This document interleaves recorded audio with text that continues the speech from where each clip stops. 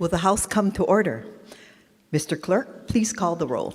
Mr. Alcos, Ms. Amato, Ms. Bellotti, Mr. Chun, Ms. Cochran, Mr. Evslin, Mr. Garcia, Mr. Garrett, Mr. Gideon, Ms. Grandinetti, Ms. Hartsfield, Mr. Hashem, Mr. Hussey, Ms. Ichiyama, Mr. Iligan, Ms. Iwamoto, Ms. Kahaloa, Ms. Capella, Ms. Kohokapuliloi, Mr. Kila, Ms. Kitagawa, Mr. Kong, Mr. Cush, Ms. Lachika, Mr. Lee, Ms. Lowen, Ms. Martin, Mr. Matayoshi, Ms. Matsumoto, Mr. Miyake, Ms. Morikawa, Mr. Muraoka,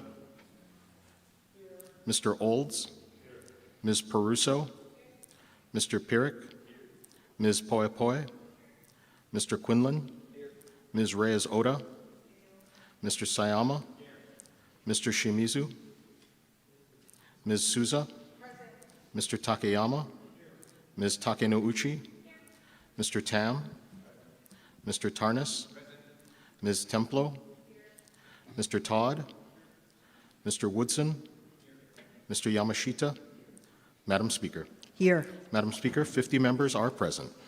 Members, at this time, the chair would like to introduce a special visitor to today's floor session. Seated behind me is Associate Justice Todd W. Edens.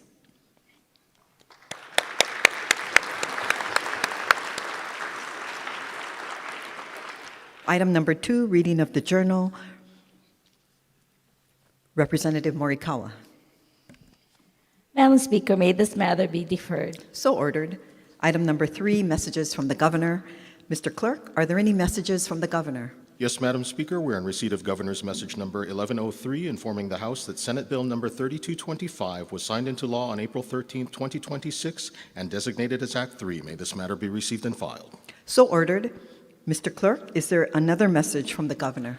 Yes, Madam Speaker, we are on further receipt of Message Number 808, appointing M. Cove Ratcliffe to the 28th House District. May this message be received for immediate action. So ordered. Will the Sergeant-at-Arms please escort Mr. M. Cove Ratcliffe to the rostrum for the oath of office?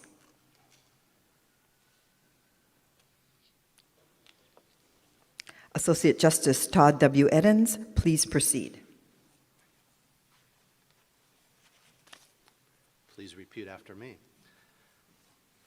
I, Michael Covenant Ratcliffe, do solemnly swear I, Michael Covenant Ratcliffe, do solemnly swear that I will support and defend that I will support and defend the Constitution of the United States the Constitution of the United States and the Constitution of the State of Hawaii, and the Constitution of the State of Hawaii, and that I will faithfully discharge my duties and I will faithfully discharge my duties as a member of the House of Representatives as a member of the House of of the Representatives State of Hawaii of the State of Hawaii to the best of my ability. to the best of my ability. Congratulations. Thank you so much.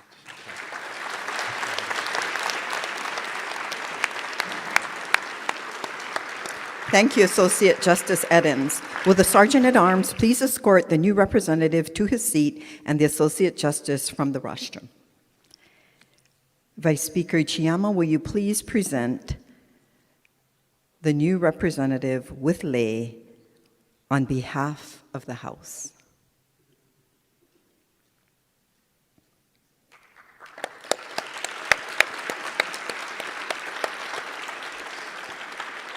Here to support Representative Ratcliffe are his mother, Araceli Raposo, stepfather, Kaki Raposo, in the gallery. Can you please rise? Oh.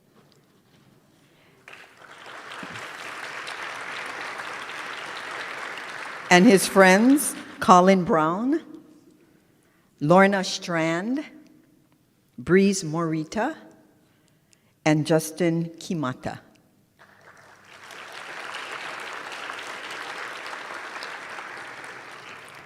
Mr. Clerk, are there any further messages from the governor? Madam Speaker, there are none. Item number 4, Senate communications. Mr. Clerk, are there any Senate communications? Yes, Madam Speaker, if you and the members will turn your attention to the addendum to today's order of the day. We are in receipt of a communication informing the House that the Senate has disagreed to the amendments proposed by the House to the noted Senate bills. We are in further receipt of communications returning the noted House bills, all having passed third reading in the Senate. Representative Kahaloa. Madam Speaker, I move to disagree to the amendments made by the Senate to the noted House bills. Representative Morikawa. Madam Speaker, I second the motion. Any discussion? All those in favor, say aye. All those opposed, say no. The motion is carried. Members, are there any introductions? Representative Tam. Thank you, Madam Speaker. I have the pleasure of introducing my staff in the gallery today. We have our office manager, Flora Samus. Please rise when your name is called. Cindy Ellen Russell, Christopher Prendergast, and our intern, Jacob Schneider. Welcome to your House of Representatives, and thank you for showing up.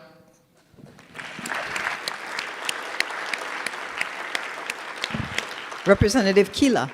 Mahalo, Madam Speaker. In the gallery today, I would like to welcome the amazing staff of my office. I have the privilege to serve House District 44.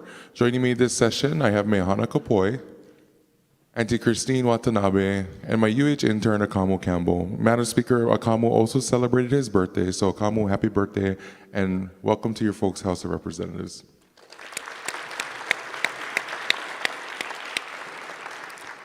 Representative Shimizu. Thank you, Madam Speaker. I just noticed in the gallery a constituent of mine, Dr. Melanie Lau. Would you stand and be recognized? Welcome to your House of Representatives.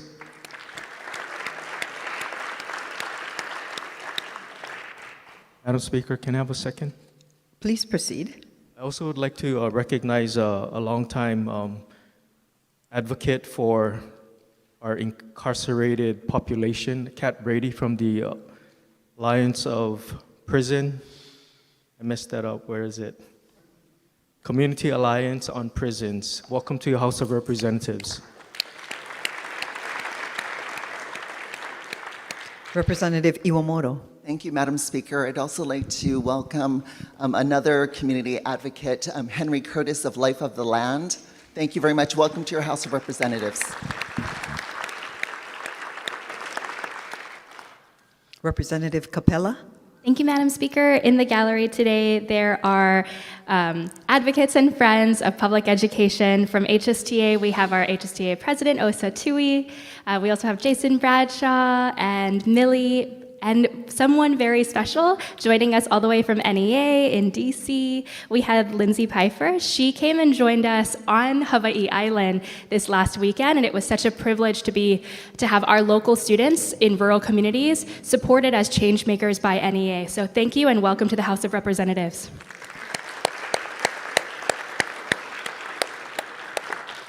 Representative Alcos. Madam Speaker, I see one of my friends up in the gallery. Love, can you please stand?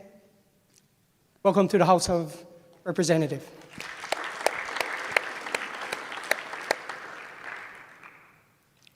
Okay, let's move on. The chair will call a recess to allow the members to congratulate Representative Ratcliffe. Recess.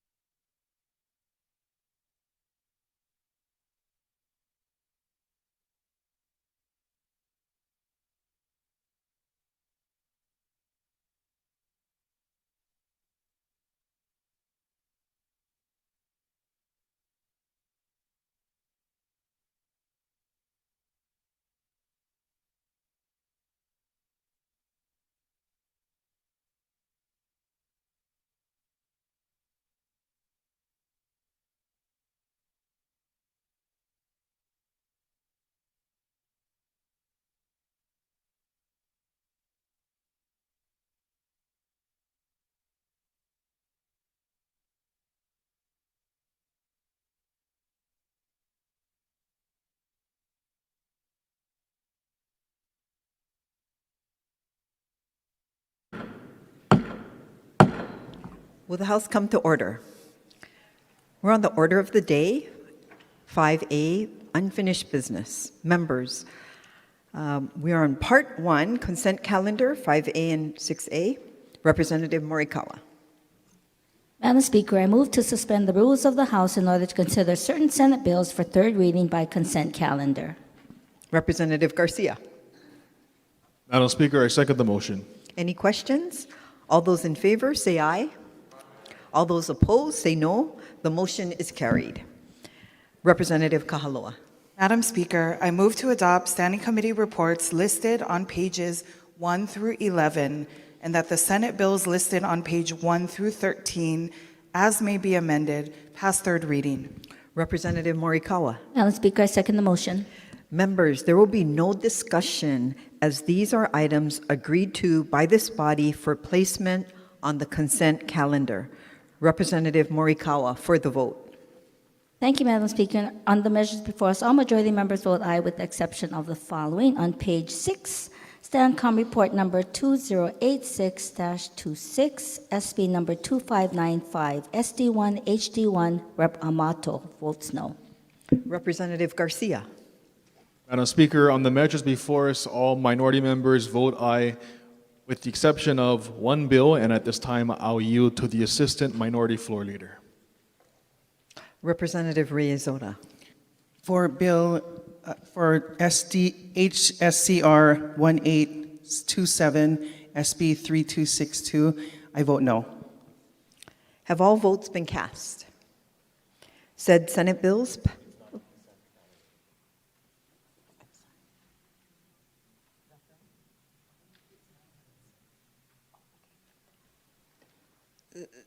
Representative Reyes-Ota, that bill that you reference is not on the consent calendar, so that can be taken up on the ordinary calendar. Okay, thank you. All right.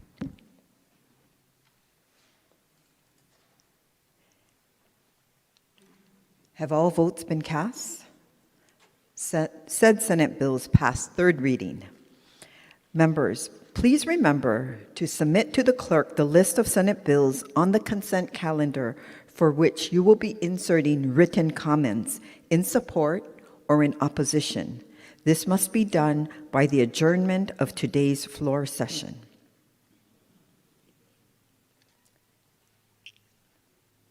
Members, we will have a short recess prior to convening the ordinary calendar. Recess subject to the call of the chair.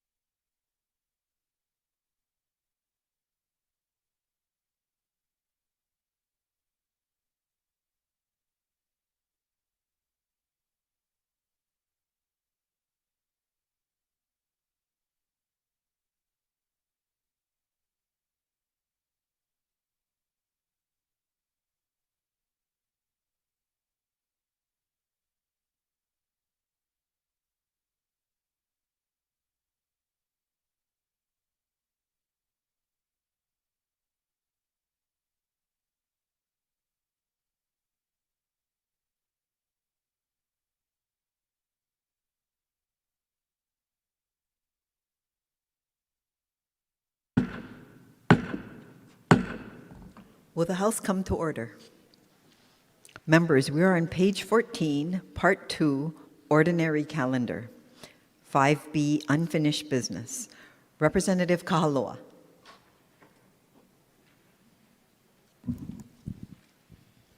Madam Speaker, I move to adopt the standing committee reports listed on pages 14 through 22, and that the accompanied Senate bills, as may be amended, pass third reading. Representative Morikawa. Madam Speaker, I second the motion. Any discussion on these items, beginning with HSCR number 1826? Representative Garcia. With reservations. So ordered. Representative Iwamoto. Thank you, Madam Speaker. I rise in opposition with brief comments. Please proceed. This bill authorizes the Department of Transportation to assume responsibilities under the National Environmental Protection Act of 1969 for highway projects as well as railroads, public transportation, or multimodal projects within the state, allowing for streamlined environmental reviews. That means, what they mean by that is that this will allow the Hawaii Department of Transportation, quote, categorical exclusions from federally required environmental assessments or environmental impact statements for transportation projects. While the current federal administration is comfortable dismantling environmental protections, we should not be following their lead and codifying it in our statutes. Thank you. Representative Poipoi. With reservations. So ordered. Speaker. Representative Cochrane. Thank you, with reservations. So ordered. Moving on to Standing Committee Report 1827. Representative Iwamoto. Thank you, Madam Speaker. I rise in opposition. This bill requires the Hawaii Teacher Standards... Please proceed. I'm sorry, thank you. Opposition with comments. Thank you. It requires the Hawaii Teacher Standards Board to submit 3 nominees for its executive director to the Board of Education. Then it requires the Board of Education to appoint an executive director from the nominees on the list, then subject this executive director to Senate confirmation. So the Hawaii Teacher Standards Board is a professional licensing board. How many other EDs of professional licensing boards do we require such barriers or confirmation from the Senate? The Senate does not even confirm our DOE superintendent. Having served on the Board of Education as well as on the Hawaii Teacher Standards Board, I can assure you that the board members of the Hawaii Teacher Standards Board are much more knowledgeable about the profession of teaching and the licensure of teachers more than the majority of the BOE members currently on the Board of Education. Certainly more knowledgeable than a majority of senators. This bill would politicize the appointment of an executive director and diminish the quality of our public education system. Thank you. Representative Reyes-Zota. I rise in opposition. Please proceed. I have concerns about SB 3262, not because of who serves as executive director today, but because of the precedent this bill sets. Advice and consent exists as a constitutional check on executive power. It is traditionally reserved for department directors, judges, members of boards and commissions, and individuals who exercise independent state authority, not their staff. The executive director of the Hawaii Teacher Standards Board does not meet that standard. This is a professional board-directed position, not a cabinet-level role.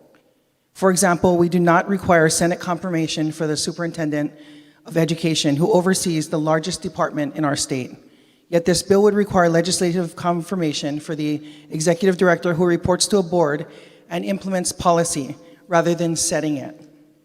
My concern is not oversight, it's the politics. Bringing the legislature into staff-level appointments risks undermining the independence of our boards and injecting political considerations into professional education standards. HTSB is comprised of 17 board members, 6 licensed teachers, 1 from charter school, 3 educational officers, the Board of Ed chair, the DOE superintendent, a rep for independent schools, the UH College of Ed Dean, the chair for the Native Hawaiian Education Council, 2 members of the public, and 1 non-voting aspiring teacher candidate. 12 of those board members are appointed by the governor. The others hold their membership by virtue of their position. If we believe more public accountability is needed, the discussion should be about board structure and governance, not about subjecting operational leadership to legislative approval. If public accountability is desired, the Hawaii State Teachers Standards Board should become an elected board. For these reasons, I'm voting no. I remain cautious about this measure and the precedent it would establish. Thank you. Representative Woodson, Thank you, Madam Speaker. In support, please proceed. just a quick comment. This proposal simply provides an additional layer of oversight for a board that is very important to the operation of our state. This is the Hawaii Teacher Standards Board. They are responsible for filtering to make sure that the individuals in front of our classes are qualified to do the work. And so for that reason and others, I stand in support. Moving on to Standing Committee Report 1828. Representative Cochran. With reservations. Please. So ordered. Are you on 3262? I stood up. Okay. We're on 1828, and we can go back to that if you have concerns. We're on Standing Committee Report 1828. 28, no. So ordered. I also wanted to go back to 1827. Thank you. Sure. Okay. Moving on. Let's go back then to 1827. Representative Cochran. With reservations. So ordered. Representative Shimizu. Thank you, Madam Speaker. With reservations, and may I have the words of the representative from Ewa Beach and Kaka'ako inserted as my own. Thank So you. ordered. Representative Garcia. With reservations, and I'd like to adopt the words of the Assistant Minority Floor Leader as my own. So ordered. Representative Matsumoto. Same request. So ordered. Representative Gideon. Same request, please. So ordered. Representative Alcos. Same request. So ordered. Representative Poi Poi. With reservations. So ordered. Representative Souza. With reservations. So ordered. Moving on to 1828, 1829. Representative Garcia. With reservations. So ordered. Representative Cochran. Also with reservations. So ordered. Representative Shimizu. Reservations, please. So ordered. The top of page 15, 1830. Representative Rayzota. With reservations. So ordered. Representative Cochran. No vote. So ordered. Standing Committee Report 1831. Representative Rayzota.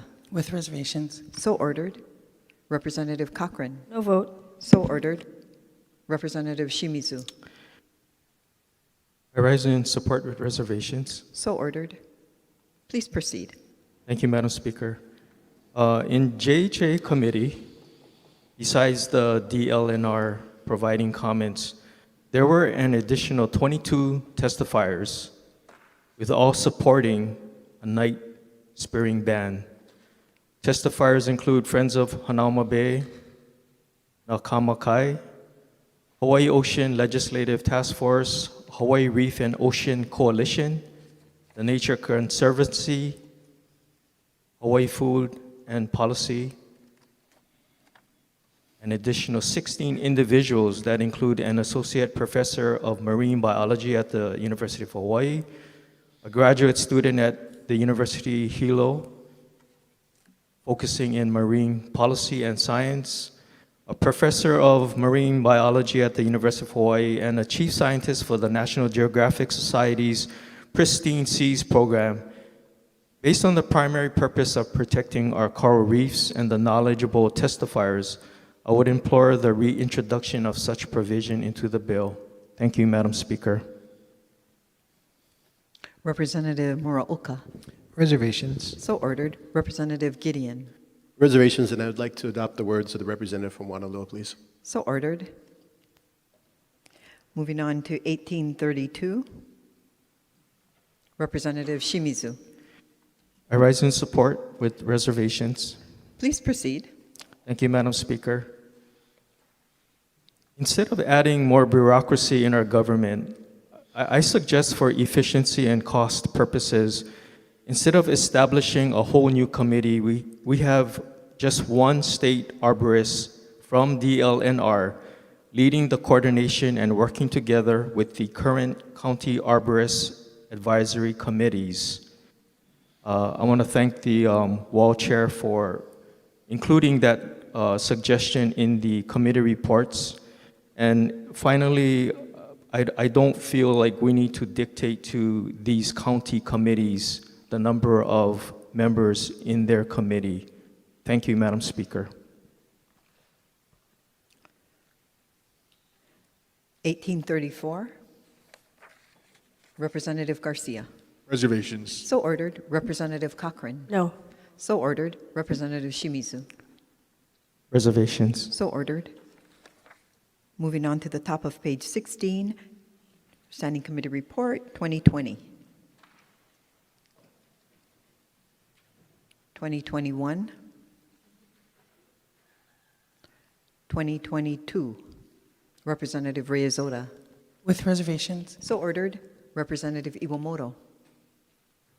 Thank you, Madam Speaker. Reservations with comments? Please proceed. I support that this bill affirms student athletes' right to engage in name, image, and likeness activities for compensation, as was prescribed by the Supreme Court. However, while I support, and I also support that this bill makes sure that the UH's NIL policies comply with Title IX, while this bill does not appropriate any taxpayer funds, it does reference that NIL agreements, and I quote from the bill, NIL agreements that are funded with state resources. So it references the fact that we may be allocating state resources to this program. Currently, only private funds are being used to compensate for NIL. This bill presumes that state funds will go toward NIL compensation. Earlier this month, I surveyed my constituents, and in the last week of getting responses back, over 80% of those who responded do not support using state taxpayer money to fund NIL compensation. Thank you. Representative Garcia. In opposition. Please proceed. Thank you, Madam Speaker. I want to be clear from the outset that I don't necessarily oppose NIL. I understand the intent behind it. Student athletes should have the opportunity to benefit from their talents. But what we're seeing today is something very different. NIL has ballooned out of control. What started as a well-intentioned effort has quickly evolved into a system that's reshaping college athletics in ways that are not healthy for students and not for the universities or colleges across our country. Students are in school. School should be their main focus. Professional sports, that's where the big money should be. But instead, we're watching college athletics drift further into a professional model. Athletes are transferring year after year, chasing better deals, chasing higher pay, and bigger exposure, often at the expense of their education. Commitment to a program, to a school, even to earning a degree is taking the back burner. Recently, the White House brought together stakeholders from across the country, leaders in college sports, policymakers, and experts to discuss the state of NIL. One of the key takeaways was the lack of guardrails. There is no consistent national framework, and schools are struggling to keep up. Another major concern raised was the growing imbalance. Programs with more resources are gaining even more advantage, while others are being left behind in what has become an arms race among college sports. That should give us all pause, because instead of slowing things down and putting thoughtful guardrails in place, this bill moves us further in that direction, embedding NIL deeper into our university system. And now we're being asked to do it with public involvement and public resources. I don't believe taxpayers should be footing the bill to pay student athletes while they're in college receiving their education. I worry about the impact this will have on Hawaii's university. No vote. Representative Matsumoto. Thank you, Madam Speaker. I rise with reservations. Please proceed. And if I can have permission to insert comments into the journal. So ordered. Thank you. Representative Cochran. Madam Speaker, I missed 2021-26, so when at the proper time, if we can go back. Thank you. We will. Okay. If there's no further comments on 2022, let's go back to 2021. Representative Cochran. Thank you. I wanted to enter in a with reservations. So ordered. Thank you. Moving on to 2023. Oh, excuse me. Representative Cochran, was that on 2021 with reservations? Yes, with reservations. Thank you for that clarification. Okay, let's move Representative Iwamoto on 2021. Okay, let's move on to 2023. Representative Iwamoto. Thank you, Madam Speaker. I rise in opposition. Please proceed. Thank you.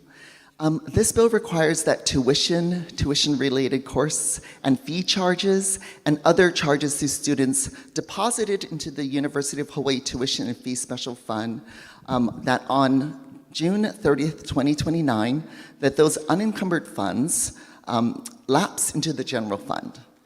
I read a editorial by the Honolulu Star Advertiser that disagreed with that conduct, or that moving funds from the student tuition into the general fund, and I agree with their position, which we should not be doing this practice even once. Thank you.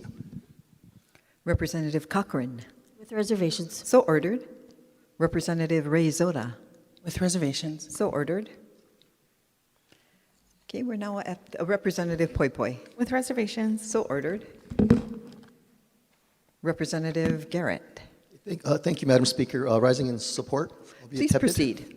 Sure. Madam Speaker, speaking from my role as chair of your Committee on Higher Education, let me begin by saying this clearly. I love the University of Hawaii. I'm proud to be an alumnus, and I care very deeply about its success.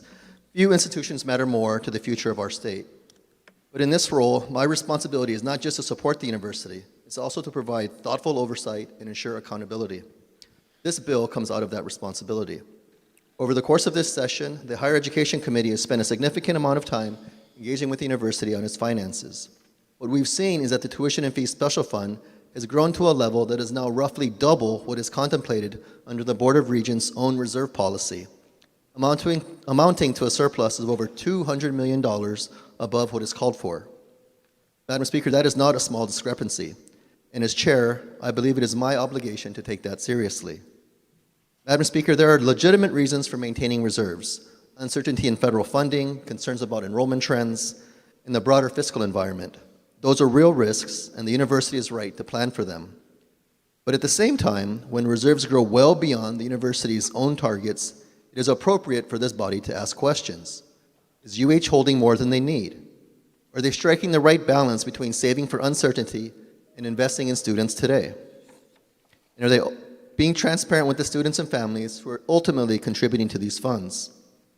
I also want to thank the Finance Chair for his thoughtful amendments to this measure. The bill before us reflects a much more measured approach. It is now structured as a one-time sweep in 2029, which gives the university a 3-year runway to responsibly spend these funds down for the benefit of students. This measure is not about micromanaging the university. It is about reinforcing accountability and ensuring alignment with the policies the board itself has set. I want to emphasize, this is not meant to be punitive. It is part of a broader ongoing dialogue between the legislature and the university about stewardship, transparency, and trust.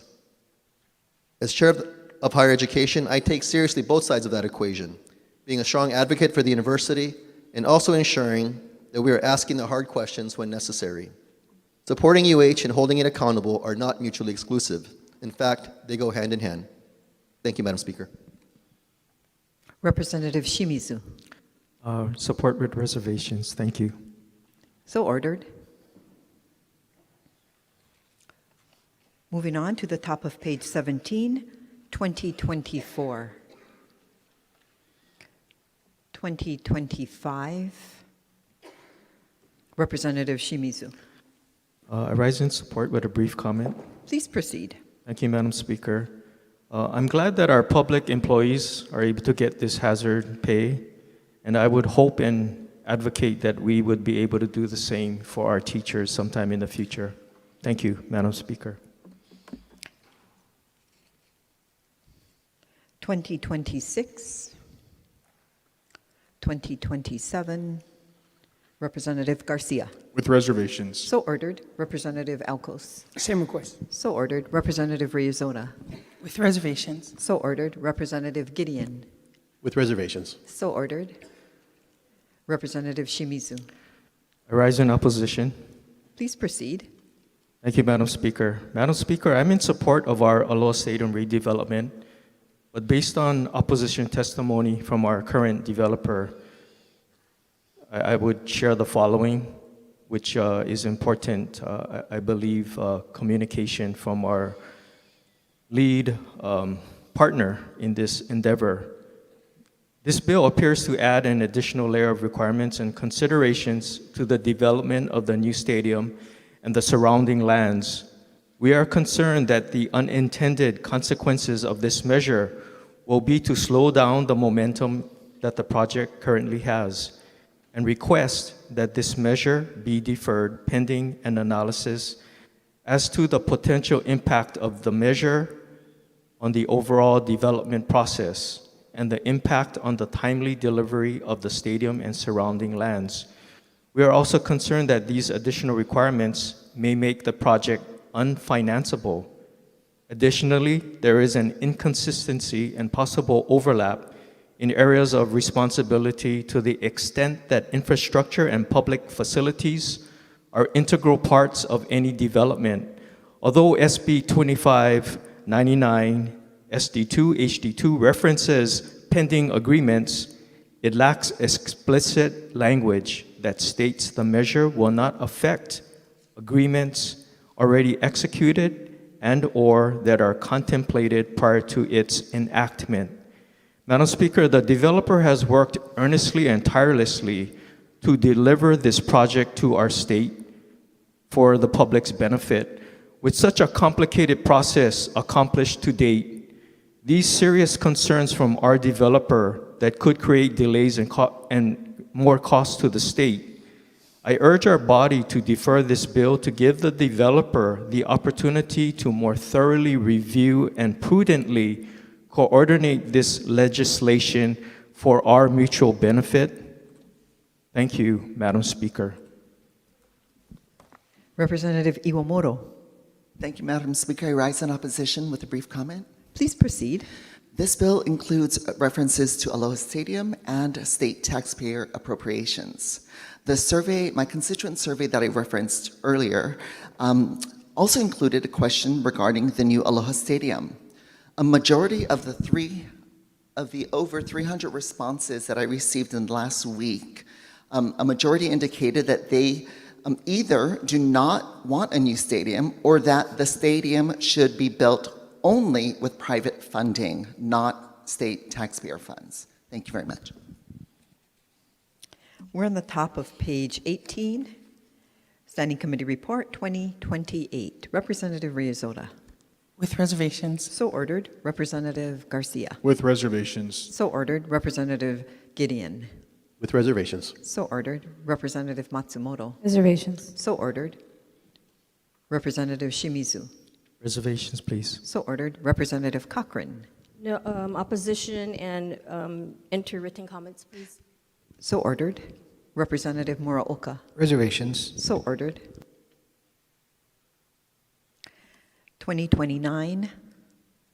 Representative Iwamoto. Thank you, Madam Speaker. I rise in opposition with brief comments. Please proceed. This bill requires the Office of Planning and Sustainable Development to plan and serve in a coordinating role to develop shoreline adaptation pathways, plans for regional shoreline mitigation districts designated by OPSD. This bill takes the lead away from DLNR and the allowable mitigation strategies that are identified in this bill include permanent beach armoring, elevating, and floodproofing. The term adaptation is used more often in this bill than the term mitigation. However, there are no assurances that the Office of Planning and Sustainable Development would actually choose retreating from the shoreline to protect beach access over hardening the shoreline to protect private property and investors. Thank you. Representative Shimizu. With reservations, please. So ordered. Representative Alcos. Reservations. So ordered. Representative Cochrane. Also with reservations. So ordered. Representative Shimizu. Thank you, Madam Speaker. When time permits, can we go back to SCR 2026, please? Yes. Okay, let's, Representative Peruso. With reservations. So ordered. Representative Speaker, Cochrane. May I enter written comments? So ordered. Speaker, Representative Poi Poi. with reservations. So ordered. Representative Souza. With reservations. So ordered.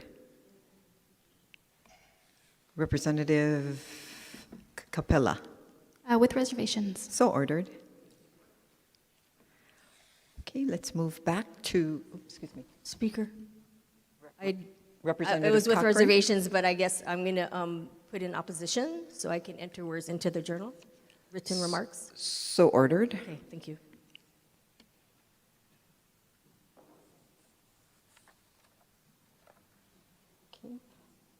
Going back then to 2026, Representative Shimizu.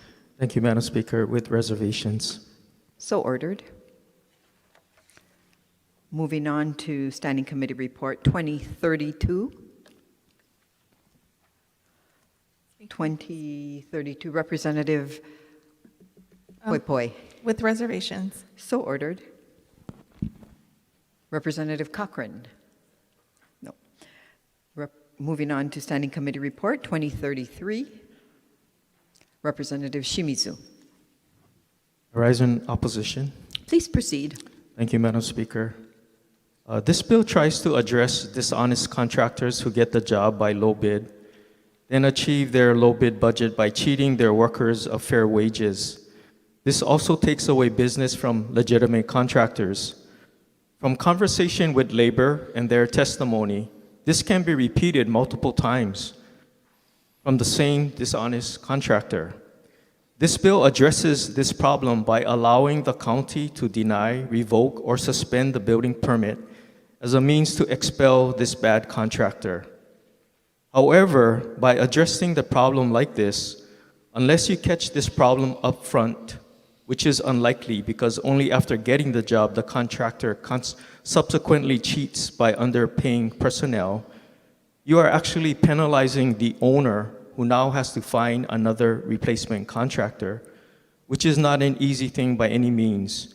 For those who are familiar with or have done a home renovation work, contractors are in short supply, and to find a replacement who is available to be inserted immediately, and also to try to estimate the cost of what's left of the job to complete and agree to do it for the same price, again, unlikely. This will no doubt cause delays, increased costs, and frustration to say the least. In addition to that, the owner also will need to reapply for a new permit, hoping the permit process, which they've waited for maybe months for the approval to start the project to begin with, that this new reapplied for permit will be done in 5 days as stated in this bill. There was no testimony from the Department of Permit and Planning, but I would guess that with their backlog of work, it would be quite difficult for them to insert this unexpected occurrence and complete this approval process in 5 days. That's just my opinion. So we have a legitimate problem, but I believe not quite the right solution.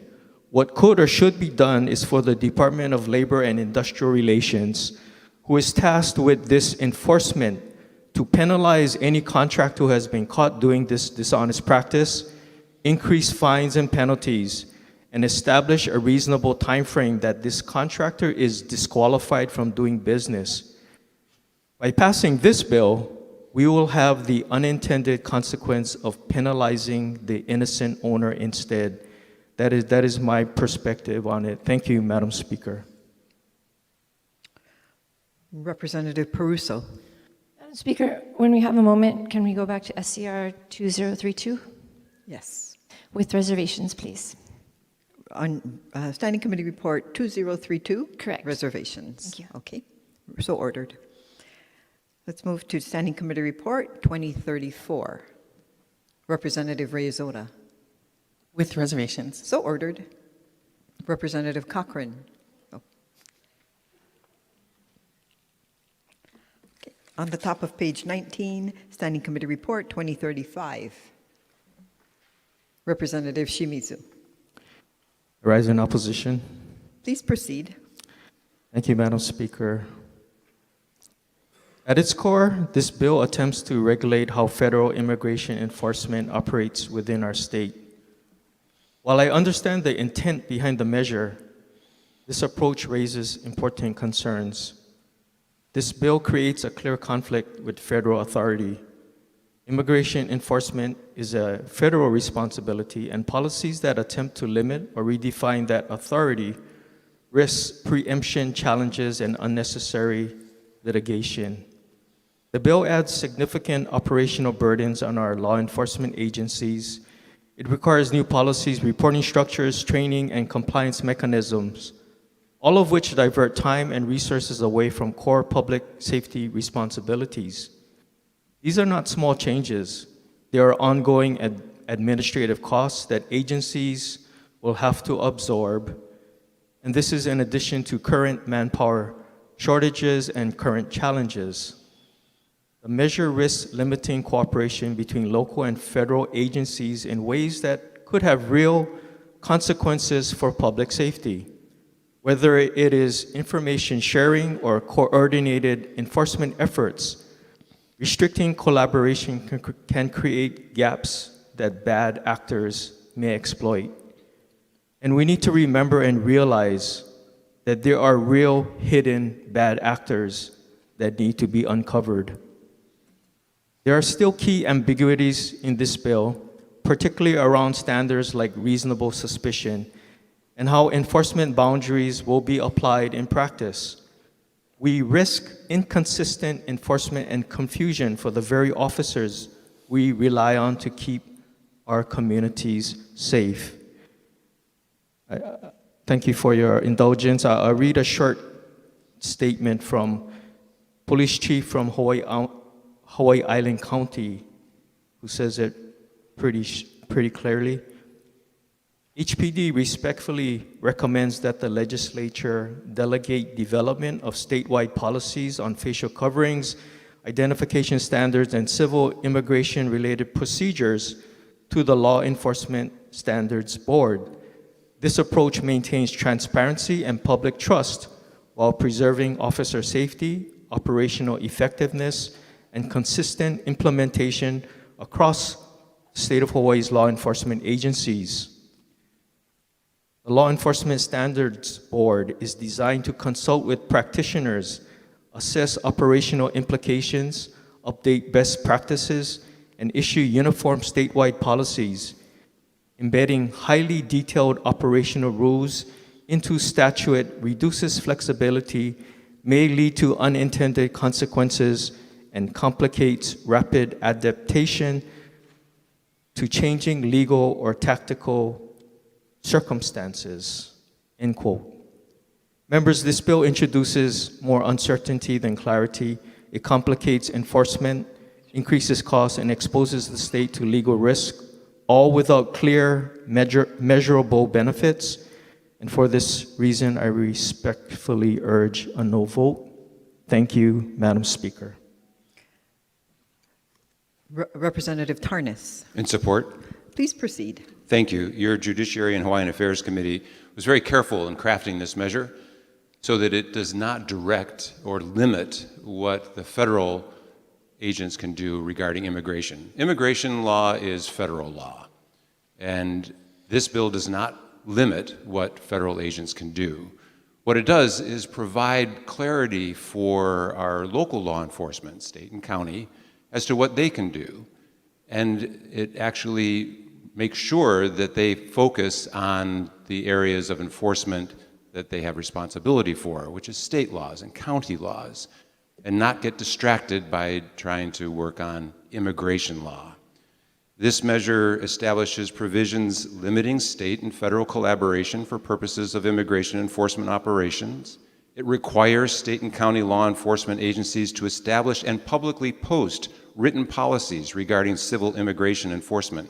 That's transparency, and that's what we really need here. So we can continue to build trust between the community and our law enforcement agents here in the state. This measure prohibits law enforcement officers from initiating or prolonging a stop, detention, or arrest of a person for the purpose of determining the person's civil immigration status, except under certain circumstances. Again, immigration law is federal law. Our state and county law enforcement officers should not be spending their time enforcing federal law. This measure establishes as a policy of the Department of Law Enforcement that civil immigration activity involving state and county participation or facilities shall only proceed under certain conditions. And it requires the Department of Law Enforcement to assist state and county agencies in maintaining compliance with the civil immigration enforcement policy. This promotes transparency, trust, and does not limit federal immigration enforcement activities. I urge members to support this. Thank you. Representative Garcia. In opposition? Please proceed. Thank you, Madam Speaker. To say that this bill provides clarity of what law enforcement officers can do here in Hawaii and that we're not telling federal law enforcement officials what to do, we can't do that anyway because federal immigration law is federal law and the enforcement of immigration law is a federal authority and jurisdiction. But we should not limit collaboration, because public safety is public safety. Those who are engaged in criminal activity in one area oftentimes are engaged in criminal activity in other areas. And so we should not be limiting collaboration with our federal partners. We should be encouraging more collaboration with our federal partners. And this bill moves us in the opposite direction. And really, this is a response to recent immigration enforcement activities and actions in our country. And just because a certain administration is there, administrations change. In 4 years, it'll be different. In 8 years, it'll be different. And again, we should not limit local law enforcement officers from having collaboration with federal immigration authority. No vote. Representative Martin. In support, and I'd like to adopt the words from the Judiciary Chair as if they were my own. So ordered. Representative Souza. Thank you, Madam Speaker. In support, and I would like proceed. Thank you, and I would like to insert the words of the Judiciary Chair as my own. So ordered. And I would also like permission to insert written comments into the journal. So ordered. Thank you. Representative Garcia for in the opposition, second time. Second time, and I'd also like to adopt the words of the rep from Wanalua as my own. So ordered. Representative Kila. Reservations, Madam Speaker. So ordered. Moving on to Standing Committee Report 2036. Representative Iwamoto. Thank you, Madam Speaker. I rise in support with reservations. Please proceed. Thank you. I support this bill because it ensures a greater access to certain medical services for people who actually may need it. It provides them choice. However, my reservations that this bill gives the Department of Health new authority to, quote, issue standing orders regarding immunizations. However, it does not define or limit the breadth of what those standing orders can say. Currently, the Department of Health must promulgate Hawaii administrative rules concerning immunizations, which requires community input. But issuing standing orders starts sounding more like the unilateral authority, more similar to an executive order of the governor. I hope that limiting and clarifying language will be inserted into the bill during conference committee. Thank you. Representative Garcia. In opposition? Please proceed. Thank you, Madam Speaker. This bill is a response to recent actions on the federal level by our new Secretary of Health and Human Services and our other federal health agencies, CDC, HHS, et cetera. I believe that the current actions being taken are positive actions for our country. I believe that The reason why many of the vaccines were pulled from the list of recommendations is not because of quack science, but simply because of the lack of testing for certain vaccinations over a long period of time. And so just because changes occur on the federal level, no matter what administration or party has control, that should be based on science. And so for those reasons, no vote to this bill. And also, I would like to agree with the points that of the previous speaker, that this bill establishes new powers to the Department of Health, which I don't support. No vote. Representative Kila. Reservations, Madam Speaker. So ordered. Representative Shimizu. I rise in opposition. Please proceed. Thank you, Madam Speaker. I would like to also acknowledge the reservations and comments made by the representative from Kaka'ako. Would you like to adopt her words? No, I just wanted to acknowledge those words. Thank you, Madam Speaker. The concern about this bill, Madam Speaker, I think people remember the COVID shutdowns and government ruling and interventions that greatly affected one's personal freedoms in questionable ways. Many of the same people who showed up for HB 1117 last session to oppose government mandates or authority that was similarly debatable are those same people, among many others, that are very concerned that this bill gives the Department of Health unilateral power that can repeat COVID's precedent. Patient rights of bodily autonomy, my body, my choice, and informed consent can be violated without adequate oversight, transparency, or public consideration. Additionally, the Department of Commerce and Consumer Protection noted in their testimony that it is unclear whether the amendments of this bill would trigger the deferral requirements under under 45 Code of Federal Requirements, CFR, under the Affordable Care Act, if a state mandates benefits that are in addition to the essential health benefits defined in the state's benchmark plan, the state is required to defray the cost of those additional benefits. This means the state would be responsible for paying the additional premium costs for those benefits for all individuals enrolled in qualified health plans sold on the exchange. The department notes the increased risk of the United States Department of Health and Human Services proposed rule for 2027, which expands the criteria for state-mandated benefits requiring state deferral to include any requirement enacted after 2011 that is not otherwise federally mandated. So, based on this, Madam Speaker, I am asking that we defer this bill. Thank you, Madam Speaker. Moving on to 2037. Representative Takayama. Madam Speaker, in support. On 2036? Yes. Please proceed. Just wanted to note that the underlying and the real purpose of this bill is to ensure that vaccinations that adults choose to undertake for themselves and or their children are covered by our health insurance plans. And as previous speakers have noted, there is uncertainty in the federal government as to which bodies will recommend which vaccinations. This makes it clear that the prevailing medical standards shall be determined by our Department of Health at the local level. Thank you very much. Representative Matsumoto. In opposition. Please proceed. Permission to insert written comments into the journal. So ordered. Thank you. Moving on to Standing Committee Report 2037. Representative Garcia. In opposition. Please proceed. Thank you, Madam Speaker. I rise in strong opposition to Senate Bill 2418. Let's be clear about what this bill actually does, Madam Speaker, because the title and intent language tries to soften the content of the bill. This is not just about harm reduction. This is not just about public health. The bill goes far beyond that. This bill fully legalizes drug paraphernalia in Hawaii. And that matters.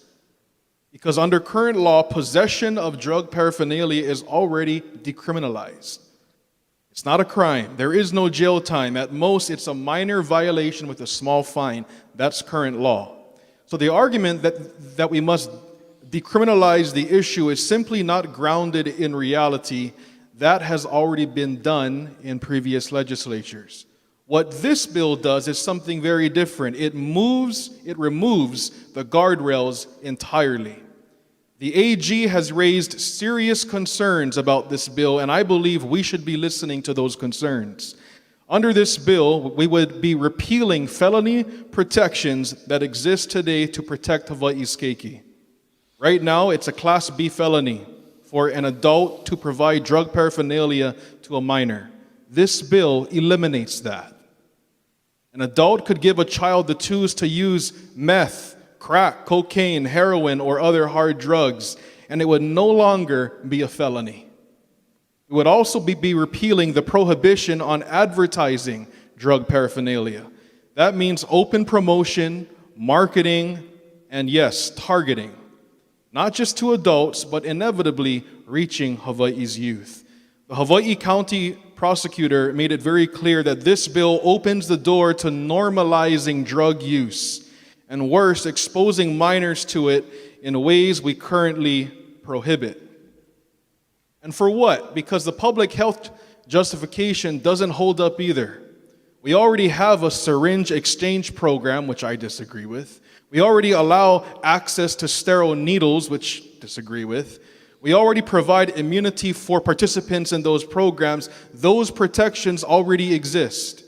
So this bill is not filling a gap, it's removing boundaries that were intentionally put in place. And let's talk about the broader impact.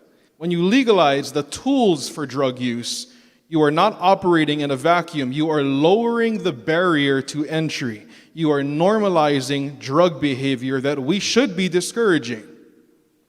And you're strengthening the demand of the illegal drug market, which ultimately benefits traffickers and dealers. More access, more normalization, more drug use in Hawaii's communities. And yet this body continues down a path that I struggle to understand. Time and time again, we're presented with bills that lower the standard, that remove accountability, and that move us further away from public safety. Honolulu Police Department opposes this bill. The Hawaii Attorney General opposes this bill. The very people tasked with keeping our communities safe are telling us, again, this is bad policy. And we're still considering it. It's not compassion.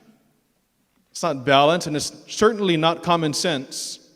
This bill modeled after mainland progressive policies that have failed time and time again, and we should not be importing those failures into our state.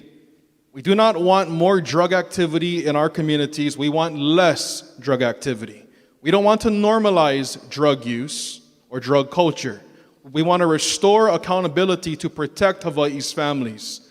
Madam Speaker, this bill sends the wrong message to users, to families, and to Hawaii's next generation. And I cannot and will not support it. I urge my colleagues to use common sense and not normalize drug use. No vote.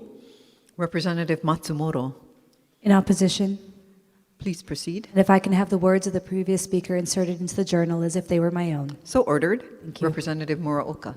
Same request, please. So ordered. Representative Gideon. Same request, please. So ordered. Representative Alcos. Same request. So ordered. Representative Shimizu. I rise in opposition.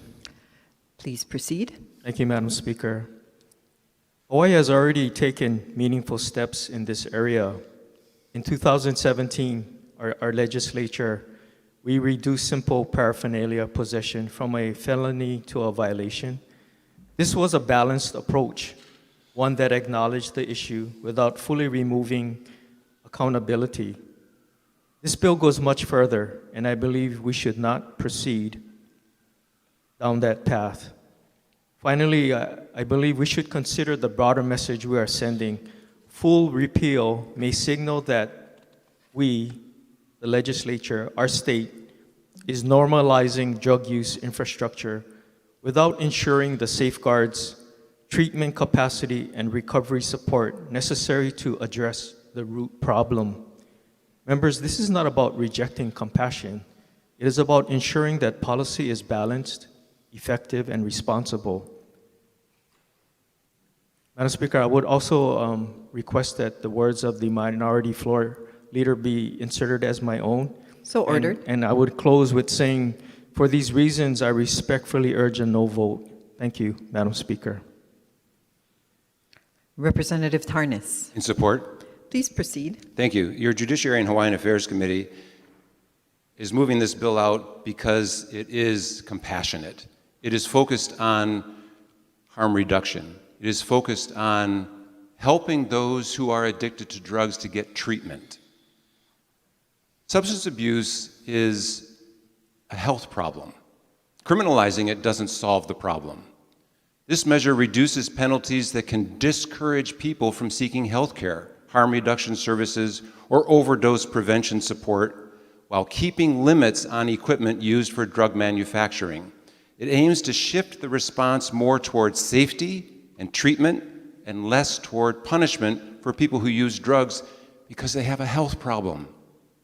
This bill could help people seek help sooner by reducing penalties tied to items used for drug use, which can make people less afraid to access health care, overdose prevention, and harm reduction services.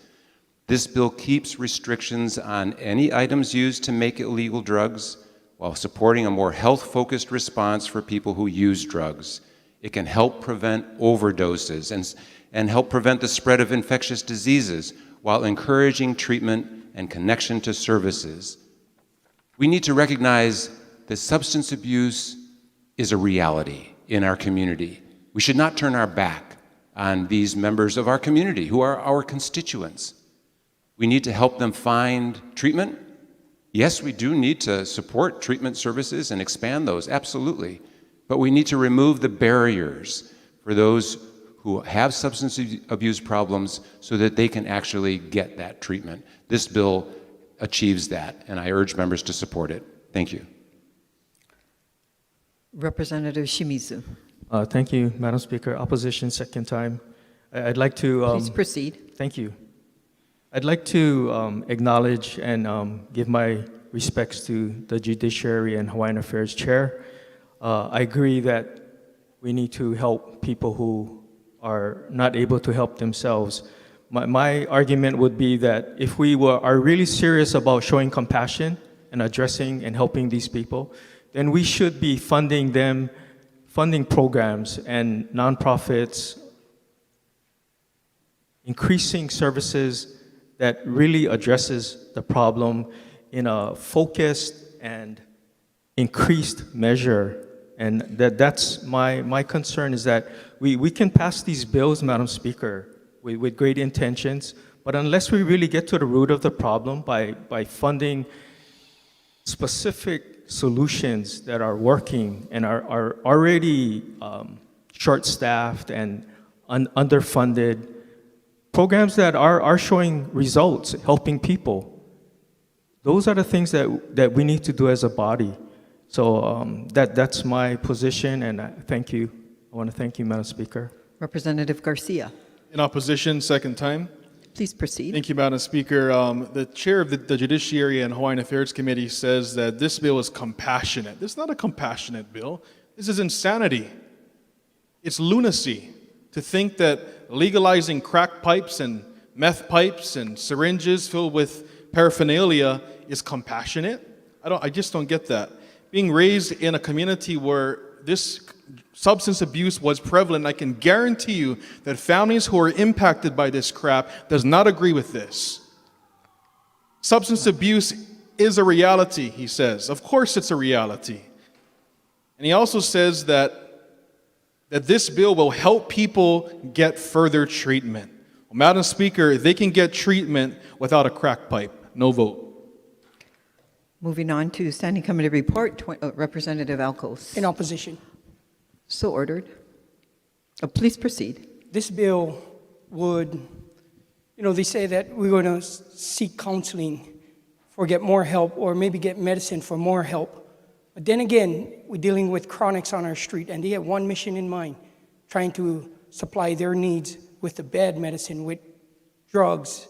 And they're going to still forget that money. How are we going to keep our community safe?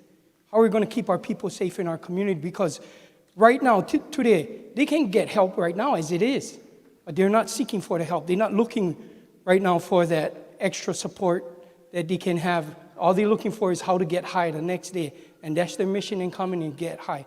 How are we going to protect our community when we're making this, when we're letting them out? And if they go out and steal and shoot somebody or kill somebody or hurt somebody or mob your grandma for their purse or their money, we're making it more easy for them, because really it's going to be soft on crime and not much, and we're not protecting our community, so we're in opposition. Representative Souza. Thank you, Madam Speaker. With reservations, and can I have the words of the Judiciary Chair entered into the record as my own? So ordered. Thank you. Moving on to Standing Committee Report 2038. Representative Garcia. In opposition. Please proceed. Thank you, Madam Speaker. This bill specifies that the Chief Elections Officer may be only terminated for cause. This bill is not needed, Madam Speaker, because the current law that exists, which creates this position of Chief Elections Officer, gives the authority to hire and fire to the Elections Commission. It's a commission that's appointed by members of this body, leadership from the minority and majority of both chambers, House and Senate. And it should remain that way because it establishes an equally bipartisan elections commission that's not subject to advise and consent like previous bills have pushed for. But this bill says that the Chief Elections Officer may only be removed or fired for cause, but it doesn't tell us what cause is. So the Elections Commission already has the ability to fire him or her for cause. So why is this bill needed? It's not needed. No vote. Representative Souza. With reservations. So ordered. Representative Kila. With reservations, Madam So Speaker. ordered. Representative Reyzora. With reservations. So ordered. Representative Muraoka. With reservations. So ordered. Moving on to Standing Committee Report 2040. Representative Iwamoto. Thank you, Madam Speaker. I rise in support with reservations and a brief comment. Please proceed. This bill makes permanent the agricultural enforcement pilot program established pursuant to Act 235 from just last year, renames the program as the Agriculture Enforcement Program, and expands the program statewide. What I support about this bill is that I support farmers, and I don't want them to be victims to crime. And I also support innovation. I support that we have ideas to solve problems, and we pilot them. We provide an opportunity to test our theory of change, test whether an intervention is working to achieve the outcomes that we're looking for, collaboratively looking for. However, the fact that we're making this pilot a permanent program in just 1 year, I went through the testimony as it made it through various committees to look for the data to substantiate that, hey, this intervention worked. Everything that we wanted to achieve by having this program and the investments that were made, the community coming together, was there any data presented in any hearing that said, yes, we achieved our goals, now let's make it permanent and let's expand it statewide? I didn't see that. We didn't give it enough time. And so that's my reservations. Let's give some of these pilot programs the time to prove their proof of concept. Thank you. Moving on to Standing Committee Report 2042. Representative Shimizu. Rise in opposition. Please proceed. Thank you, Madam Speaker. Madam Speaker, I appreciate the culture and arts. This is an area that I probably need to grow personally. But unfortunately, with budget concerns, we are forced to make difficult decisions. And I believe at this time our funds could and should be better placed to address pressing concerns. So I respectfully ask to defer this measure. Thank you, Madam Speaker. Standing Committee Report 2043,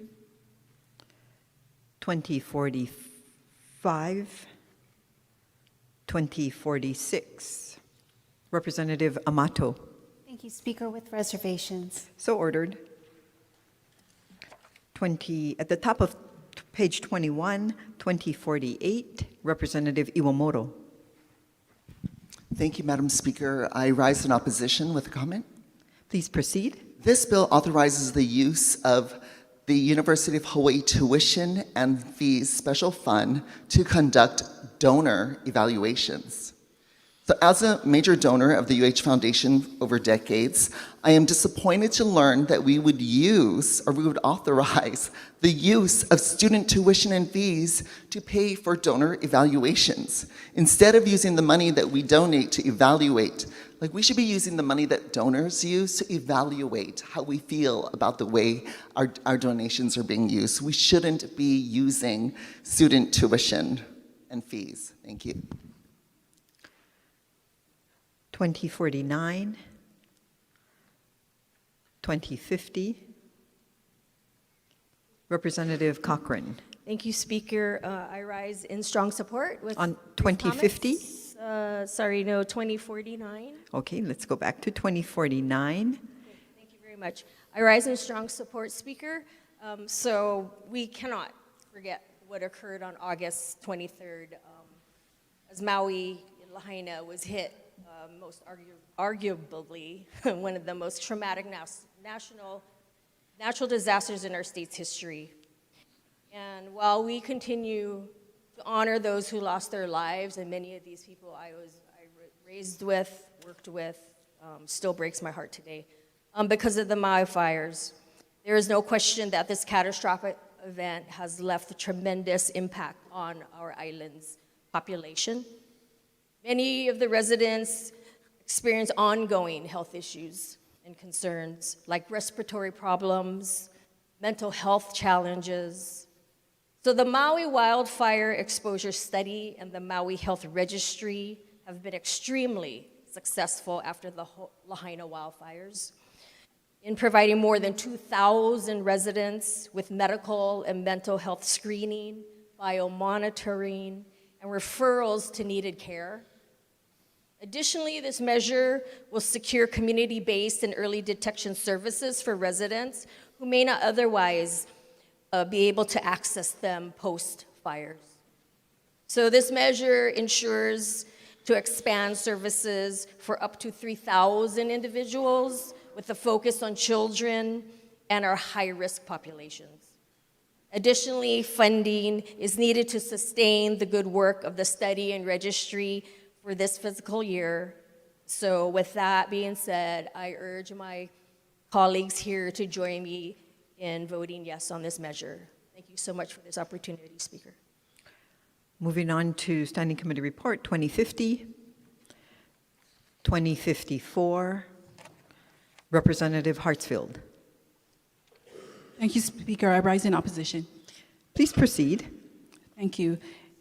In its current draft, the bill states in part, the director shall abolish any position that has been vacant for more than 5 years. And the director references with the Department of Human Resources and Development.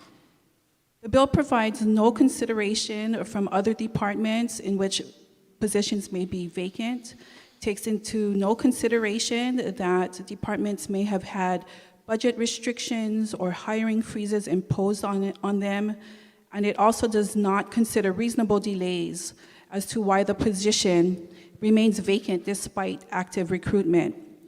All positions are part of a department's organizational plan, and when positions are abolished without input from the department, it significantly impacts the department's operations and services. A vacant position is not an empty space, it is authorized capacity. These roles were created to meet specific community needs, from public safety to infrastructure oversight. Abolishing these positions doesn't make the workload disappear. It simply crushes the remaining staff under the weight of doing more for less, leading to more burnout and decreased accuracy. Furthermore, is this really a cost-saving measure that is truly worth its worth in the long run? These vacancies provide the flexibility needed to adapt to the needs of a community.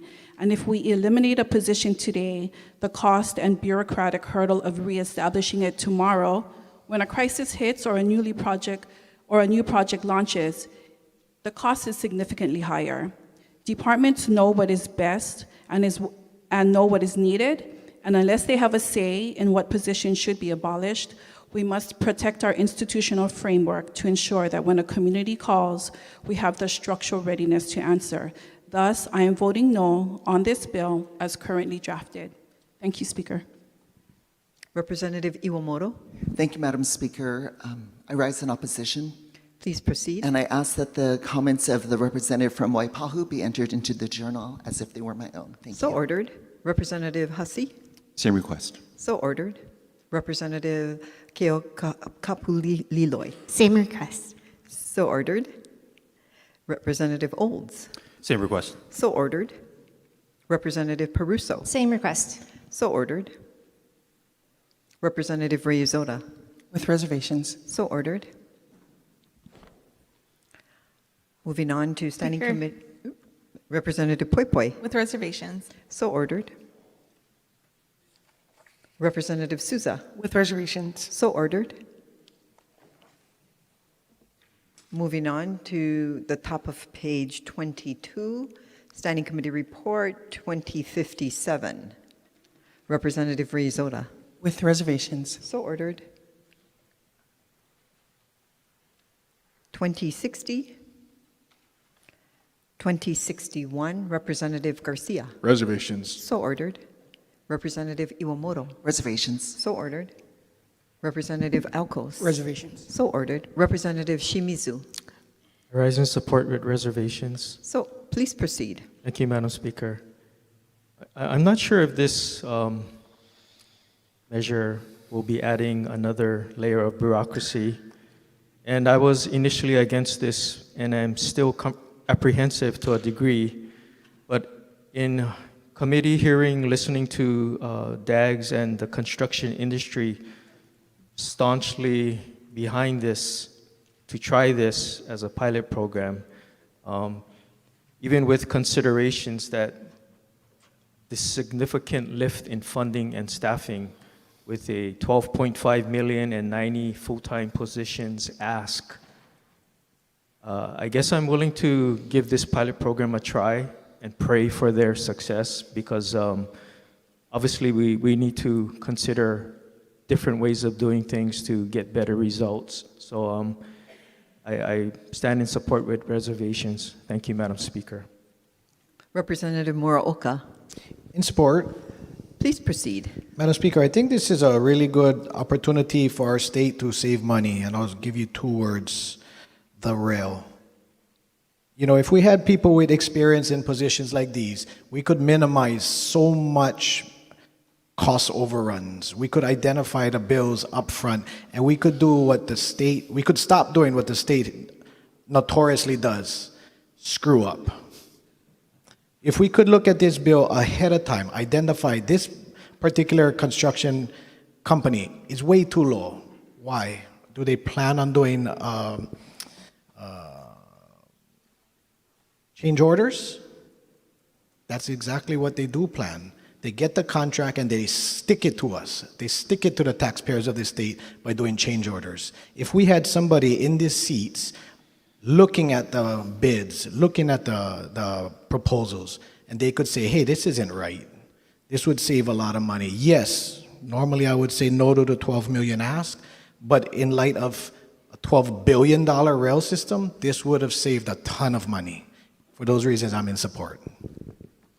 Representative Garcia, In support? please proceed. Thank you, Madam Speaker. I do want to acknowledge the concerns by some members that, some positions are currently being worked on. It takes a while to fill some of the vacancies and sweeping all vacancies might not be the wise thing to do because work, yes, still needs to get done. But we got to clarify that this bill is targeting vacancies that have been sitting vacant for 5+ Representative Garcia, we're Yes. on Standing Committee Report 2061 on state construction projects. Wrong one. Okay, that's what I. Would you like to change your position? 2061. Correct. With reservations, and I'd like to adopt the words of the rep from Waianae as my own. So ordered. Representative Gideon, I rise in support and would also like to adopt the words of the representative from Waianae as my own. So ordered. Moving on to 2062. Representative Shimizu. I rise in opposition. Please proceed. Thank you, Madam Speaker. Similar to SB 3007, this is nice to have, but the private sector is already doing much of this, and government doesn't necessarily need to get involved in controlling this. I believe government, we have more important pressing issues to focus on, so I would respectfully ask to defer this measure. Thank you, Madam Speaker. Representative Tam. Thank you, Madam Speaker. In support. Please proceed. This is a bill that was brought to me when I was chair of the Culture and Arts Committee, and it's actually a pretty good bill. It provides the opportunity for the State Foundation on Culture and the Arts to create these awards and throw fundraisers to help fund the organization so that we may not have to. So it actually saves us government money in the long run. And it involves the private sector. So it's like a private-public partnership. So for those reasons, I urge this body to vote in support of this measure. Okay, members, Representative Morikawa for the vote. Excuse me, one moment. Yep. Representative Morikawa for the Thank you, Madam Speaker. On the measures before us, all majority members vote aye with the exception of the following. On page 14, STANCOM report number 1826-26, SB number 3154, SD2HD2, Rep. Iwamoto votes no. STANCOM report number 1827-26, SB number 3262, SD1HD1, the following vote no. Iwamoto, Peruso. On page 16, STANCOM report number 2020-26, SB number 3028, SD2HD2, the following vote no. Kong Lee. For STANCOM report number 2023-26, SB number 2602, SD1HD2, the following vote no. Grandinetti, Hasi, Iwamoto, Peruso. On page 17, STANCOM report number 2027-26, SB number 2599, SD2HG3, Rep. Iwamoto votes no. On page 18, STANCOM report number 2029-26, SB number 2401, SD1HD2, the following vote no. Amato, Iwamoto. On page 19, STANCOM report number 2035-26, SB number 3322, SD2HD2, Rep. Kong votes no. STANCOM report number 2036-26, SB number 3133, SD2HD3, Rep. Kong votes no. STANCOM report number 2037-26, SB number 2418, SD1HD2, the following vote no. Hasi, Kila, Kong, Olds. On page 20, STANCOM report number 2045-26, SB number 2101, SD1HD1, Rep. Kila votes no. On page 21, STANCOM report number 2048-26, SB number 3229, SD1HD1, the following vote no. Grandinetti, Iwamoto, Peruso. STANCOM report number 2054-26, SB number 2014, SD1HD1, the following vote no. Amato, Grandinetti, Hartsfield, Iwamoto, Keohokapu Liloy, Olds, Peruso. And on page 22, STANCOM report number 2057-26, SB number 3069, SD1HD1, the following vote no. Amato, Iwamoto, Peruso. Representative Garcia. Thank you, Madam Speaker. On the measures before us, all minority members vote aye with the exception of the following. On page 14, SCR 1827, SB 3262, SD1, HD1, Representatives Muraoka and Reyes Oda vote no. On SCR 1828, SB 2387 SD1 HD2, Representatives Cochran, Garcia, Gideon, Matsumoto, Muraoka, Shimizu, and Pirik vote no. On page 15, SCR 1830, SB 2818, SD2, HD2, Representatives Cochran, Garcia, Gideon, Matsumoto, Muraoka vote no. On SCR 1831, SB 2972, SD1, HD2, Representatives Aucos, Cochran, Garcia, Muraoka, and Pirik vote no. On SCR 1832, SB 2372, SD2, HD2, Representatives Aucos and Garcia vote no. On SCR 1834, SB 888, SD2, HD2, Representative Cochran votes no. On page 16, SCR 2020, SB 3028, SD2, HD2, Representatives Aucos, Cochran, Garcia, Gideon, Matsumoto, Muraoka, Reyes Oda, and Pirik vote no. On SCR 2022, SB 3263, SD2, HD3, Representatives Cochran, Garcia, and Pirik vote no. On page 17, SCR 2024, SB 1032, SD2, HD2, Representative Aucos votes no. On SCR 2027, SB 2599, SD2, HD3, Representatives Cochran, Garcia, and Shimizu vote no. On page 18, SCR 2028, SB 3247, SD1, HD3, Representative Cochran votes no. On SCR 2029, SB 2401, SD1, HD2, Representatives Cochran and Pirik vote no. SCR 2032, SB 2363, HD2, Representatives Cochran, Garcia, Matsumoto, Muraoka, and Pirik vote no.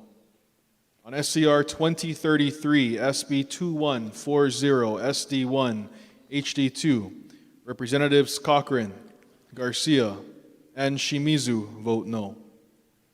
On SCR 2034, SB 2398, SD2, HD2, Representatives Aucos, Cochran, Garcia, Gideon, Muraoka, and Shimizu vote no. On page 19, SCR 2035, SB 3322, SD2, HD2, Representatives Aucos, Cochran, Garcia, Gideon, Matsumoto, Muraoka, Shimizu, and Pirik vote no. On SCR 2036, SB 3133, SD2, HD3, Representatives Aucos, Cochran, Garcia, Gideon, Matsumoto, Muraoka, Shimizu, and Pirik vote no. On SCR 2037, SB 2418, SD1, HD2, Representatives Aucos, Cochran, Garcia, Gideon, Matsumoto, Muraoka, Shimizu, and Pirik vote no. On SCR 2038, SB 2466, HD2, Representatives Aucos, Cochran, Garcia, Gideon, Matsumoto, Muraoka, Shimizu, and Pirik vote no. On page 20, SCR 2042, SB 3007, SD2, HD1, Representatives Aucos, Cochran, Garcia, Matsumoto, Muraoka, Shimizu, Reyes Oda, and Pirik vote no. On SCR 2045, SB 2101, SD1, HD1, Representatives Alcos, Cochran, Garcia, Matsumoto, Muraoka, and Shimizu vote no.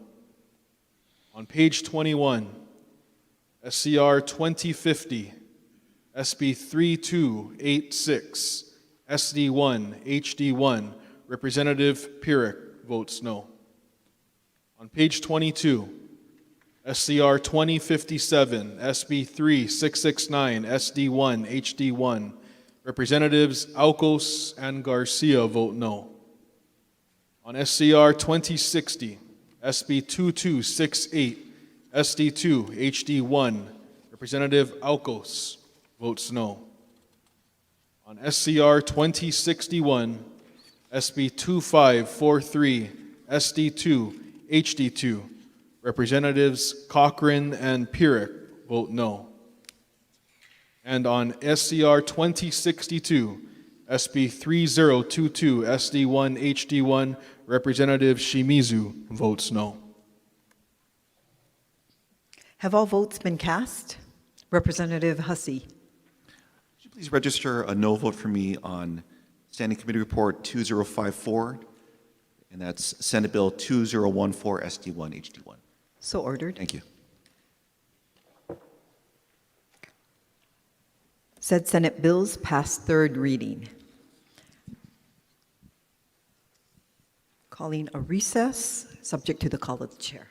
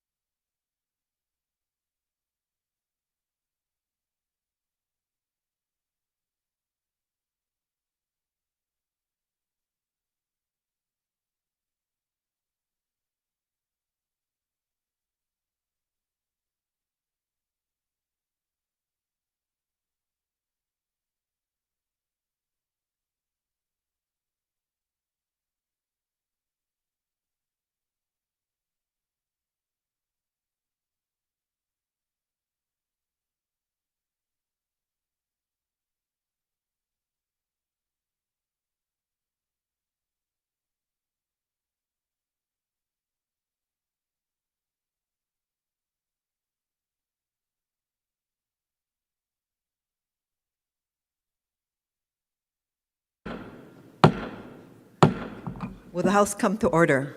Representative Kahaloa. Madam Speaker, I move to adopt standing committee reports listed on pages 23 through 31 and that the accompanying Senate bills, as may be amended, pass third reading. Representative Morikawa. Madam Speaker, I second the motion. Any discussion on these items, beginning with HSCR number 2064? Representative Iwamoto. Thank you, Madam Speaker. I rise in support with reservations and a brief comment. Please proceed. This bill is titled Relating to Harbor Safety. It repeals the sunset provision of Act 236 from Session Laws 2024, thereby making permanent the requirement that Department of Transportation ensure that the securing of mooring lines from vessels to commercial docks, wharves, piers, quays, and landings be performed by labor subject to collective bargaining. So while I support harbor safety and I support those workers who are protected by collective bargaining, this bill, as it moved through 6 committee hearings, had only 2 pieces of testimony, both in opposition. No government agency, no union provided testimony stating that because we required mooring lines to be secured by labor subject to collective bargaining, that we had less injuries, better on-time performance, less property damage. We are removing a sunset to a pilot program that has not demonstrated that it has achieved the outcomes of the original 2024 Act. In fact, when I went back to look at the testimony back in 2024, the Hawaii Department of Transportation stated in its testimony, HDOT may ask vessel owners and agents to affirm that this requirement is met, but lacks the resources necessary to investigate or enforce for lack of compliance. My district has Kewalo Basin and other state piers, and there are many small business owners who run these commercial fishing boats. They're owned by family businesses or maybe employee-owned businesses. Those workers who jump off the vessel to moor the line, a lot of them are not unionized labor. And so this would be very complicated, I think, to enforce, and it's a little bit like it doesn't kind of make sense to have a law that we just refuse to enforce. Thank you. Representative Shimizu. I rise in opposition. Please proceed. Thank you, Madam Speaker. I agree with the reservations that the Vice Chair of Public Safety just expressed. This bill repeals the current July 1st, 2028 sunset date for Act 236, making permanent the requirement for DOT to ensure that the securing of mooring lines from vessels to commercial docks, wharves, piers, and landings be performed by labor subject to collective bargaining. Madam Speaker, I come from a union company and industry, so I know the value of union labor. But I will share and paraphrase from testimony from Activities and Attractions Association of Hawaii, as the previous speaker noted, was, I think, the singular testifier, which speaks of the great challenges of doing business in Hawaii. This bill adds regulatory burden, cost, and inefficiency to doing business in Hawaii. In some locations, union labor may not always be available, causing delays, which affects efficiency and profitability. Again, it goes back to cost of living being the #1 issue in our state. Many businesses have trained and qualified personnel to safely assist with this scope, and a blanket mandate unnecessarily blocks them from doing this work safely and freely. I agree, safety is paramount, and if so, safety should be driven by competence and accountability, not by a one-size-fits-all labor restriction. With cost of living being the #1 issue in our state, this kind of arrangement that mandates and restricts free choice and enterprise perpetuates entrenched cost factors and work against providing flexible options and solutions for these businesses at a time when Hawaii continues to struggle with affordability and high operating costs. The state we should avoid policies that increase expenses and create bottlenecks in essential harbor operations. With a July 2028 sunset date, there is still time to analyze this issue more carefully. I respectfully ask that we defer this measure. Thank you, Madam Speaker. Standing Committee Representative Kila. In support, Madam Speaker. Please proceed. Madam Speaker, this bill before the legislature allows us to codify what is currently a sunset law, Madam Speaker. Our state harbors are operated by our state facilities, and it is imperative that we continue to monitor these ports with efficacy and safety. Making sure that this bill is enacted allows us to continue safety and monitoring to allow our cargoes and goods to come into the state securely by making sure that there are no bad actors coming into these ports. Oahu is the busiest port in the state, Madam Speaker, but all our ports across the state are compliant with this law.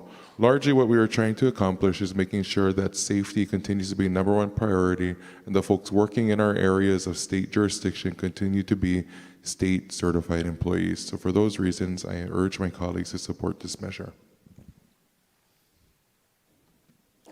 Representative Todd. In support. Please proceed. I just wanted to note that the Transportation Chair from 2024 initially had this apply very broadly, and that was a mistake. So I'm glad that last year's Transportation Chair actually fixed this, and this bill does not currently apply to any government-owned or government-sponsored vessels, tour boats, training vessels, or fishing vessels. Thank you. Representative Poi Poi. With reservations. So ordered. Representative Gideon. Reservations, please. So ordered. Representative Souza. In support, Madam Speaker, just a brief comment. Please proceed. You know, back in 2024, Act 236 came about due to House Bill 1936. And at the time, the ILW submitted testimony in support, and there was a lot of testimony. There was over 71 pieces of testimony at the time for this particular measure. And the ILW submitted testimony in support, and one of the things that they said that resonated with me was that this particular measure proposed a responsible solution by mandating the involvement of Hawaii-based safety-certified stevedoring companies. These companies employ highly skilled, experienced local longshore workers who possess the intimate knowledge of Hawaiian waters and mooring practices crucial for minimizing accidents and ensuring optimal safety. As with any stevedoring job, mooring operations carry significant risks, and accidents have devastating consequences, even death. But this particular testimony and many of the pieces of testimony in support are the reasons why I'm in support of this particular measure that we have here before us today and making this permanent. Thank you. Moving on to Standing Committee Report 2066. 2070. Representative Souza.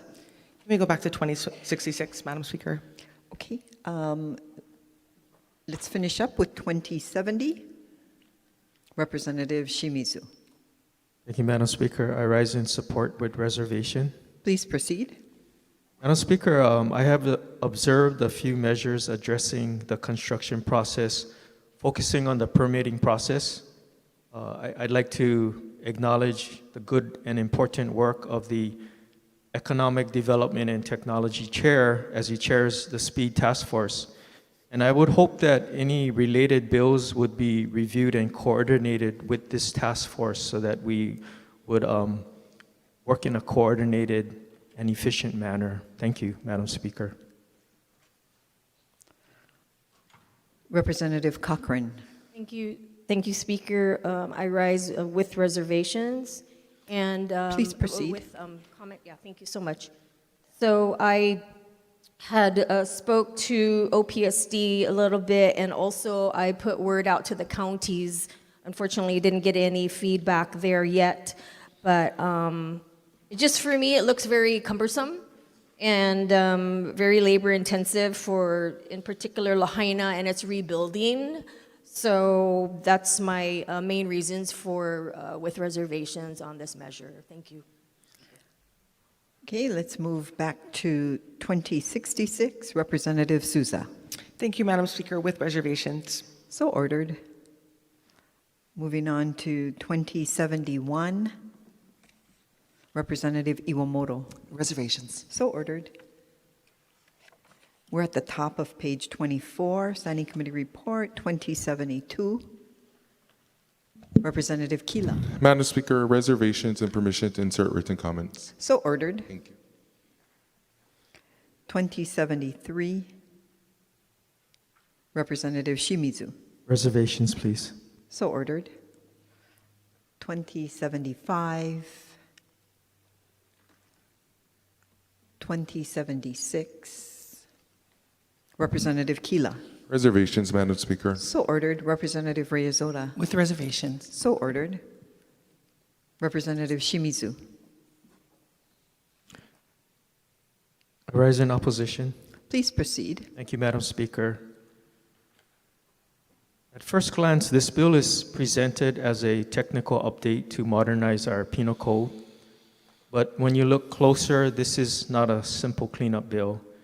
This is a sweeping overhaul of our criminal justice system with dozens of substantive changes bundled together into one measure.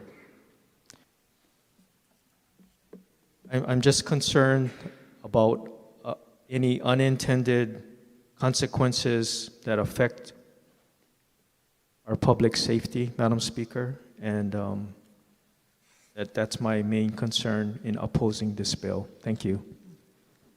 Representative Tarnas. In support. Please proceed. Thank you.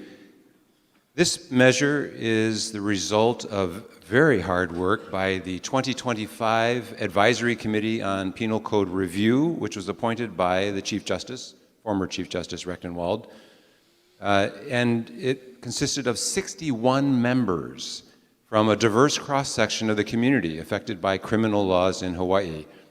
Not only legislators are represented on this committee, but also 16 jurists representing all courts and all 4 judicial circuits, prosecutors from all counties, the Department of Attorney General, lawyers from the Public Defender's Office and the Private Defense Bar, medical professionals from the Department of Health and the Governor's Office, law enforcement officers, advocates for victims' rights, advocates for prisoners' rights, the Director of the Department of Corrections and Rehabilitation, and interested members of the public advocacy groups and government staff. These recommendations are the consensus of this process. These are folks who are professionals. They've considered what the consequences are. And as your chair of Judiciary and Hawaiian Affairs Committee, I wanted to honor that process and move this bill out because I believe that what they have suggesting here will improve our criminal justice system. In the words of the judiciary, they say that the revisions proposed will facilitate faster mental examination of defendants, minimize the time between court decisions, leverage the medical treatment already afforded to this defendant population, and ultimately reduce the length of stay by defendants at the Hawaii State Hospital. The proposals seek to modernize and expedite the transfer of information and patients between the Department of Health and the Department of Corrections and Rehabilitation, and the significant revisions will expedite the transfer of defendants out of the state hospital, especially when there is no dispute that a defendant is fit to proceed and should be returned to the Department of Corrections and Rehabilitation for further criminal proceedings. This measure is very carefully crafted by this committee, and the Judiciary and Hawaiian Affairs Committee supports the efforts of the 2025 Advisory Committee on Penal Code Review, and I urge all members to support this measure. Thank you, Speaker. Representative Cochran. I rise in opposition. Thank you. So ordered. Moving on to Standing Committee Report 2075.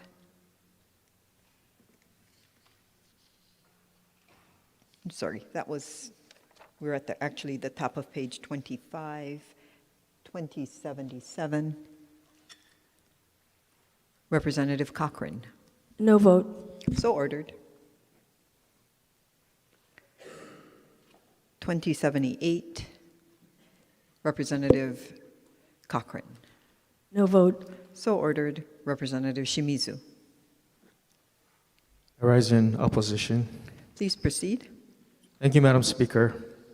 Madam Speaker, the original intent of this bill was to ensure that awarded contracts have sufficient funding, and if exceeded the 10% threshold, it needs to be approved by the Chief Procurement Officer. In a JHH hearing from the State Procurement Office testimony, Hawaii administrative rules already imposes limitations on contract increases. It states that an amendment to a contract that would change the original scope of the contract or increase the original contract price by 10% or more may only be made with the approval of the Chief Procurement Officer. Therefore, this bill is not necessary because of stated rules already in place that accomplish this. Also note that SD1 added blank funding appropriations for a +1 full-time position, which was not part of the original ask, and is directing funds to something already being handled by this office.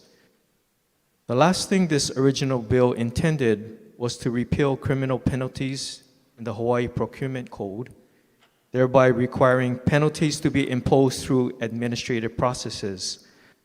Note that the current bill includes criminal penalties stating a person shall be subject to prosecution for a misdemeanor in cases of egregious violations of the Procurement Code. So the introducer's intent of the bill, first, to safeguard any contract amendment that exceeds 10% of the base amount, is already accomplished with administrative rules. Second, changing criminal penalties to administrative ones is not being accomplished. And third, we are now adding cost and personnel that was not requested. So it seems to me, Madam Speaker, that this measure as it now stands is not beneficial or essential, and we don't need to appropriate funds here. Therefore, I ask my colleagues to defer this measure. Thank you, Madam Speaker. 2079, Representative Garcia. In opposition. Please proceed. Madam Speaker, I oppose the previous bill on House bill version of this. This bill requires a person who applies for an ID or a driver's license to be automatically registered to vote unless the person affirmatively declines. What will this bill do? This bill is not establishing automatic voter registration. Hawaii already has that, and we've had it for some years. But I believe the current process suffices, and that is when you go and get your driver's license or an ID, you have to conscientiously check a box saying, I want to get registered to vote. It should remain that way. It gives the individual the liberty to make that decision. This bill flips that around and now says, you have to conscientiously say, I don't want to. Now, how many people who fill out applications are just speeding through things because they're in a rush to get their driver's license or ID? They're there at the DMV not caring about voting. They're there to get their driver's license. And many people will just skip over that because it's not required, and they'll automatically be registered to vote, which means thousands and thousands of new mail ballots being sent across Hawaii for people who didn't really request them. That's not good policy. Bad bill, no vote. Representative Shimizu. I rise in opposition. Please proceed. Thank you, Madam Speaker. I'm supportive of registering more people to vote, but the critical component of voting rights is being a legal citizen, which this bill would accomplish via self-attestation, just checking the box on a form. With voting being the bedrock of our democracy, for me, this is not exacting enough and easily allows unlawful or even mistaken voting rights. In addition, we really need to do a thorough cleaning of our voter rolls even before such a measure gets put in place. So with these serious concerns, Madam Speaker, I move that we defer this bill. Thank you. Representative Cochrane? With reservations. So ordered. And, I'm sorry. If time permits, Madam Speaker, if we can revisit SCR 272, SB 2041, I wanted to register a no vote with comments.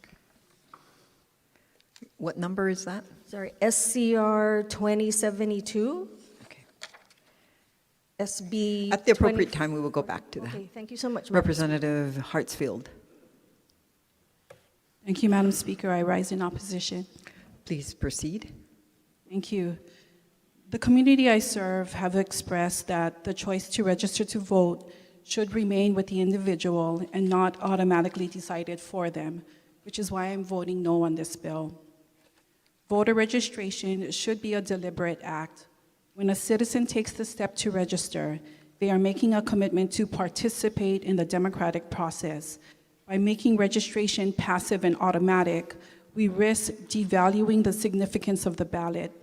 Furthermore, automatic registration possesses significant administrative and privacy risk, forcing every interaction with a state agency, like renewing a driver's license, to double as a voter registration event increases the likelihood of clerical errors, duplicate files, and the accidental registration of individuals who may not be eligible or who simply wish to remain off government lists for personal privacy.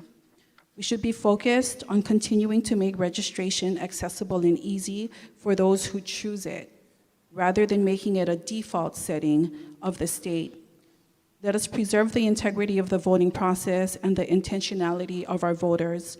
Let registration remain an invitation to participate, not a government mandate. Thank you. Representative Muraoka. In opposition, Please proceed. may I have the amazing words from the representative from Waipahu adopted as my own? So ordered. Representative Shimizu. Same request. So ordered. Representative Matsumoto. In opposition.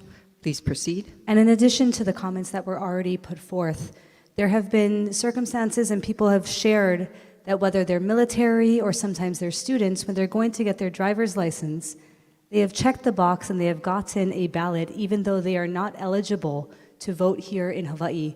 If we have automatic voter registration, this is going to be a problem that continues to happen, especially when we need to continue to work to clear our voter rolls and make sure we have accurate voter rolls when we have an all mail-in system. For that, I'm in opposition. Representative Garcia. Thank you, Madam Speaker. Second time, and I'd like to adopt the words in opposition, and I'd like to adopt the words of the representative of Waipahu and Wanalua and Mililani Moka as my own. So ordered. Representative Gideon. Same request, please. So ordered. Representative Kila. Reservations, Madam Speaker, and may I adopt the words of the representative from Waipahu? So ordered. Representative Tarnas. In support. Please proceed. Thank you. This measure offers us the opportunity for people who are in getting their ID or their driver's license to register to vote. And the assumption is that they would like to register to vote. They can opt out, so they can make that choice. We asked the Chief Elections Officer in our hearing in the Judiciary and Hawaiian Affairs Committee how to ensure that all the voter registration is done properly. He says, we still have to follow all the processes that we do right now when one registers to vote. We have to comply with the federal laws regarding voter registration, and he says we do that. And it was the whole issue that was mentioned in previous comments on the floor here about the voter rolls. The Chief Election Officer says, we follow federal law when it comes to our voter rolls. And he explained the process for how one could be removed from those rolls. And I won't go through that process here on the floor. But this is all dictated by federal law, and we comply with federal law to ensure that our elections are safe and secure, and the people who wish to vote can vote. And this is just making it easier for people to register to vote. So I urge all members to support this measure. Thank you. Representative Souza. Thank you, Madam Speaker. In support, and can I have the words of the Judiciary Chair entered into the record as my own? So ordered. Thank you. Okay, members, we're going to go back. Representative Cochrane, did you say 2071 or 2072? Oh, I'm sorry. Representative Hussey. Sorry, Speaker. For the last measure, could I please enter written remarks into the journal? Written remark, is it for or In support. in support? With written remarks. So ordered. Representative Cochran? Did Thank you you say so- 2071 or 2072? 72, SB 2041. Please proceed. Thank you so much for this opportunity. So yes, I rise in opposition, and I say save a working group and save the appropriation, because here's what I have researched and why this is not needed. So yes, eliminating Hawaii's land court system would likely make transactions simpler and faster. It would also reduce title certainty and remove a state-backed layer of protection of a certificate of title that is described as conclusive. Greater risk of hidden title problems if everything is moved to a notice-based recording system, since the regular bureau system do not guarantee ownership. So to eliminate will make day-to-day filing easier, no longer having to deal with land court extra steps and filing rules. But if you value certainty, the land court system state guaranteed title is the main reason to keep it, and I choose to keep it. Thank you very much for this time. Moving on to Standing Committee Report 2080. Representative Belatti. Thank you, Madam Speaker. In support? Please proceed. Madam Speaker, in support of Senate Bill 2804, Senate Draft 1, House Draft 1, brief remarks. Madam Speaker, as I traveled and listened to community members who are very concerned about rising costs, one of the things that is being raised consistently is the cost of health care. And this measure, Senate Bill 2804, attacks those very concerns by ensuring that there are not monopolistic practices here in our state. Madam Speaker, even though we have one of the best medical insurance systems in this state, there are problems currently in our health ecosystem. But any types of mergers that result in the lessening of access to healthcare and increased insurance rates are precisely what will affect the pocketbooks of everyday local residents and voters. So for those reasons, in strong support of this measure. Thank you. Representative Shimizu. I rise in opposition. Please proceed. Thank you, Madam Speaker. This bill prohibits acquiring and holding stocks and other interests if the acquisition and holding lessens access to health care or increases insurance rates. And I agree this is a great idea and intention, but I would respectfully disagree with my respected public safety chair that, as stated in the Hawaii Association of Health Plans testimony, this bill as written is vague and overly broad. There are no specifics for how this requirement is monitored, controlled, or enforced, or who is tasked with this.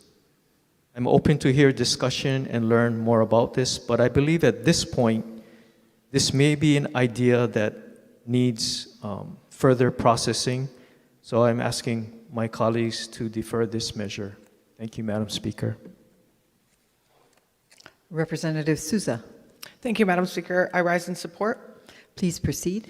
I would like the words of the representative from Waikiki inserted into the record as my own. So ordered. Thank you. Moving on to Standing Committee Report 2082. On the top of page 26, 2083. Representative Iwamoto. Thank you, Madam Speaker, with reservations. So ordered. 2084, 2085, 2087. Representative Shimizu. Reservations, please. So ordered. Representative Garcia. Same request. So ordered. 2089. On the top of page 27, 2090, 2092, 2096. Representative Iwamoto. For 2096 SB 2803, I rise in support with reservations and a Please brief proceed. comment. Thank you. What I support is the effort to support pathways for our unhoused citizens to get housed. However, I have reservations with using state funds that we generate through GET collections and income tax on working families to fund county programs such as HONU. When county council members refuse to raise revenue by taxing empty homes, taxing private investors who do not even vote for these county council members. Those are my reservations. Thank you. Representative Shimizu. Reservations, please, and when time permits, can we go back to SCR 2092? Yes. So ordered. Representative Cochran. Thank you, Speaker, and I rise in opposition, and I guess my main question here is why, with this bill, the statewide Office of Homelessness and Housing Solution, when created, why was it created, since there's already, it appears, a homeless program office, and now it's asking to be reorganized in 2027, and the sole purpose for this new entity is to collect data, share data, etc. And this is also asking for status of Kahale, which this body last year has already called for an audit, and the finalized report was supposed to have been given to us, prior to us commencing our session, and it is yet to be forthcoming. And so, the entities such as SOHHS has not been forthcoming with answers and documentation, what have you, to the auditors for them to complete this audit, and has just simply not been forthcoming. In Section 3, this is asking for GO bonds, which has a blank amount, which scares me, for FY 26 to 27 for the Kahale Initiative, development projects, and related CIPs. And for me, I cannot, in clear conscience, entertain a single penny. I know we're stopping making pennies, so may not be any to give. But I will not support a single penny going to HSS or any of the Kahale initiatives until a final clean audit is given to this body. So thank you for this time. Okay, let's go back to Standing Committee Report 2092. Representative Shimizu. Thank you, Madam Speaker. I rise in opposition. Please proceed. Although I support the intent of this bill, I share my concerns. In referencing testimony to the Finance Committee, HMSA states, the state auditor's report, as required by House Bill 820 and House Concurrent Resolution HCR 171 SD1, regular session 2025, found that per HRS section 431 already provides coverage for outpatient diabetes, self-management training, education, equipment, and supplies when determined to be medically necessary and are prescribed by a health care professional. We conclude that House Bill number 820, which reiterates coverage for continuous glucose monitors when medically necessary and prescribed, would not alter existing insurance coverage requirements under Hawaii law. Based off the auditor's conclusion, we respectfully ask that this measure be deferred.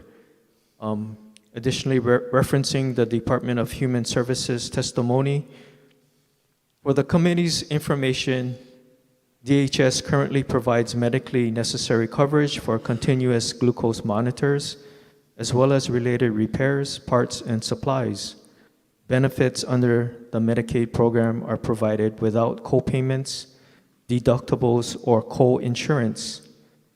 DHS comments that Section 346-6 Hawaii Revised Statutes already provides DHS with the authority to receive and expend gifts, grants, or donations. And additionally, from Hawaii Primary Care Association, They expressed grave concerns that this bill might result in serious unintended consequences to the Hawaii's Prepaid Healthcare Act, Chapter 393, Hawaii Revised Statutes, which is also mentioned in the testimony from the Insurance Commissioner of the Department of Commerce and Consumer Affairs Insurance Division. The additional testimony from Hawaii Association of Health Plans, Hawaii Primary Care Association, and also the Insurance Commissioner share more, expanded, serious cost obligation outcomes that are considerable. I also like to note there was no testimony from our Attorney General to vet this, and based on what I see are substantial factors, I would urge my colleagues to defer this measure. Thank you, Madam Speaker. Representative Garcia. In support. Please proceed. Thank you, Madam Speaker. And with all due respect to the previous speaker, I'm in full support of this bill. I believe that this will save insurers and the state money in the long run. Those who have diabetes, especially type 2 diabetes or type 1 and a few other types, benefit greatly from this new technology, which is a little circular device in their arm. And they can grab their phone, check their glucose numbers at any time, after they eat a meal, after they're walking, or whatever. And this encourages individual responsibility, and this encourages people to get active, to start moving, as they see that their actions can actually increase or decrease those numbers. It's a good thing, and I believe in the long run it will save insurers money, and it's also a good public health thing for Hawaii, so in strong support. Representative Belatti. Thank you, Madam Speaker. With reservations. Please proceed. My reservations are based on the testimony of the Insurance Commissioner. Thank you, Madam Speaker. Moving on to Standing Committee Report 2098. 92? We were just there. 2098. Representative Shimizu. I rise in support with reservations. Please proceed.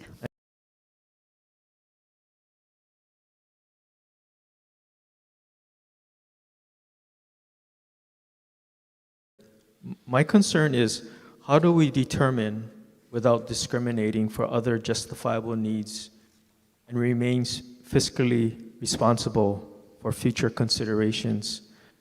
I think what is more important is how do we as a state become more proactive and preventative to avoid and minimize such outcomes. We need to educate our people regarding good health, healthy lifestyles, diet, exercise, regular checkups, etc., as well as financial literacy education to confirm that they do have adequate health insurance coverages. That's my reservation and my concern. Thank you, Madam Speaker. Moving on to the top of page 28, Standing Committee Report 2100. Representative Iwamoto. Reservations. So ordered. 2102. 2105. Representative Shimizu. I'm sorry, Madam Speaker, I didn't keep up with your pace there. CR 2102 when you have time. Let's go to that one. 2102. Representative Shimizu. Thank you, Madam Speaker. I rise in support with reservations. Please proceed. This bill is a positive provision. However, I just want to share our reservations that I've heard, especially from Hawaii Island and shared by Hawaii County Mayor to the Finance Committee. The bill's language requires an ASL interpreter in a picture-in-picture window during every official announcement broadcast. This mandate could critically delay or even prevent the delivery of urgent, potentially life-saving information if a certified ASL interpreter is unavailable. Third-party agencies are our main resources for interpreters, but there is no guarantee that one will always be available quickly.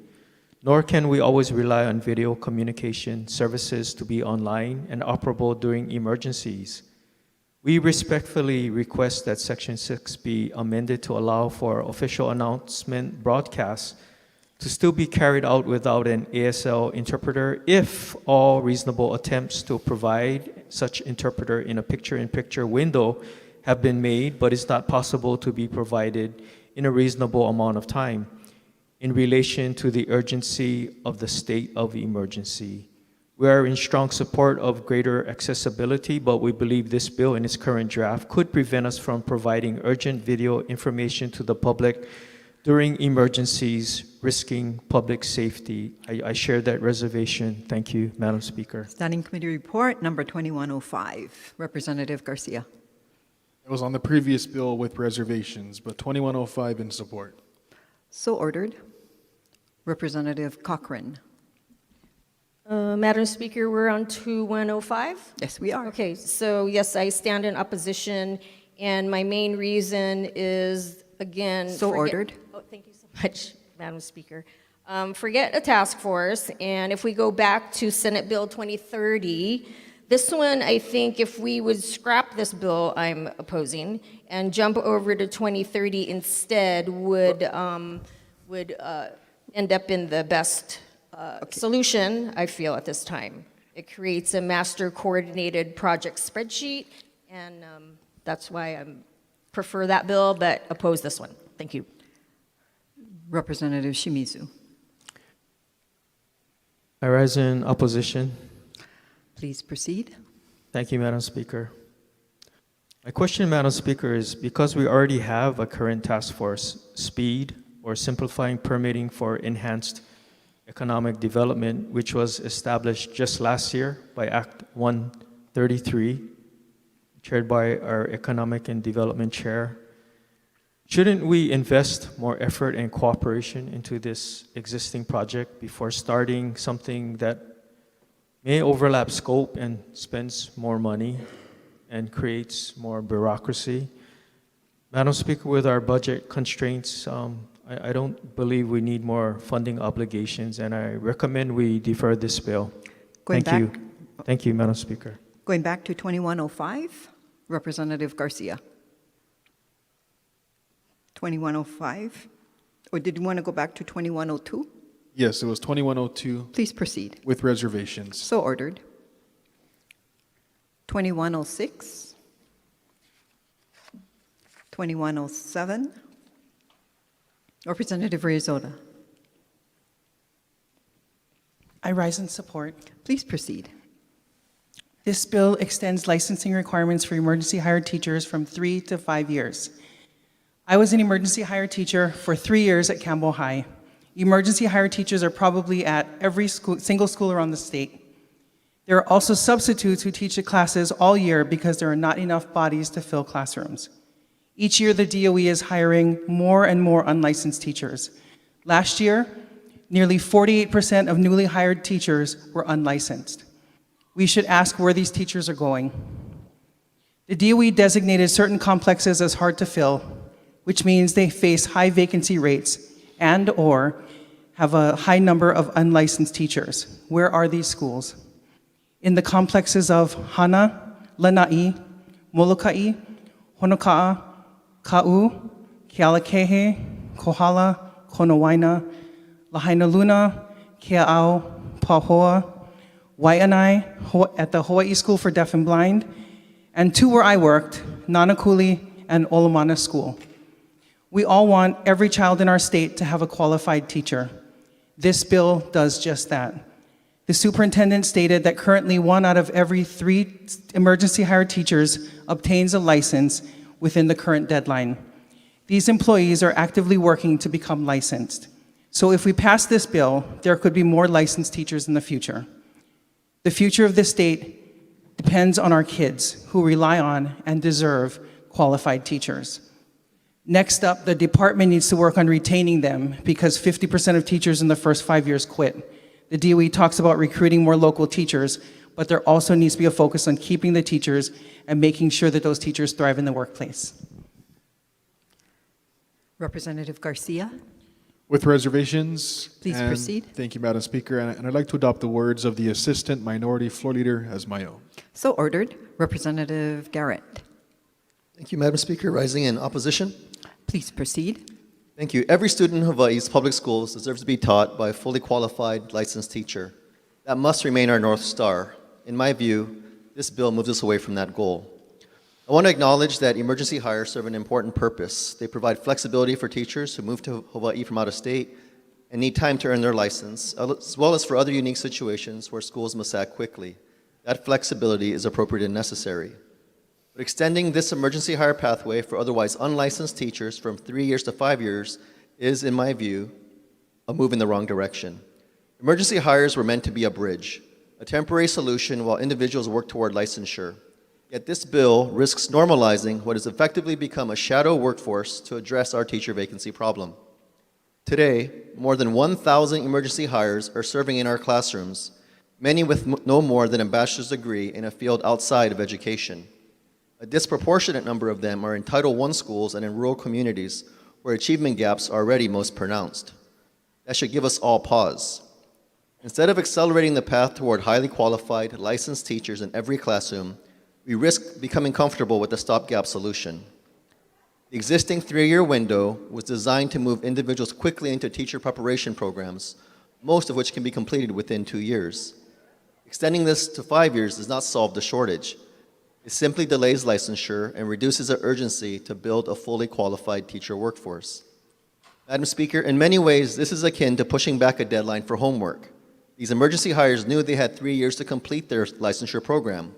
Extending that timeline risks rewarding delay rather than reinforcing urgency. To be clear, this is not solely a failure of the Department of Education. The department does not produce teachers. They hire them. This is a systemic challenge that requires us to strengthen the entire pipeline. That means revisiting the full compensation package to make teaching a more attractive and sustainable profession.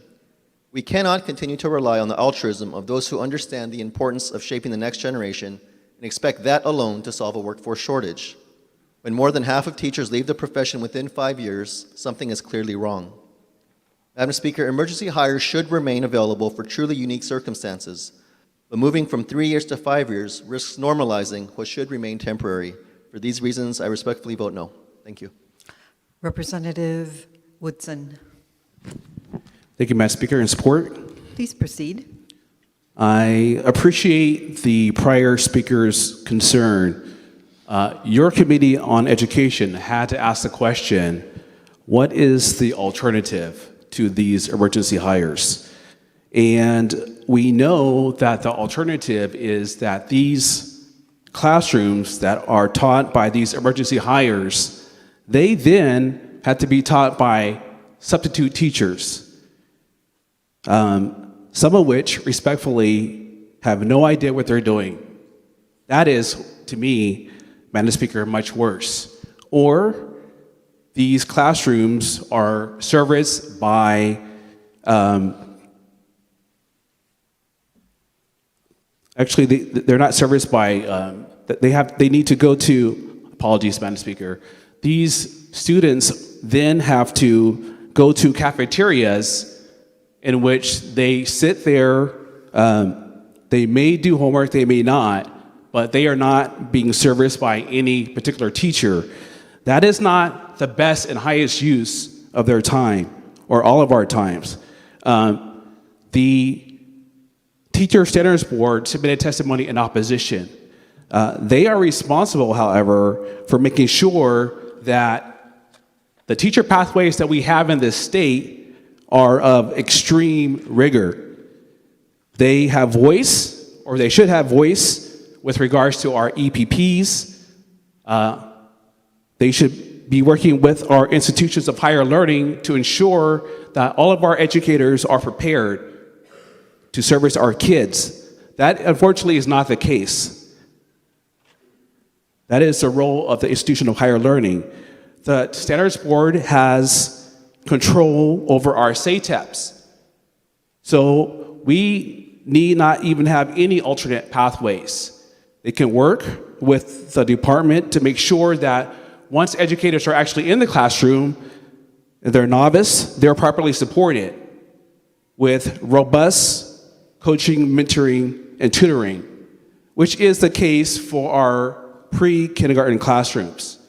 And Numbers don't lie, because with our pre-K classrooms, we know, even starting off, that many of those families come from socioeconomically challenged backgrounds. But yet, 9 out of 10 of those children are proficient. That is a statistic that is comparable to the highest performing public school systems globally. And so, while this is not ideal, Madam Speaker, it is the best solution that we have now. A prior speaker mentioned that a lot of these educators who actually do have licenses in other countries. Speaker, I yield my time. Thank you. Thank you.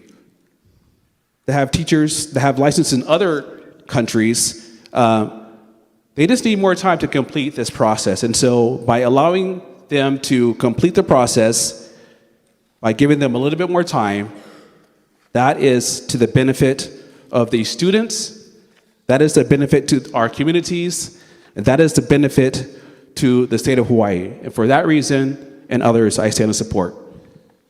Representative Iwamoto. Thank you, Madam Speaker. I rise in opposition. Please proceed. And I ask that the words of the representative from Manoa be entered into the record as my own. So ordered. And I have additional comments. Please proceed. As I mentioned earlier, I did serve on the Hawaii Teacher Standards Board. I do appreciate the testimony that they shared with our committee.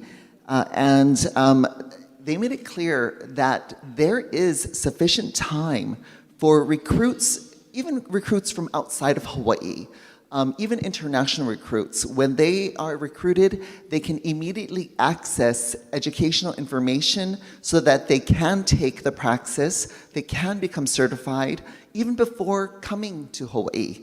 And then they have 3 additional years to become certified in the subject matter and in the subject matter and the pedagogy. Learn how to teach our kids. That's really important. I don't think we should be sliding backwards and lowering the quality of education our kids are receiving. Keep in mind, when these kids make it through 1 year with an unqualified, uncertified teacher, they may be going to a classroom that has a qualified teacher, but they're already behind. And if we keep stacking year after year after year of these emergency hires who feel like they can just coast a little longer, that ultimately does deny our students a quality education for a longer period of time. Thank you. Representative Amato. Thank you, Speaker. I rise with strong support, and I would like to please request that the words of our chair of the House Committee on Education be entered into the journal as if they were my own. So ordered. Thank you. Representative Muraoka. In opposition. Please proceed. Madam Speaker, can I have the words of the reps from Manoa and Kaka'ako inserted as my own? So ordered. And a brief comment. Please proceed. Madam Speaker, bills like this, every time we add on, it's systemic problems here in Hawaii. We can compare this to our budget as well. We cannot hit the deadline, so we keep adding. We keep adding. We need to create a system and a standard that this state operates by. That's the only way we're going to succeed. Thank you. Representative LaChica. Thank you, Madam Speaker. In support, please proceed. May I also adopt the words of the Education Chair as if they were my own? So ordered. And then additional comments. This bill was supported by the Department of Education, by the Executive Office on Early Learning, by the Teachers Union. I think the reality is that we have more teachers leaving the state and leaving their jobs than those that are applying to current job shortage areas, hard to fill areas, places, in more rural locations. And we just can't recruit and retain teachers fast enough. Our J1 teachers, for example, have the ability to be on an emergency contract for 3 years with the extension of 2 years, up to 5 years total, if they remain in good standing. This bill is currently written so that past the 3 years, they have to be able to prove that they are progressing towards licensure. The reality is that our standards to be able to attain licensure is so rigorous. I researched all the praxis, which is the core exams that are required, that's necessary for all states. And for the 46 states that I got data on, only 17 of which have required the 3 core exams. It takes $500 to up to $500 to be able to take a single core praxis test.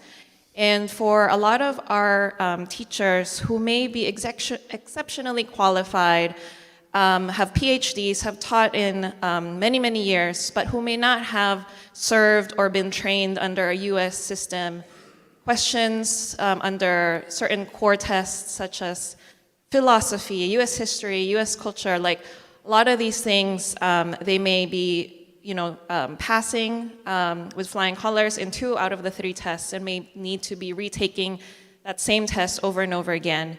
And so because of this, it's simply, they end up, the 3 years has gone by and it's expired.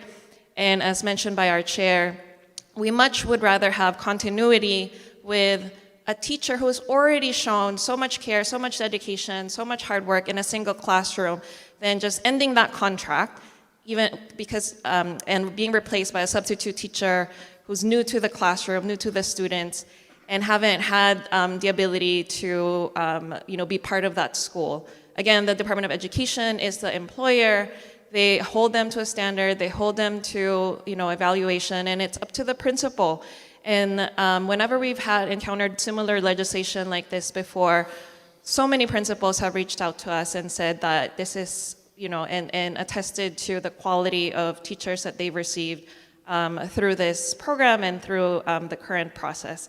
So just wanted to reiterate that this is just one of the tools. It's not the best tool, but it's one of the ways where we can address our current teacher shortage crisis. Mahalo. Representative Ilagan. Madam Speaker, I stand in strong support. Please proceed. Thank you, Madam Speaker. We understand the reality. I mean, right now, I think our DOE requires 1,200 to 1,500 teachers annually. And that's a lot of teachers, Madam Speaker. And right now, our university can produce maybe 300 teachers on an annual basis. You can see the math. It's not mathing. And the thing is, some say this is not the right tool, but it's the right tool right now. It might not be the right tool in the future, because maybe in the future, in the next 10 years, our university is able to produce 600 teachers that meets half of the demand. But we're looking at it as numbers, Madam Speaker. When it comes to the little kids, early education, all the way to the higher high school kids, the little ones need more teachers per student, like 15 students to a teacher, and for high school, maybe 20 to 30 students per teacher. And if we can't fill that role of another teacher going into that classroom, that means there might be 20 kindergarten kids or 30 kindergarten kids to a teacher, or maybe 50 students to a teacher in the high schools. That's a lot of responsibility for one teacher, because we can't fill the shortage next year. We're looking at an immediate fix right now, Madam Speaker, and that's what this measure does. And some may be against international teachers coming into the state, but I want to remind them that we're not taking away any local teachers, because at some point, this is a visa that they have to go back to their country. That means they're teaching from 3 years. Right now, at this moment, this bill pushes it to 5. But eventually, once that's done, they have to go back to their country. That means while they're here, they're teaching, and any local teacher come in and fill that slot, Madam Speaker. It's an emergency that we have a teacher shortage. And I just want to remind this body that if we don't do anything right now, it's going to be worse in the future.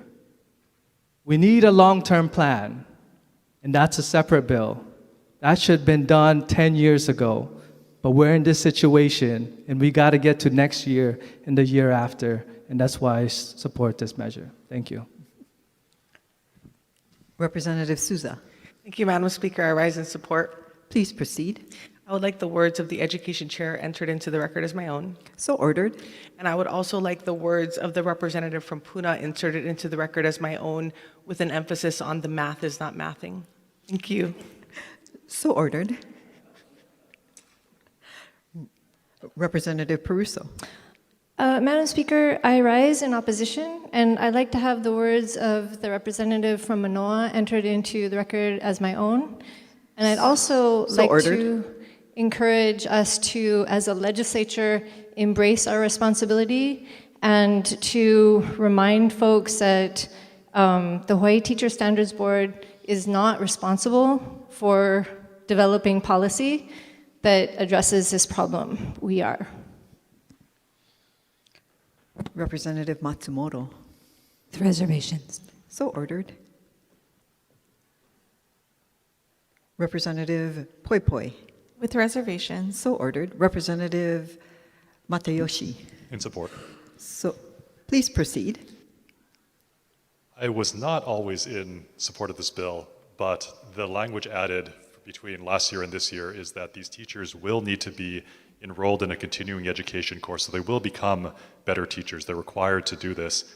In my opinion, the praxis is not the highest bar to set, but having been a teacher, having taught with long-term subs in classrooms next to me teaching the same subject, I can say that having a long-term sub definitely puts students behind.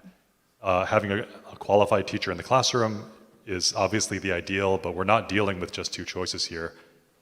We're dealing with one choice, and that's a long-term sub, and that's really hurting our students. I also want to say that in the committee, we talked to the UH College of Education, and in the next 5 years, they're going to be doubling the number of teachers that they put out.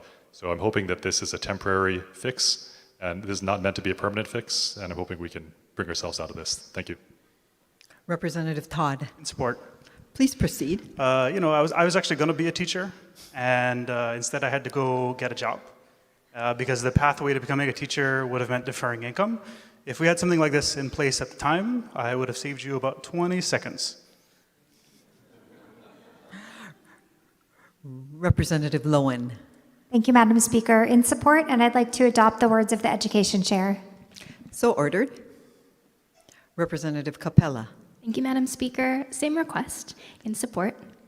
Please proceed. I also want to add that, yes, this is a Band-Aid fix, and we certainly have to do more on this floor and in this body to address our teacher shortage. But we also have to make sure that our students have the best possible teachers in every single moment, and I think this is a part of that. I like to think of the work that we do on this floor as yes and, not one or the other, but yes and we can do so much more, and we can do so much better for our students, and we have to. Moving on to Standing Committee Report 2109. Representative Shimizu. Thank you, Madam Speaker. I rise in opposition. Please proceed. Although I very much agree that there could be improvement in communication to guests, it is in the hotel industry's best interest to represent their businesses and conduct themselves to ensure return visitors and positive communication to others. However, the realistic concerns and challenges expressed by the visitor industry are significant, with cost of living being our #1 issue statewide for all of our people, and the effect of this bill to tourism, our leading economic industry. We need to be sensitive and considerate of their position, of stated challenges and effects to their operation and cost of business, and any unintended adverse effects. I acknowledge that some good amendments were made, but based on the various specific problems and burdens expressed by our visitor industry, and still questions that need to be and should be more carefully resolved, I recommend that we defer this bill until a workable agreement is settled. Thank you, Madam Speaker. Representative Gideon. In opposition, and I would like to adopt the words of the Representative Wanalua, please. So ordered. Representative Cochran. Same request. So ordered. Representative Garcia. Same request. So ordered. Moving on to Standing Committee Report 2111. Representative Shimizu. In opposition. Please proceed. Thank you, Madam Speaker.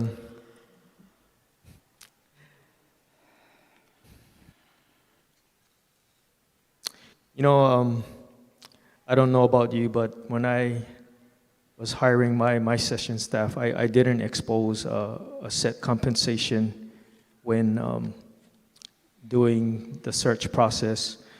With a fixed allowance, flexibility was needed to negotiate and balance and manage our dynamic situation. So initial connection and vetting with mutual needs that were shared in the conversation helped shape the picture. Any applicant can freely ask for compensation information from the employer personally. So having been a business owner, this bill feels like an unnecessary infringement of one's privacy and freedom to conduct business. Compensation information can be sensitive in nature, and exposing your benchmarks to your competition, your competitors, is not always helpful. Even with current employees, to foster good relationships, minimize comparisons, and maintain a positive working environment, it is not necessary to advertise compensation. Wages are only part of an employer's offering package for consideration. Parking provision, flexible work hours, conducive work environment with valuable training, and pleasant co-workers and supervisors, upward mobility, bonuses, among other things important to both sides, are significant factors. In hiring, businesses often need flexibility in pay ranges so they can negotiate compensation packages, make adjustments based on skill level and previous experience, which is all part of the challenging hiring evaluation process. Business employs our people, contributes various taxes, and generates economic synergy. We want to promote our economy and small businesses especially. We need to allow them freedom to operate without burdensome requirements. Every business, and as we know, every state department, depend on well-staffed, competent people. It is in every business's best interest to treat their people well and help them thrive. With those concerns stated, this bill does not necessarily help our businesses, nor promote our cost of living concerns in a positive way. Again, I ask, Madam Speaker, that we defer this bill. Thank you. Standing Committee Report number 2113, Representative Cochran.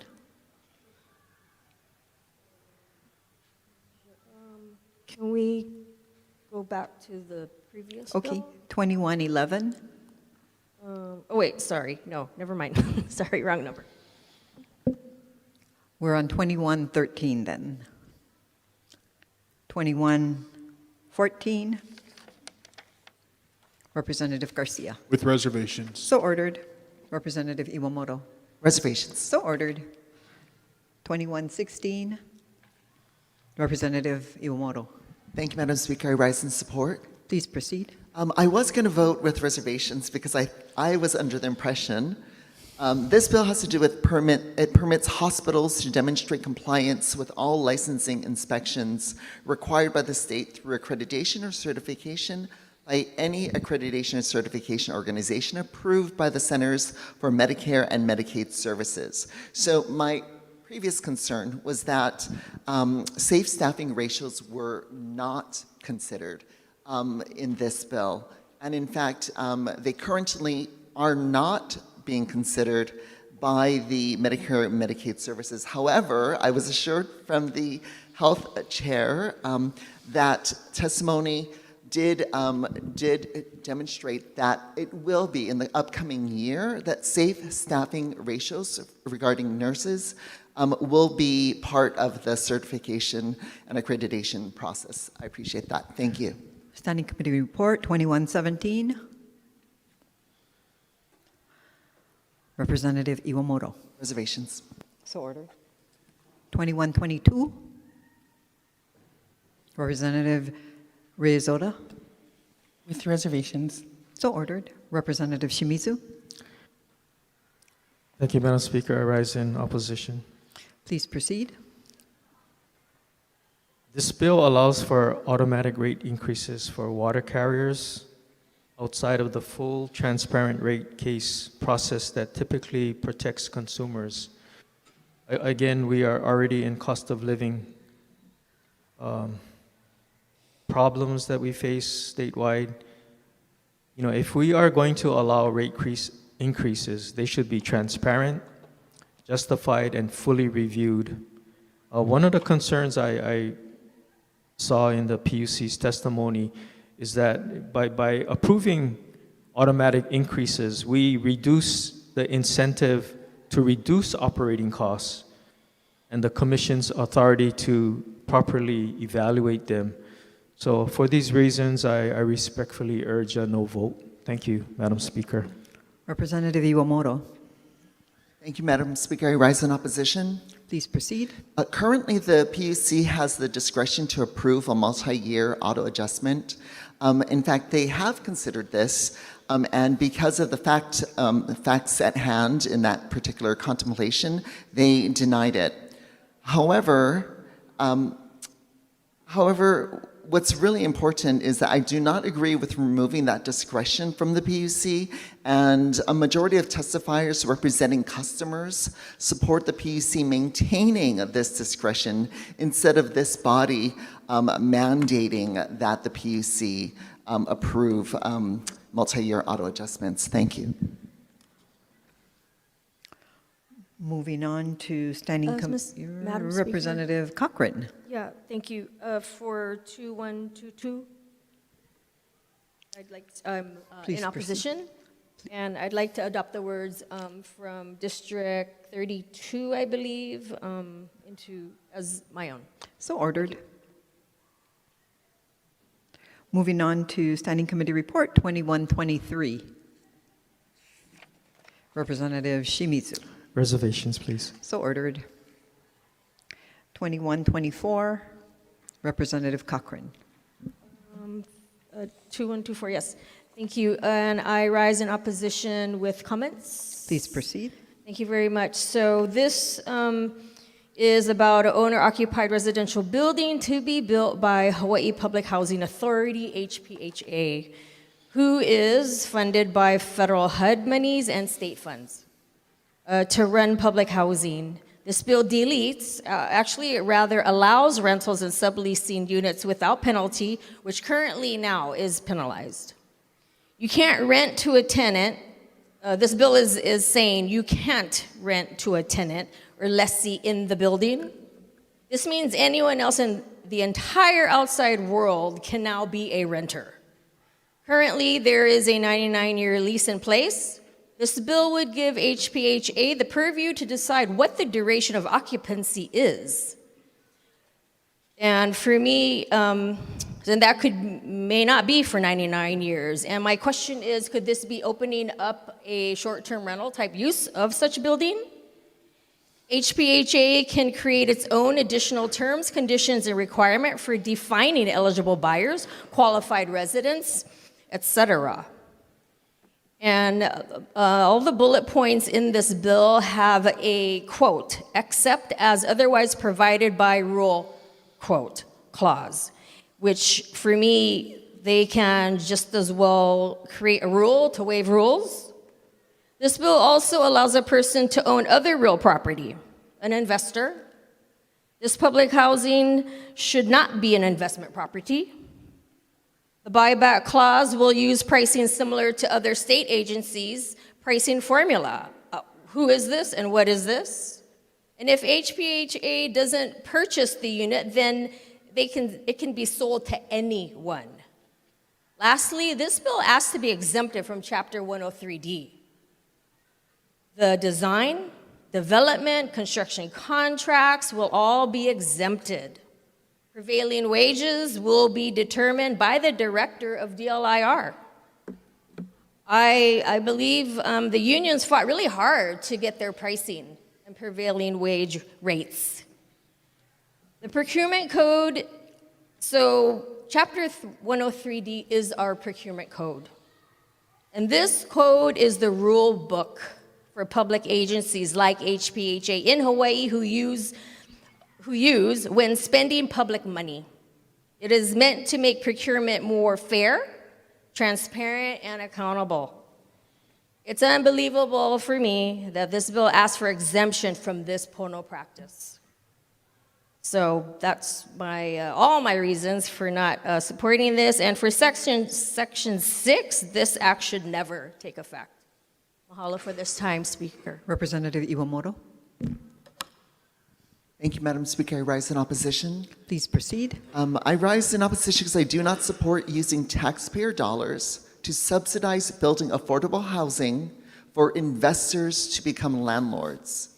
Currently, all units are supposed to be owner-occupied, as the statute's currently written.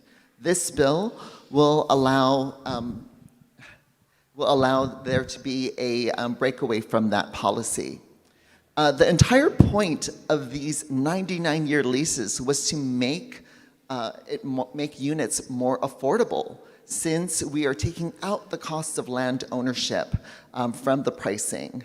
But according to the numbers we're seeing in the testimony regarding this bill, it looks a lot like how we've been pricing and budgeting for affordable housing projects in the past. And I was hoping that this 99-year lease concept would be new and innovative and more affordable to local families. Thank you. Representative Eflin. In support. Please proceed. Thank you, Madam Speaker. I just want to clarify that the bill is applicable to the Hawaii Community Development Authority, not the Hawaii Public Housing Authority. Thank you. Moving on to Standing Committee Report number 2125, Representative Iwamoto. Thank you. Madam Speaker, I rise in support with reservations. Please proceed. Homelessness is a health issue, not a criminal issue. Isn't that what our governor ran on? Now we have state law enforcement taking the lead when it should be with DOH, and the governor should be ensuring that DOH has the resources, leadership, and infrastructure to deliver on his vision of helping this most vulnerable population. And those are my reservations.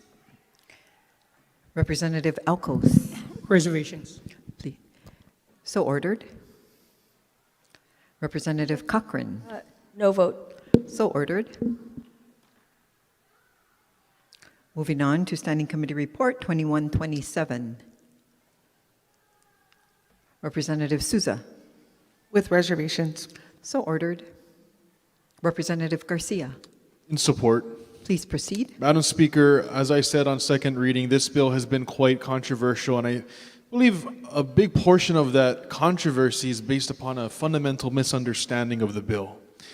The assumption that this bill is establishing HRS 127A, the emergency powers section of the HRS, is not the case. The bill is amending the section to really insert guardrails around what the governor can do when using his power to declare emergencies. It also gives authority to the legislative branch of government to override proclamations, and not just here on the state level, but on the county level as well. That's a good thing. And people who are concerned about government overreach and the governor's abuse of powers, and I am one of them who believe the governor and previous governors have abused their powers when declaring emergencies. If you believe those powers should be reined in, then we should be supporting this bill because it establishes a baseline for checks and balances, which currently does not exist. So for those reasons, in strong support. Moving on to Standing Committee Report 2128. Representative Garcia. Reservations. So ordered. Representative Shimizu. Thank you, Madam Speaker. I rise in support with reservations. Please proceed. Madam Speaker, it is important to protect the rights of all of our people, including those with disabilities. This bill requires the Hawaii Civil Rights Commission to adopt rules on digital accessibility for places of public accommodations that are consistent with certain federal regulations. I would just ask the Commission to please be mindful to help our small businesses to comply, to coordinate and minimize any implementation costs or operating difficulties, which again affects cost of living. Thank you, Madam Speaker.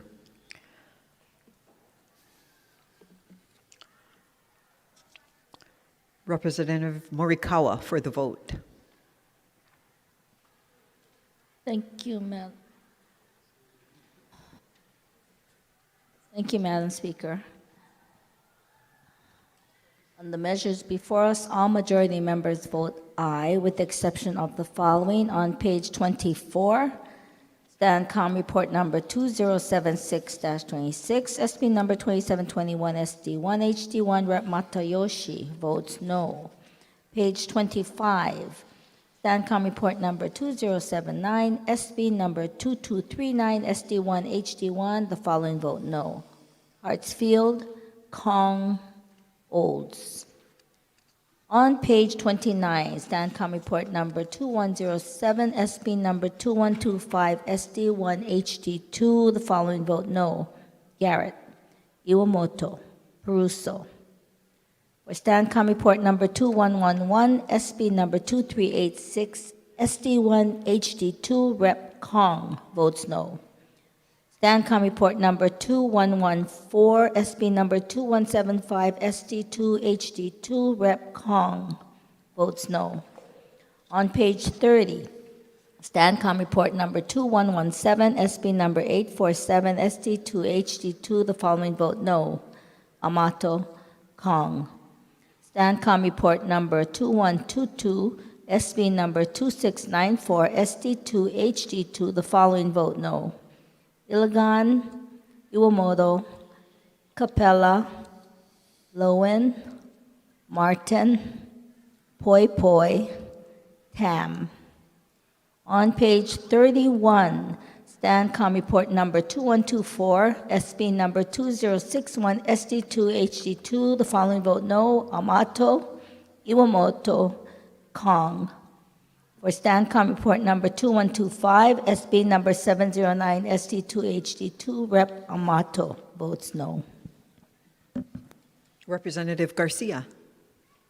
Thank you, Madam Speaker. On the measures before us, all minority members vote aye with the exception of the following. On page 23, SCR 2064, SB 3215, HD1, Representative Shimizu votes no.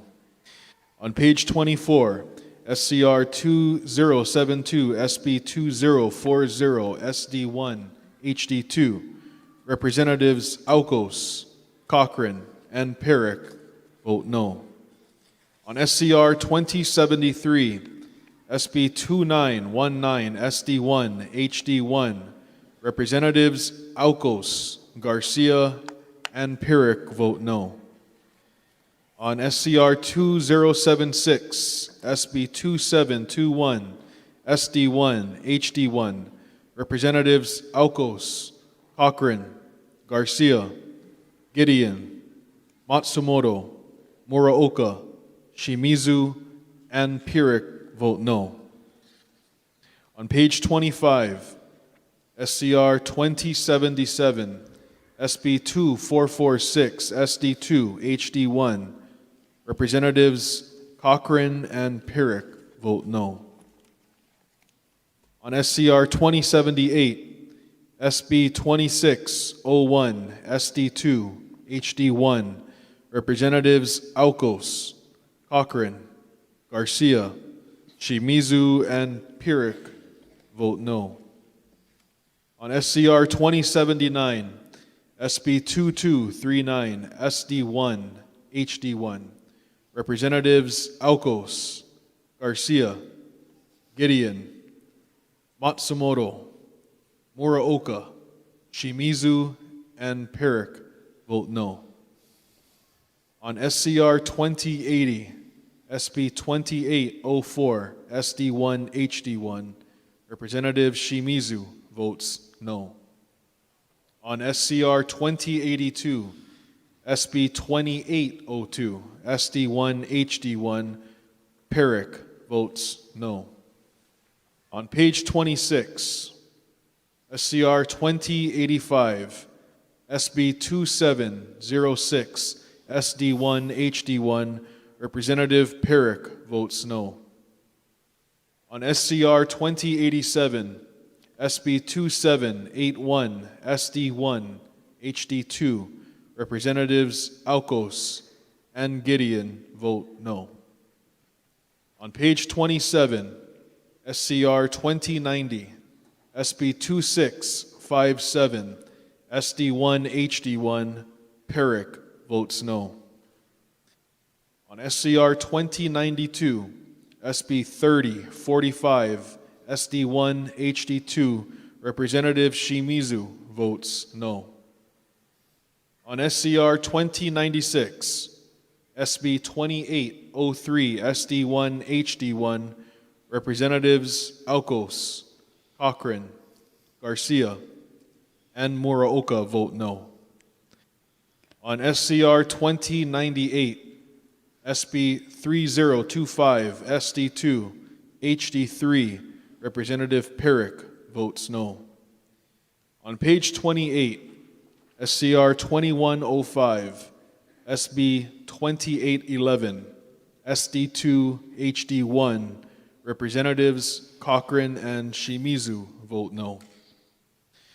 On page 29, SCR 2107, SB 2125, SD1, HD2, Representatives Alcos and Muraoka vote no.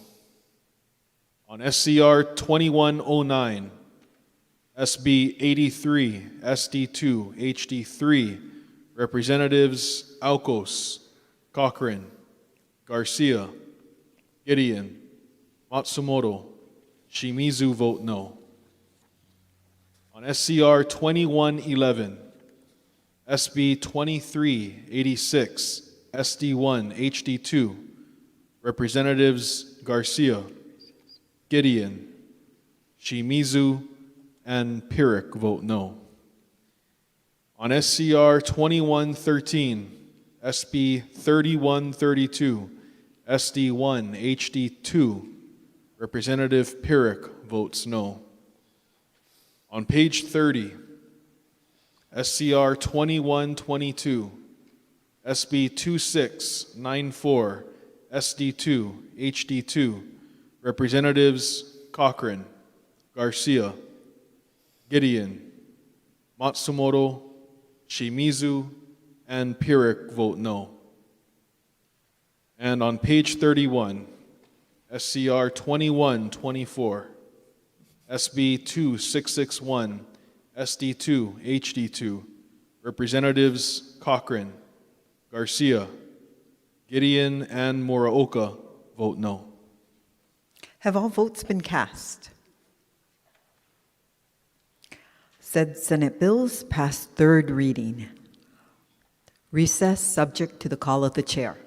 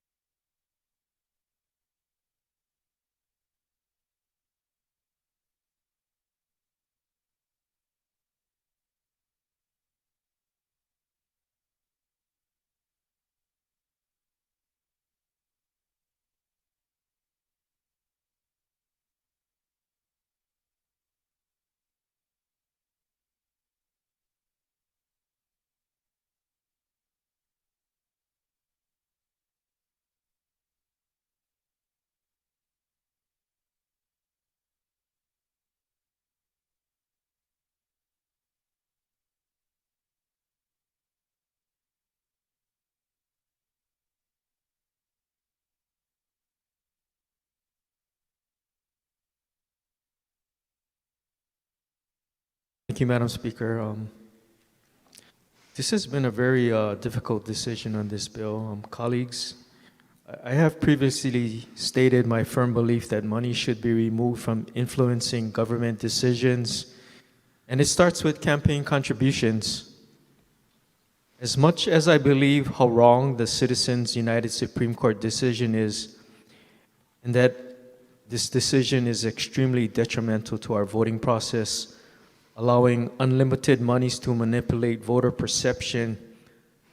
And although I voted yes with reservations in committee to move this brave idea forward, one cannot escape the fact that this is the current law of the land. And in considering my fiscal responsibility to our taxpayers and the Attorney General's testimony strongly opposing this bill, stating this fact, that defending this challenge would be costly and maybe even futile. As much as I would love to take the chance with brave optimism, the strong, legal, prudent decision that I am taking at this time is to defer and monitor future breakthroughs that would similarly challenge Citizens United to set precedent. That's my opposition. Thank you, Madam Speaker. Representative Cochran. With reservations. So ordered. Representative Bellotti. Thank you, Madam Speaker. In support. Please proceed. Request to insert written comments. So ordered. Madam Speaker, I stand in strong support of Senate Bill 2471, House Draft 2, because it reaffirms our state's power and duty to define and regulate the conduct and activity of corporations that has long been within our rights as a state. Our state's right to create, define, and regulate the conduct of corporations within our state is well established and has long been recognized for centuries by the United States Supreme Court. As an initial matter, I would like to express my gratitude to the chairs of the Senate, Commerce, and Judiciary Committees, as well as the chairs of the House Consumer Protection and Judiciary Committees, to allow this bill to move forward. Because of their willingness to advance this bill, to listen carefully to testimony of both of detractors and advocates, to amend the bill to address concerns raised, the process to date has allowed all of us, as duly elected lawmakers, to consider how we as a state can rein in the undue influence of monies flowing from unlimited corporate treasuries that undermine our political process and has fueled voters' distrust and disenchantment with government. This undue influence of corporate monies was spotlighted by the testimony heard before this House's Committee on Judiciary and Hawaiian Affairs. In testimony, we learned in just the 2024 election, quote, of the $10 million in donations to candidates, that's candidate committees, half of these donations came from just 800 donors. But what's even more obscene, we learned that just three non-candidate committees spent a total of $13 million in the election, far outpacing the $10 million that was given to candidates. This outpaces the rest of individual donations from real people to influence our elections. Madam Speaker, this is the dark money. This is the dark money that Senate Bill 2471 is striking at. Madam Speaker, I want to raise the testimony of the detractors also to this measure. And I want to acknowledge the real concerns by the Department of the Attorney General. But what was surprising to me was that when we asked in the Judiciary Committee, did you go to corporate lawyers to understand the analysis? The answer was no. We have legal experts who are lining up behind this measure, who are looking at this framework and are advising us, because they have the background and the expertise to say, this is not constitutionally unsound, it is not novel. What we are asking to do is what the states have always been allowed to do for centuries. It is, in fact, our duty to define and regulate and authorize corporations to act within our state. I also asked in the hearing before the Judiciary and Hawaiian Affairs Committee of the Attorney General, do you understand what the state has done in the past? The other measures that this state legislature, that legislators here on this floor have considered all the way back from 2012. And to my surprise, they had not. They had not known that there had been resolutions after resolutions passed by lawmakers who sit on this floor today, by leaders who now serve as lieutenant governors, as mayors, as council members, all urging other ways in which we can attack Citizens United. The last measure that was passed, or excuse me, let me point out, in 2016, I want to point out, when this body, when this House passed a concurrent resolution urging Congress to make amendments to the Constitution or propose amendments, that resolution was introduced by 44 members of this House. It was HCR 29, and it had strong bipartisan support, with then 4 sitting Republicans. 9 lawmakers at that time. Can I yield my time, Madam Speaker? Representative Cochran, I think you've already stood up. Please proceed, Representative Bellotti. I yield my time. Thank you. Thank you, Madam Speaker. Now I'll try to wrap this up. At that time in 2016, of those lawmakers who introduced that bill, of those 44 introducers, 9 remain on this floor today. 6 introducers are lawmakers on the other chamber. So we have struggled with this issue. And when we were presented with this theory, which is not an unsound theory, which gives us a chance to finally rein in dark monies, this is something we should not shy away from. We need to be brave and take up this mantle and let this legislation move forward. So as this goes along, I'm sure and certain that we're going to hear, perhaps through conference memos, more detractors talking about what other things could put up roadblocks. And I think we should be ready for that, and we should hold fast and hold strong in our conference committees. And yes, let's reach out and get that legal analysis. But let us listen to that legal analysis and let us really, really look and tackle, because this is an opportunity for all of us as Hawaii lawmakers to stand up and protect our elections, to restore faith and trust in government, and to allow individuals to feel and know that it's their voices that matter, not the voices of artificial persons. Thank you, Madam Speaker. Representative Souza. Thank you, Madam Speaker. I rise in strong support. Please proceed. I rise in strong support of Senate Bill 2471, Senate Draft 2, House Draft 2. This measure, if passed, will be historic, and Hawaii will lead in the effort to end dark money in politics. This bill reaffirms that corporations and other artificial persons have only those powers granted by the state, and those powers do not include using undisclosed or aggregated financial resources to influence our elections. Our system of government is built on a balance of authority between 2 sovereigns, the federal government and the states. The federal government exercises powers specifically granted to it. The states retain broad authority over their economies, their institutions, and the legal frameworks that structure daily life. Corporate law, who may form, what powers they hold, and what limits apply, has always been a core exercise of state authority. That authority is part of the state's police powers to protect the public health, safety, welfare, and morals of their communities. It includes regulating corporations, the conditions under which they are formed, and the scope of the privileges they may exercise. The 10th Amendment reinforces this structure by reserving to the states those powers not delegated to the federal government. There is no enumerated federal power to create corporations or define their internal powers as a matter of general governance. From the beginning, corporations have been understood as creatures of state law. In Trustees of Dartmouth College versus Woodward, the United States Supreme Court recognized the state's central role in chartering corporations and defining their legal existence. While the court held that corporate charters are protected as contracts, it reaffirmed that corporations derive their existence and legal capacities from the state. That premise still governs. The state determines how entities are formed, what privileges they receive, and what activities fall within their lawful purposes. These are core exercises of state sovereignty grounded in police powers. Federal law sets constitutional boundaries.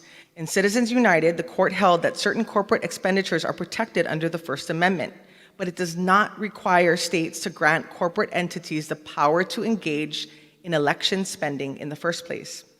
That distinction is where federalism operates, and this bill acts within that space.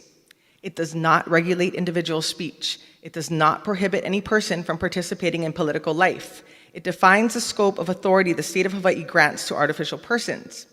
It makes clear that election activity and ballot issue activity are not part of the lawful purposes for which these entities are created. That is a direct exercise of state authority and a valid use of the state's police powers. For too long, the practical effect of Citizens United has been the expansion of political spending through corporate structures, often without transparency or accountability, what the public knows as dark money. This bill addresses that problem at its source. It does not chase money after it moves. It sets a clear rule from the outset. State-chartered entities do not possess electioneering powers as part of their lawful purposes. That is how we restore the distinction between natural persons and artificial entities, and how we take a meaningful step towards stopping the flow of dark money in our elections. Members, let us make history this legislative session and be the first state to take a stand and fight back against dark money in our politics. There's an article that the representative from Makiki and myself submitted to Civil Beat, which was published this past Sunday. I encourage this body to read it if you have not done so, and I will also be inserting those words into the journal. So therefore, Madam Speaker, may I insert further comments into the journal? So ordered. Thank you, Madam Speaker. I would also like the words of the representative from Makiki inserted into the record as my own. So ordered. Thank you. Representative Iwamoto. Thank you, Madam Speaker. I rise in support and ask that the words of the representatives from Kapolei and Makiki be entered into the record as my own. So ordered. Representative Hussey. Thank you, Madam Speaker. In support and request to insert written comments into the journal. So ordered. Standing Committee Report number 2130. Representative Souza. In support and permission to insert written comments into the journal. So ordered. Thank you. Representative Iwamoto. Thank you, Madam Speaker. I rise in support with the reservations. Please proceed. Thank you. This bill elevates the offense of harassment to misdemeanor when committed against a public servant because of or during their performance of official duties. So what I support is protecting public servants or civil servants. That's really important. However, the definition of harassment includes repeatedly makes communications after being advised by the person to whom the communication is directed that further communication is unwelcome. This refers to non-threatening messages. A member of the public may just be annoying. That should not make them a criminal. Standing Committee Report number 2131.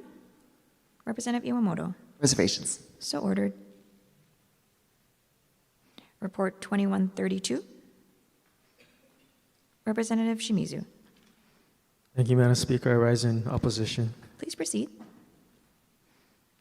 Thank you, Madam Speaker. This bill directly and significantly affects the counties. And testimony from the City and County of Honolulu Department of Customer Services offers serious concerns about their effects to their operation and unfunded mandates that are handed to them. Reading from briefly from their testimony, implementation will require updates to registration databases and internal procedures to ensure accurate verification of registration status, proper calculation of updated registration fees and penalties, and timely processing of redemptions. Clear communication protocols between enforcement agencies and DMV offices will be essential to ensure that vehicle records accurately reflect impoundment and towing actions. In addition, statutory clarity regarding notice requirements, redemption timelines, documentation standards. I'm not going to read all of this.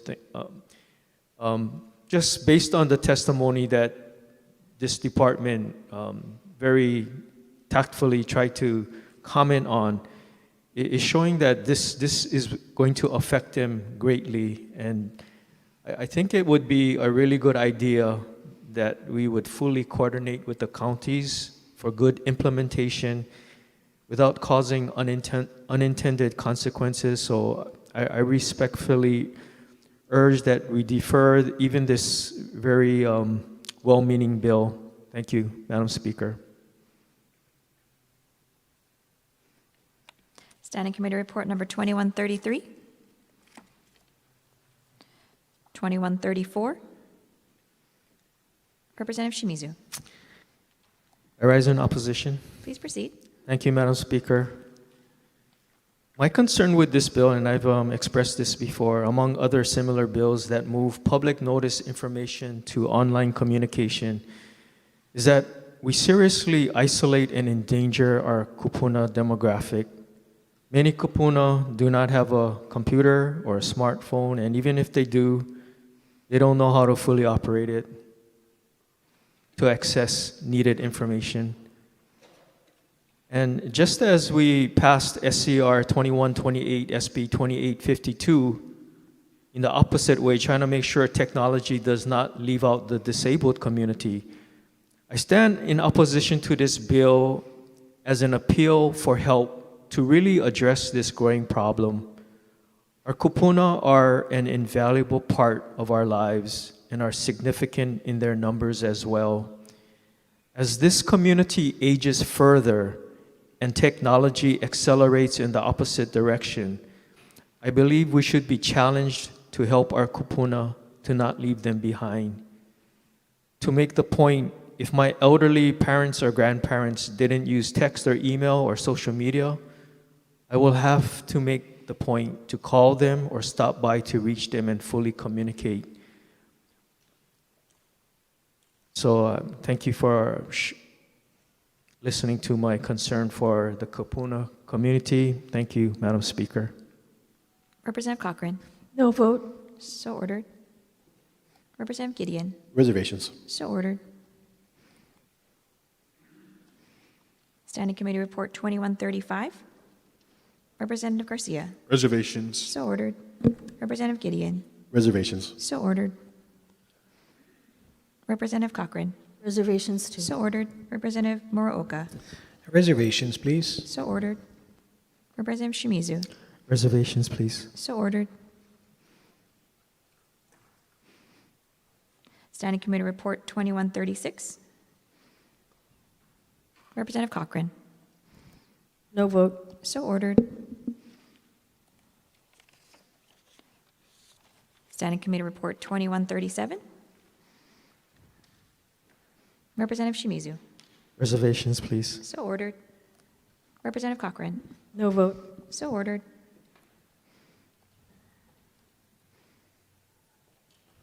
Standing Committee Report 2138. Representative Souza. Madam Speaker, when time permits, can we go back to 2136? Thank you. Okay, let's finish up 2138. Okay, seeing no further discussion on 2138, we'll go back to 2136. Representative Souza. Thank you, Madam Speaker. In support. Please proceed. And permission to insert written comments into the journal. So ordered. Thank you. Representative Keela. Reservations, Madam Speaker. So ordered. Okay, members, we're back on Standing Committee Report number 2140. Representative Garcia. Reservations. So ordered. Representative Iwamoto. Reservations. So ordered. Representative Cochrane. Reservations. So ordered. Representative Shimizu. Reservations, please. So ordered. Representative Peruso. With reservations. So ordered. Representative Poi Poi. With reservations. So ordered. Standing Committee Report 2141. Representative Iwamoto. Reservations. So ordered. Standing Committee Report 2142. Representative Iwamoto. Thank you, Madam Speaker. I rise in support with reservations and a brief comment. Please proceed. I support giving the public a chance to vote on a constitutional amendment, even when I do not support the changes that may result. Should democracy prevail in favor of this change? This is a complex issue that the public is being asked to consider, and a very challenging question to understand. But again, I reaffirm my preference for the people participating in these votes. Thank you. Representative Garcia. Reservations. So ordered. Representative Shimizu. Reservations, please. So ordered. Representative Gideon. Same request. So ordered. Standing Committee Report 2143. Representative Cochran. Reservations. So ordered. Report 2144. Representative Iwamoto. Reservations. So ordered. Representative Reyes-Oda. With reservations. So ordered. Report 2145. Representative Shimizu. I rise in opposition. Please proceed. Thank you, Madam Speaker. Similar to SCR 2105, SB 3048, we already have a current task force, the SPEED, simplifying permitting for enhanced economic development. And again, we should not be investing more effort and cooperation. Excuse me, we should be investing more effort and cooperation into what is already established before starting something that overlaps scope, spends more money, creates more bureaucracy. So, Madam Speaker, with our budget constraints, we do not need more funding obligations, and I recommend we defer this bill. Thank you, Madam Speaker. Standing Committee Report 2147. Representative Matsumoto. In opposition, Please proceed. permission to insert written comments into the journal. So ordered. Representative Cochran. Reservations. So ordered. Report 2148. Representative Reyes-Oda. With reservations. So ordered. Representative Shimizu. Rise in opposition. Please proceed. Thank you, Madam Speaker. The Senate's SB 3125 bill repeals this tax credit on January 1st, 2029 as part of their income tax bill proposal. So my thought is it would be a good idea to coordinate efforts to work together to resolve our budget issues, and therefore I respectfully ask we defer this bill. Thank you, Madam Speaker.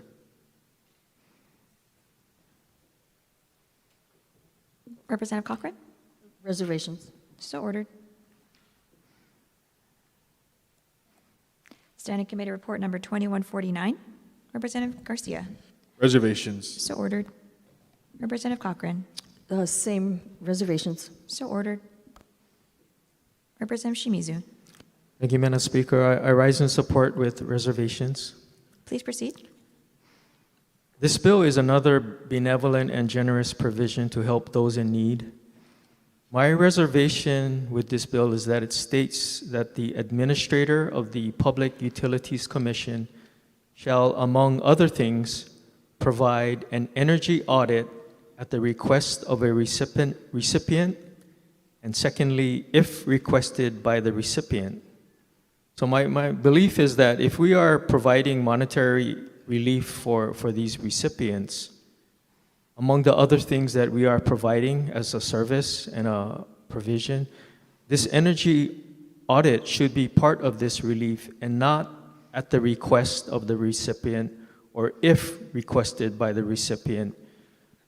We should help educate and elevate our people with targeted assistance and education and not just subsidies.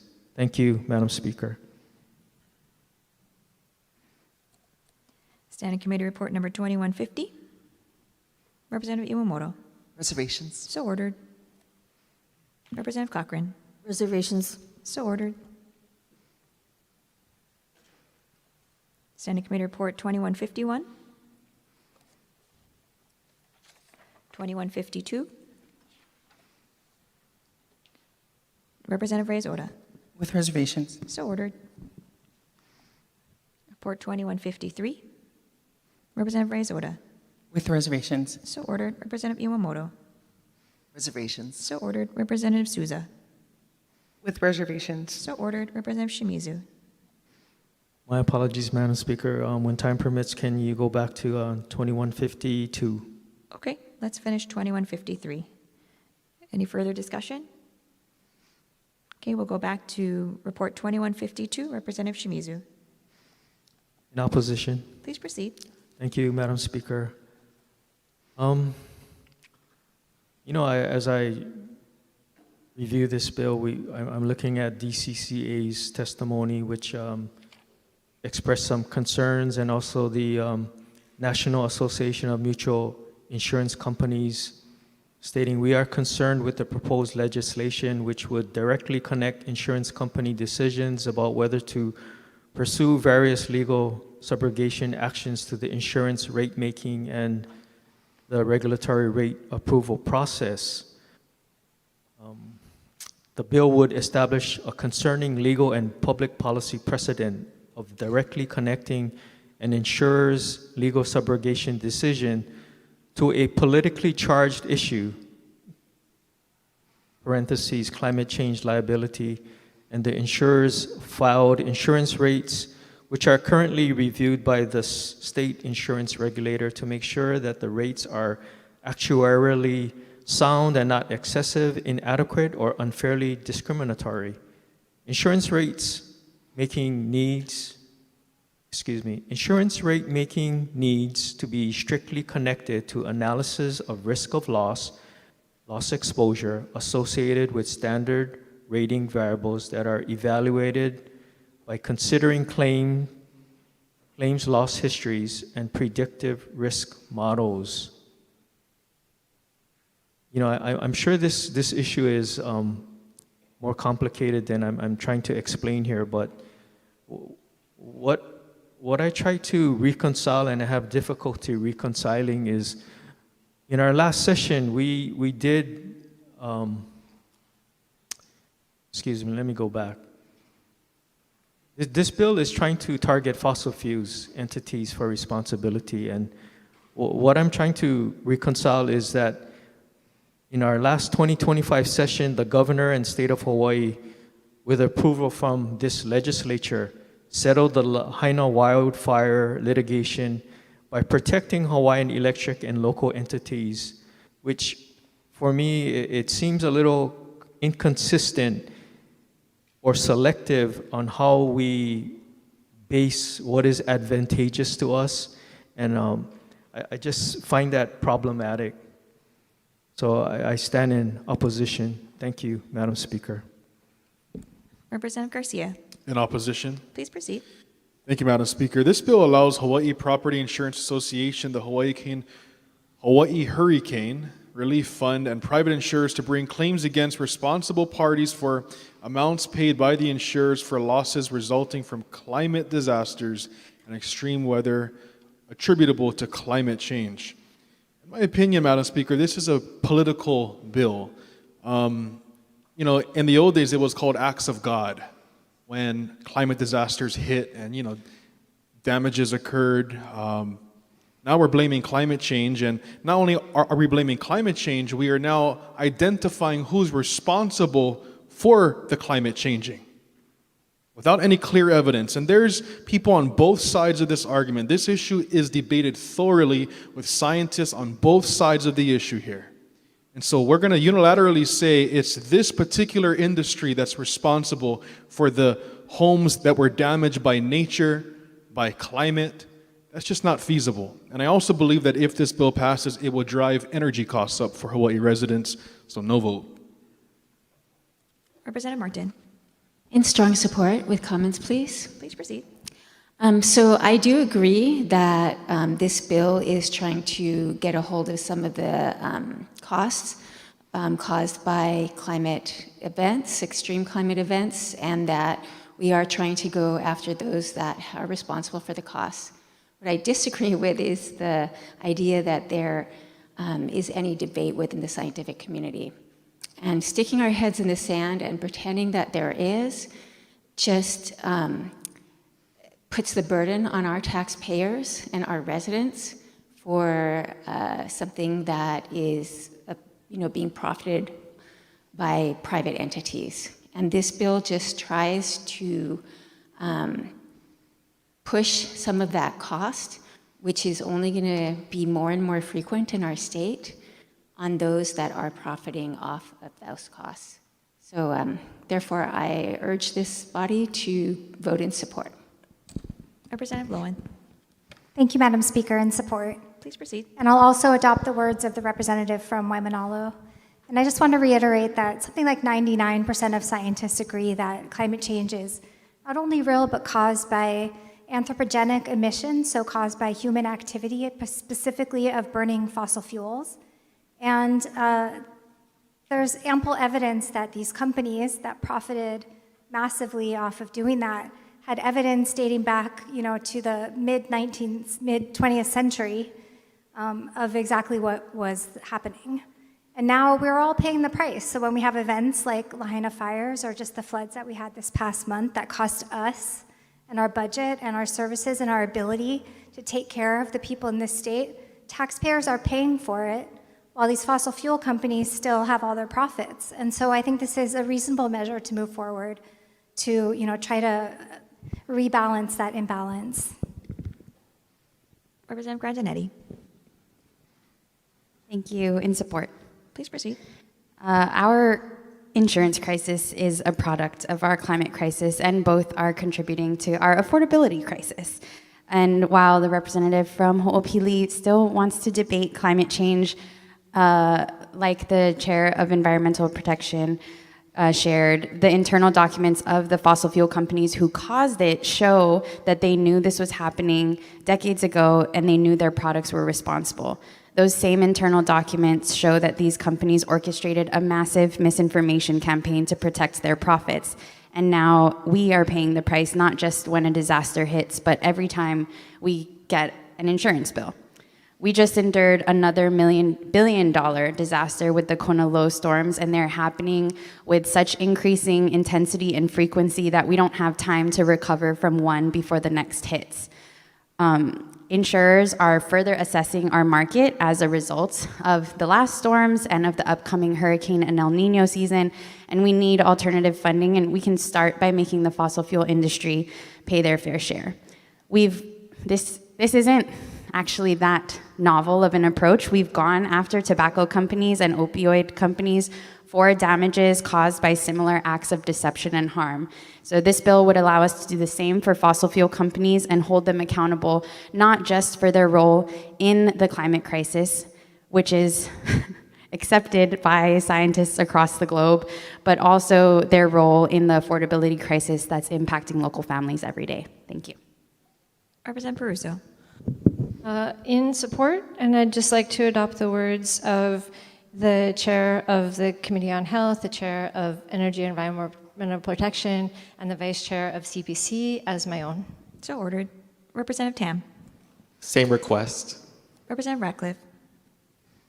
In support, and I would like to adopt the words from the representative from Kapahulu as my own. So ordered. Representative Moroka. In opposition. Please proceed. Madam Speaker, I'm not going to debate whether it's right or wrong because I'm not one scientist. What I do want to mention is a couple of speakers ago, we got to stop the fear mongering. Definitely there was a fire in Lahaina and definitely there was flooding.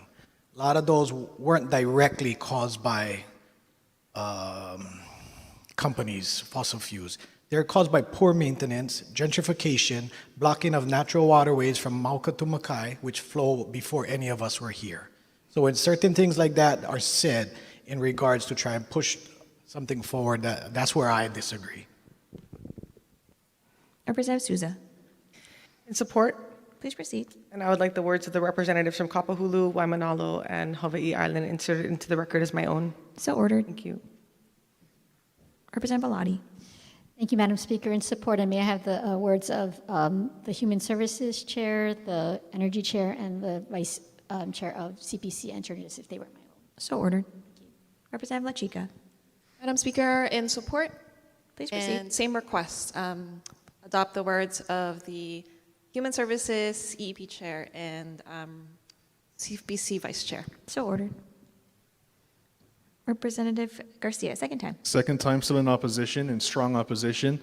I think to just blindly believe that 99% of all scientists in the entire globe, around the world, 99% with certainty, is in support of this kind of legislation to attribute that certain companies that exist here in Hawaii or around America or the world is solely responsible for the Lahaina wildfires or for the Wailua flooding is ridiculous. That's putting your head in the sand and screaming.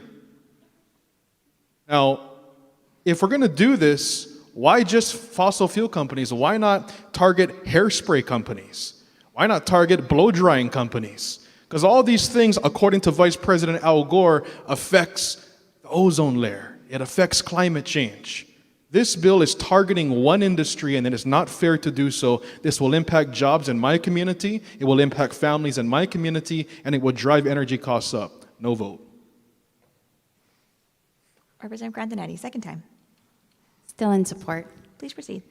Just wanted to point out that the premise of the measure is not just that fossil fuel companies contributed to climate change, but specifically that we should pursue damages because they intentionally engaged in mass deception to cover up those acts. So essentially, unfair and deceptive practices. Thank you. Okay, we're back on Standing Committee Report 2154. Representative Amato. Reservations, so ordered. Representative Cochran. Same request. So ordered. Representative Iwamoto.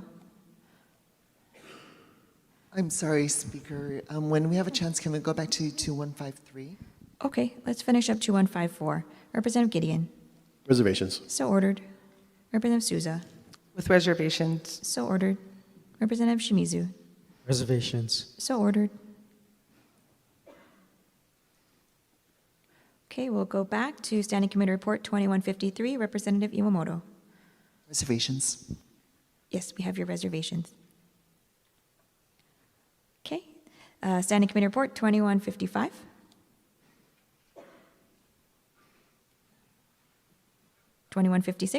Representative Garcia.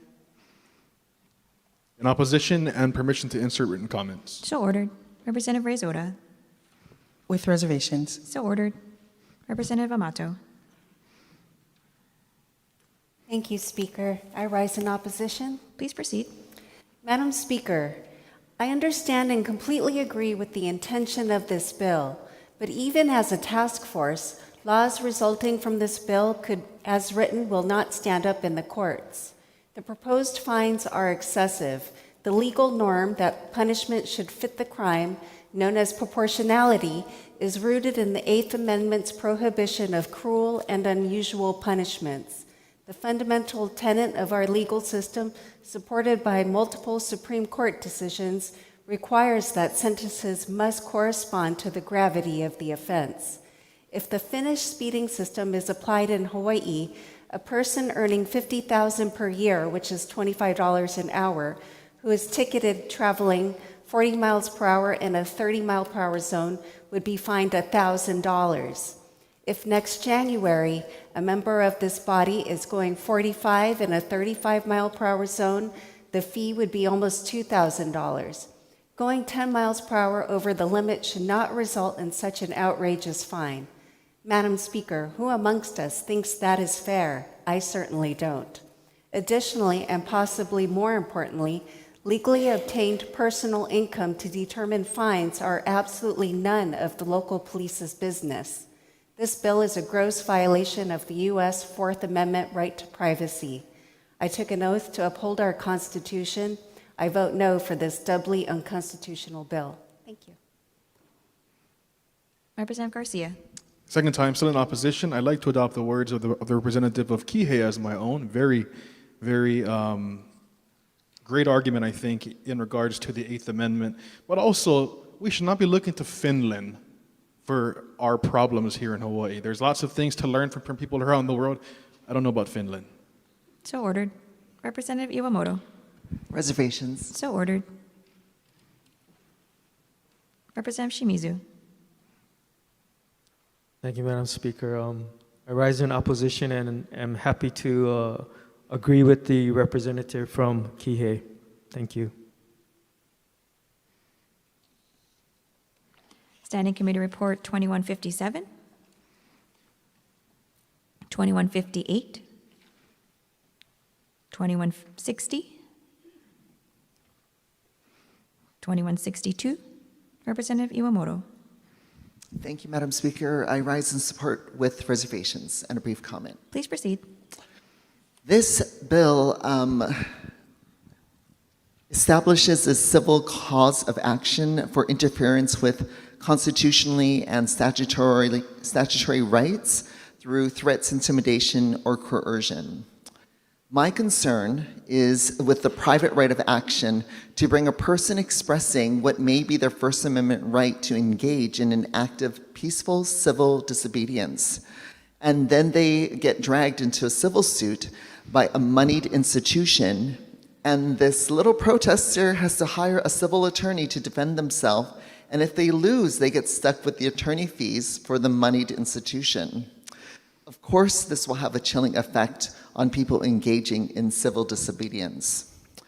And I understand from testimony that was received on this bill that this may have to do specifically with a medical facility such as Planned Parenthood on South Beretania Street. I'm a huge supporter of Planned Parenthood, a donor for decades. There are other ways to protect the patients who seek services there from what they experience as harassment. People can volunteer to escort patients to those services. There are other ways. This method of subjecting somebody who may be expressing their First Amendment rights to a civil lawsuit, which they must defend, becomes, I don't think that's the best solution. Thank you. Representative Cochran. With reservations. So ordered. Standing Committee Report 2163. Representative Reyes-Ora. With reservations. So ordered. Representative Cochran. With reservations. So ordered. Representative Garcia. With reservations. So ordered. Representative Gideon. Same request. So ordered. Representative Souza. Thank you, Madam Speaker. I rise in support. Please proceed. I rise in support, Madam Speaker, but I do want to just put some concerns on the record. May I proceed? Please proceed. Okay, thank you. This particular measure, Senate Bill 2530, this was a part of the Campaign Spending Commission's package, and the House companion was House Bill 2052.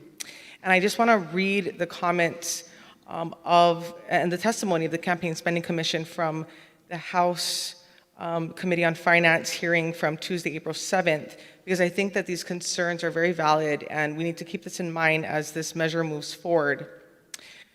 So the Campaign Spending Commission supported this bill with comments, and this is what they said. They believe that this bill will prevent the corruption, or at least the appearance of corruption, of elected officials, as well as represents a crucial step towards transparency and accountability in government spending. In this respect, this bill will help improve public confidence in government and the electoral process.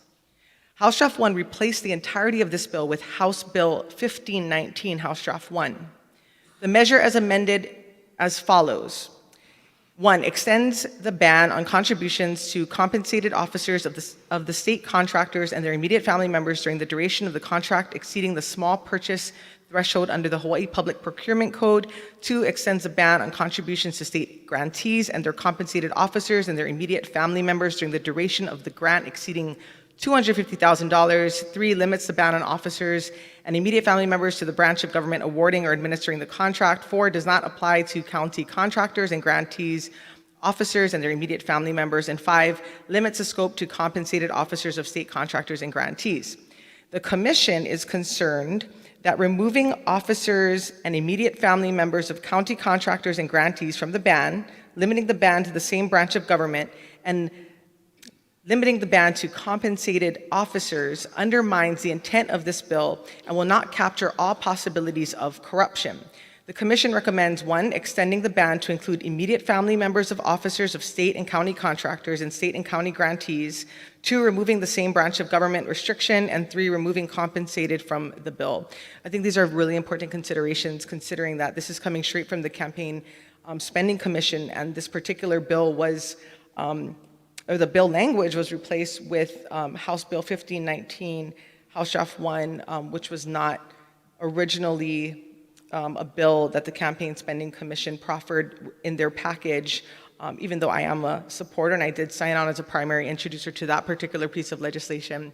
But these are just important considerations. So thank you, Madam Speaker. Representative Alcos? With reservations. So ordered. Representative Pruso? In support with reservations. So ordered. Representative Grandinetti? Same request. So ordered. Representative Iwamoto? Same request. So ordered. Representative Bellotti? Same request. I may have the words of the representative from Makakilo Kapolei introduced if they were my own. So ordered. Thank you.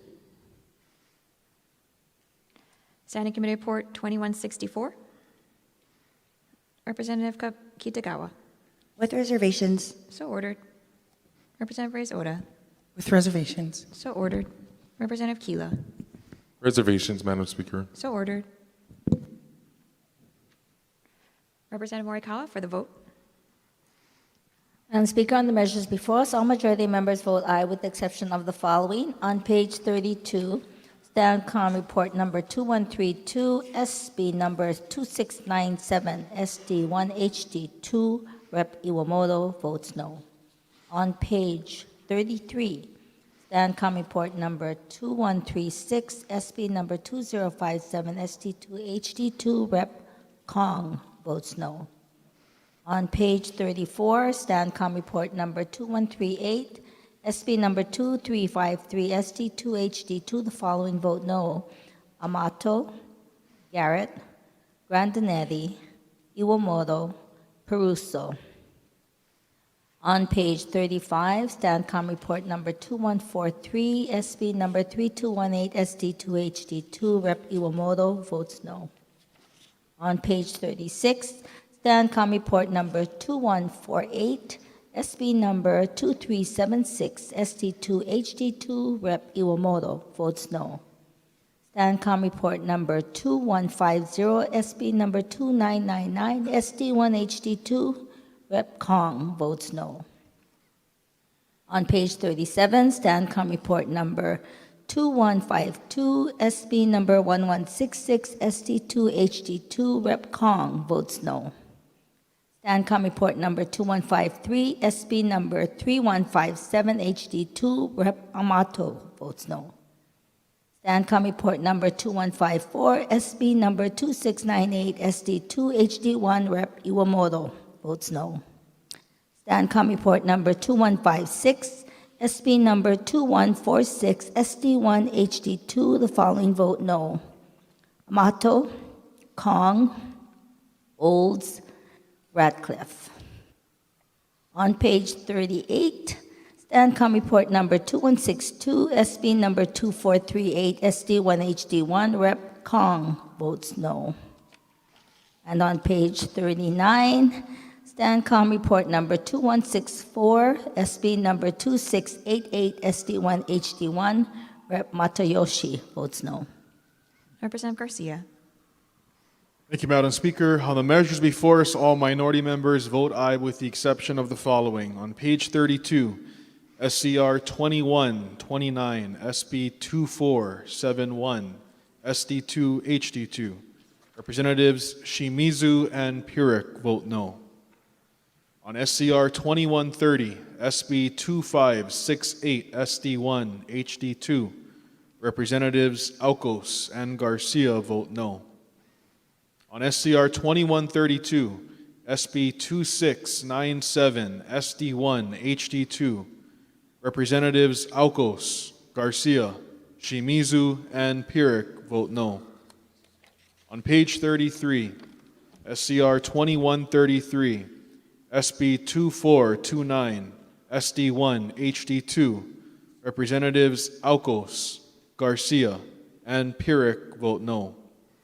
On SCR 2134, SB 2929, SD1 HD2, Representatives Alcos, Cochran, Garcia, and Shimizu vote no.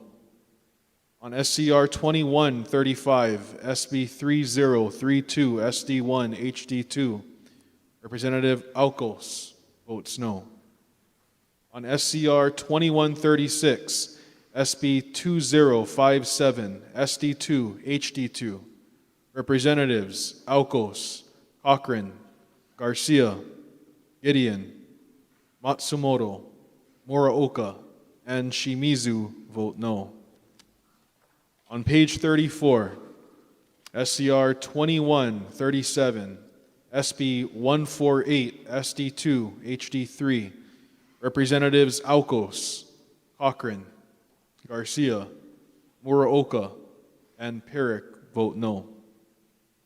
On SCR 2138, SB 2353, SD2, HD2, Representatives Garcia, Reyes Oda, and Perrick vote no. On SCR 2140, SB 2907, SD1, HD3, Representative Perrick votes no.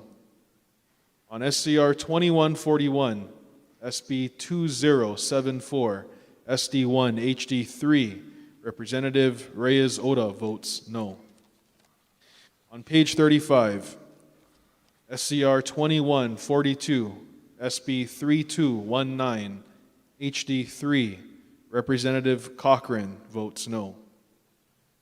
On SCR 2144, SB 2367, SD2, HD2, Representative Perrick votes no.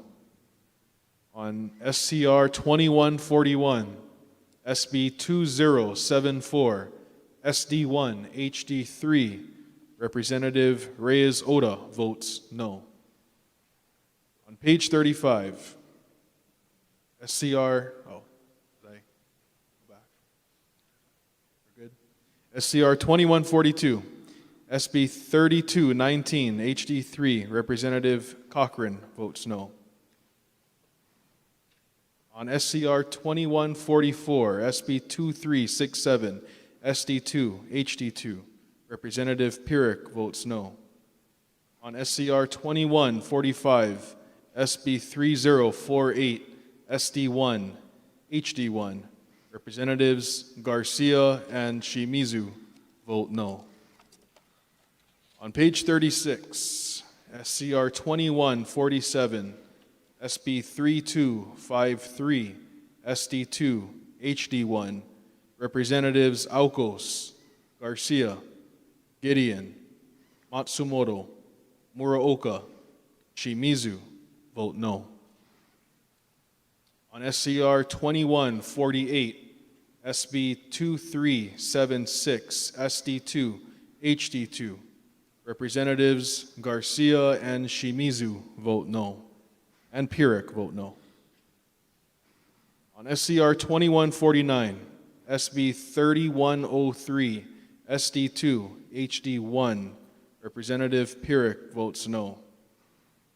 On SCR 2150, SB 2999, SD1, HD2, Representatives Alcos, Garcia, Gideon, Shimizu, and Perrick vote no.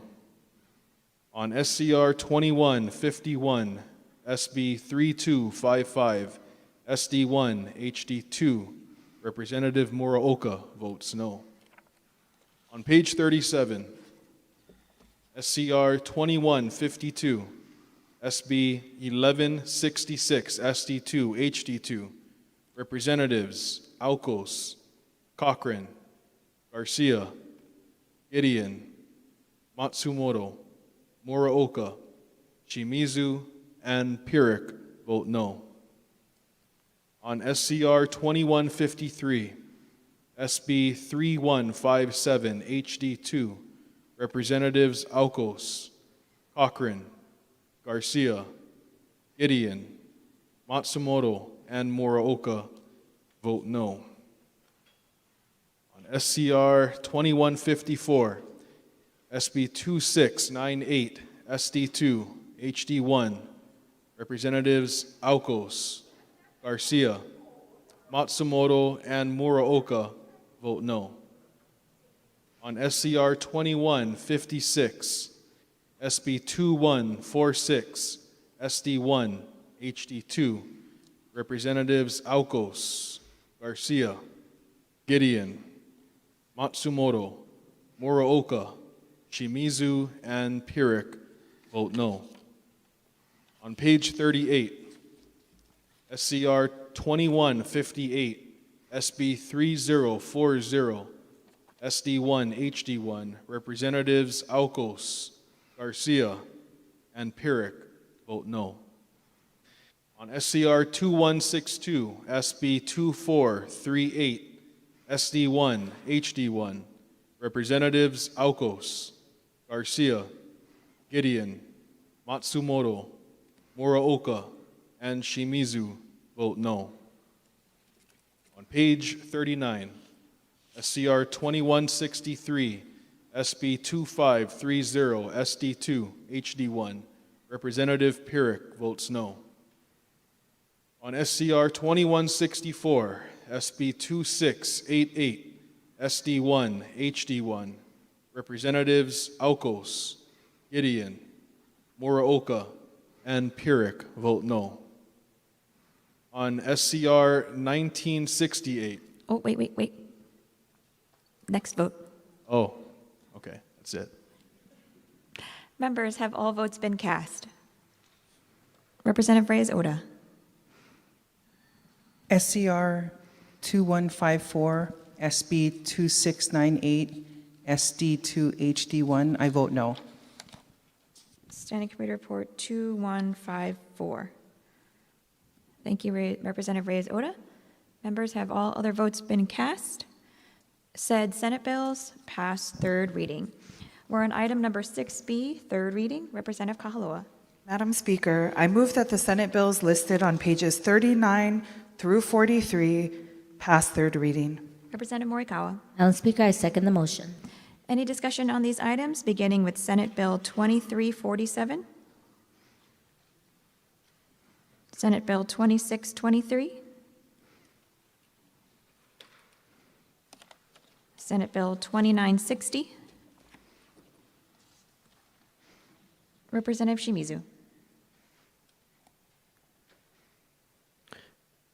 My apologies, Madam Speaker. I was looking at SCR numbers and SB numbers were being called. Can we go back to SB 2347 when time permits? SB 2347. Okay, let's finish up Senate Bill 2960. Any discussion? Okay, we'll go back to Senate Bill 2347. Representative Shimizu. Reservations with a brief comment. Please proceed. You know, I learn something every day, and just talking to my colleagues in caucus expressed a great idea that as we try to inform tenants of these updated information, that we would give and empower the tenants, the website, to look up the information for themselves so that they can bypass landlords that may not be aware of it and make sure that they get the information firsthand. Thank you, Madam Speaker. Okay, members, we're back on page 40, Senate Bill 3142. Representative Iwamoto. Thank you, Madam Speaker. I rise in opposition. Please proceed. This bill establishes the offense of dangerous intoxication and habitually dangerous intoxication. As stated in the ACLU of Hawaii's testimony, criminalization of status is unconstitutional. This bill makes simply being dangerously intoxicated and being habitually dangerously intoxicated a status offense. In Robinson v. California, the United States Supreme Court held that criminalizing the status of being addicted to drugs violates the Eighth Amendment's prohibition on cruel and unusual punishment. And the Supreme Court recently affirmed that due process related to the commission of a crime has historically required both proof of some act, or actus reus, be undertaken with some measure of volition, which is mens res. The criminalization of status raises due process concerns because there is no showing of either a criminal act or the intent to commit a criminal act. For these reasons, I oppose this bill. Representative Tarnas. In support. Please proceed. In the Judiciary and Hawaiian Affairs Committee, we dealt with this very specific issue brought up by the previous speaker and addressed it, saying in that this bill establishes and defines dangerous intoxication so that it's when a person commits dangerous intoxication only when, due to substantial incapacitation, they cannot safely care for themselves, or they cannot engage in conduct, or they are engaging in conduct creating an immediate and substantial risk of physical harm. So it's not a public intoxication law. It's really specifically looking at when intoxicated, they are an immediate risk to themselves or others. And so that's what we're trying to deal with in this measure. And really what the point here is to promote public safety and human dignity by authorizing early health-oriented intervention when a person's intoxication creates an immediate risk of harm to themselves or others. And it focuses on dangerous behavior and substantial incapacitation, not intoxication alone. So I urge members to support this. Thank you. Representative Shimizu. Rise in support. Please proceed. Thank you, Madam Speaker. May I have the words of the Judiciary and Hawaiian Affairs Chair entered into the journal as my own? So ordered. Thank you. Representative Cochran. With reservations. So ordered. Representative Souza. In support. Please proceed. I would like the words of the Judiciary Chair entered into the record as my own. So ordered. Senate Bill 2135. Senate Bill 2203. Representative Cochran. With reservations. So ordered.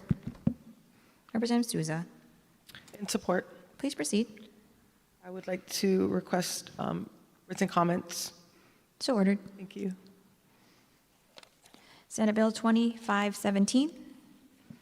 Representative Cochran. With reservations. So ordered.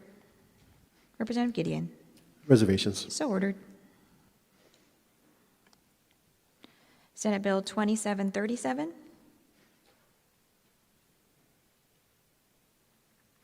Senate Bill 2247. Senate Bill 2731. Representative Cochran. With reservations. So ordered. Representative Shimizu. Reservations, and my apologies again, Madam Speaker. When time permits, can we go back to SB 2623? Okay, let's finish up on 2731. Representative Souza. With reservations. So ordered. Okay, members, we're going back to Senate Bill 2623. Representative Shimizu. Thank you, Madam Speaker. In opposition. Please proceed. I don't want to discriminate against anyone, but I feel like 16 years old is kind of questionable as far as the duties that are required. So that's my comment. Thank you, Madam Speaker.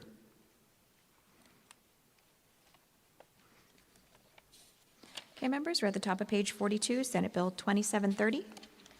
Representative Garcia. In opposition. Please proceed. Permission to insert written comments. So ordered. And just want to say this is more bad policy moving us in the wrong direction. They call it criminal justice reform, but in my opinion, this is enabling criminal activity in Hawaii. No vote. Representative Tarnas. In support. Please proceed.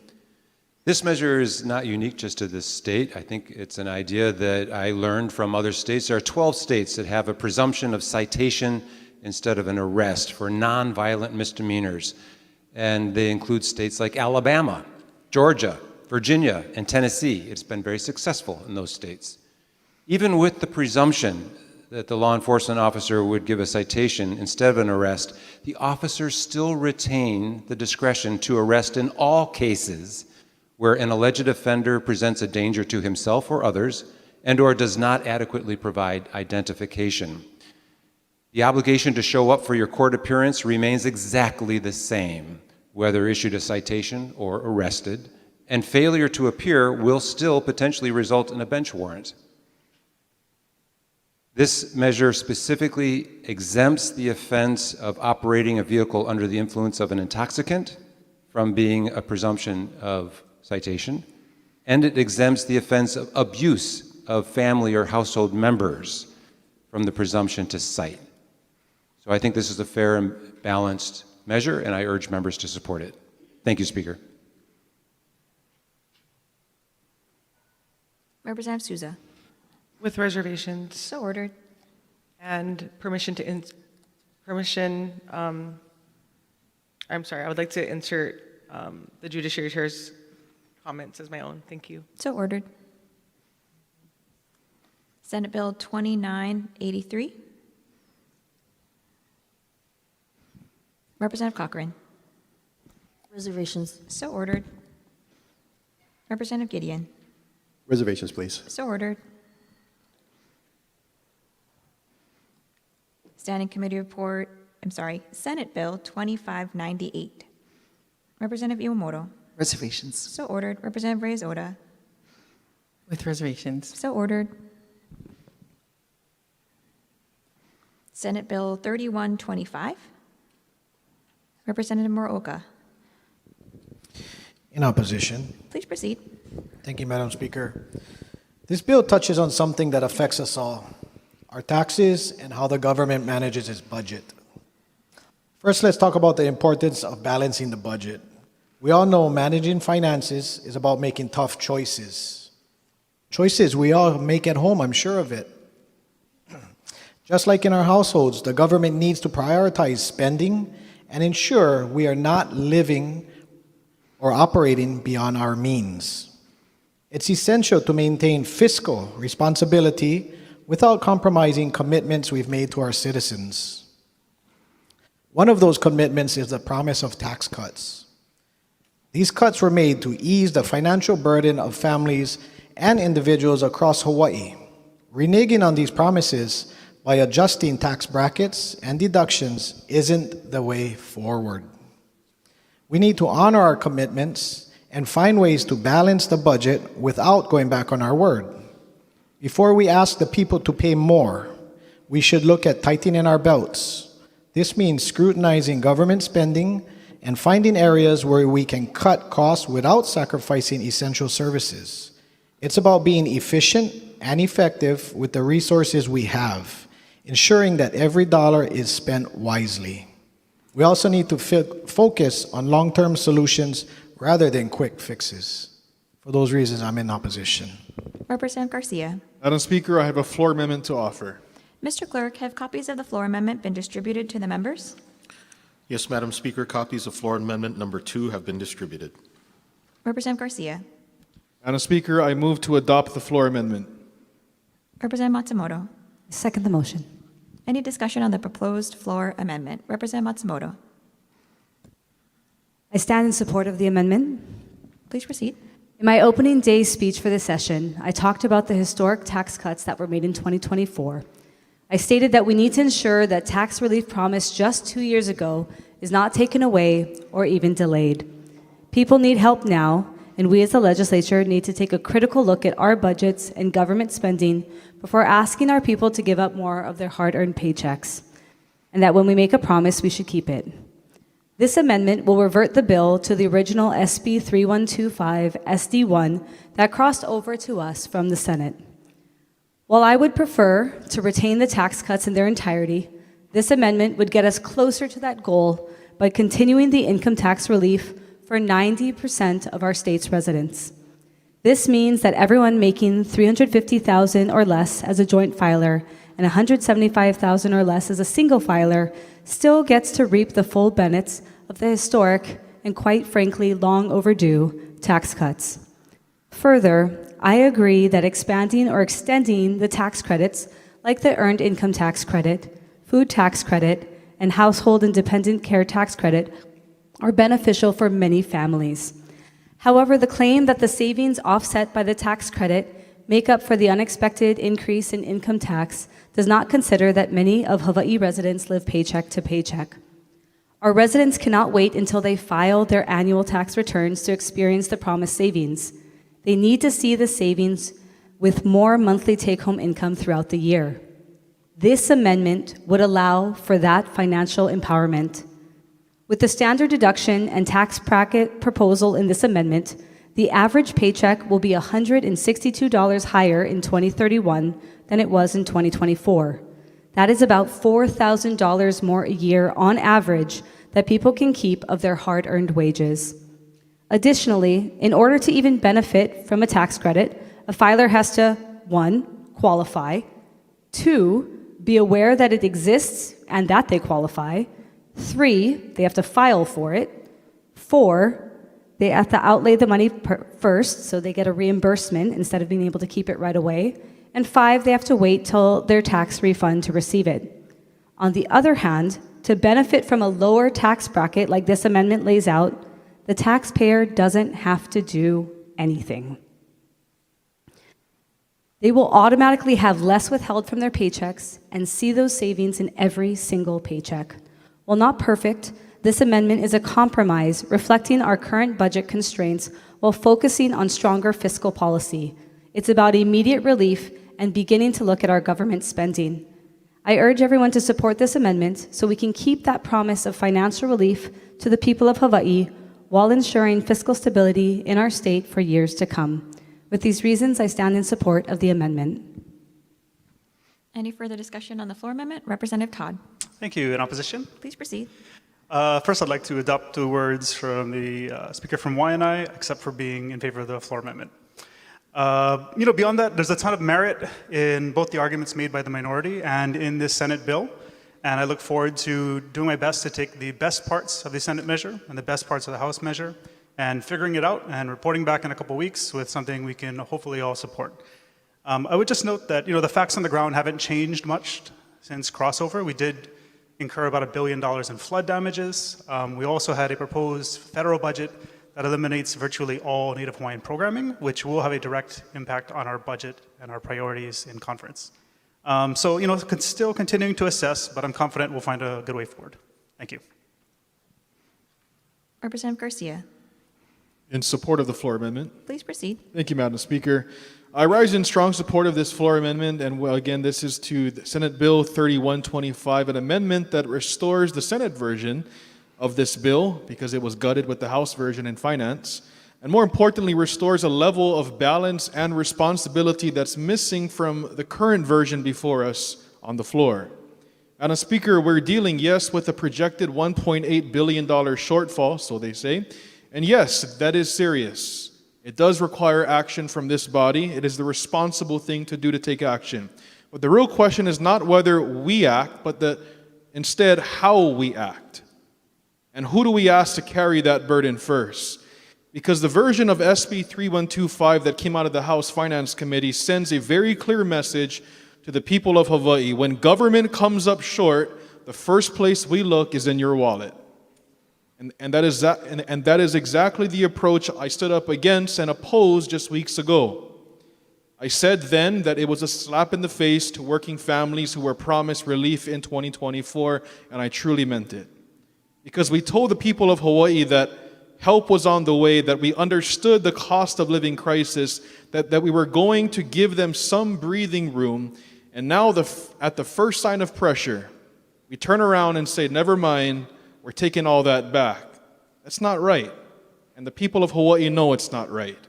Now, the amendment before us, Madam Speaker, that we offer does something very simple, but very important. It brings us back to the previous draft, which, while not perfect, is far more grounded, is far more disciplined, and far more respectful to the people of Hawaii. Because the Senate version does not immediately reach into the pockets of our residents to solve the problem. It starts where it should start, with the government itself. It protects the 2024 tax cuts for 90% of Hawaii's taxpayers, 90%. That means the vast majority of our working families, our kupuna, and young professionals trying to survive in Hawaii will still receive the relief that we promised them. For the top 10%, it does not impose a tax increase like the House version and the governor's proposal did. It simply pauses the continuation for those cuts after 2026. They still receive their reduction this year, and then that's it. And then there's another key difference that matters to every working person living paycheck to paycheck. The Senate version, or previous draft of the bill, adjusts the tax brackets, which allows more relief, immediate relief, in real time through people's paychecks. That means more take-home money every single month, not a delayed refund that comes after a year of higher costs, higher bills, and financial strain. For families trying to keep up right now, that timing, immediacy matters. Madam Speaker, we believe that this is a more measured approach, that this is a more fiscally responsible approach. That is a far cry from what is in the House version, which goes further and increases the burden outright. But what really sets this version apart is that it actually does the hard work of looking inward at government spending, something we talk about often here in the building, but rarely follow through when it counts. The proposal before us in this amendment sunsets 7 targeted tax credits in 2029, generating roughly $916 million, about half of the $1.8 billion shortfall. In conjunction with the Senate's budget version, it reduces lapsed funds, it sweeps excess special funds from balances, and it eliminates vacant positions that's been sitting for 5+ years. This floor amendment says, before we ask a single family here in Hawaii to give more, we take a hard look at excess within our own system. Excess funds, excess positions, excess spending, and we start trimming it down in a real and meaningful way. Now, if it were up to me and most of my colleagues on this side of the aisle, Madam Speaker, we would go even further. We would dig deeper. We would find every opportunity to cut waste and preserve every dollar of tax relief that we promised the people of Hawaii. We'd Ozempic our state budget. We'd go on a serious fast. But that is not the reality in front of us today. We don't have that luxury. The reality is we have a shortfall, and yes, we have to respond. So the question becomes, do we respond by taking the easy way out and shifting the burden onto Hawaii's residents? Representative Alkos, would you like to yield your time? I yield my time. Thank you. So the question becomes, do we respond by taking the easy way out and shifting the burden onto our residents, or do we take a more balanced approach that asks government to share in that responsibility? So, Madam Speaker, instead of fasting seriously with this floor amendment, we recommend a diet. Right now, the House version takes the easy route.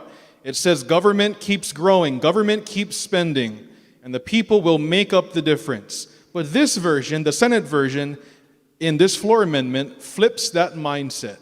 It says government goes first.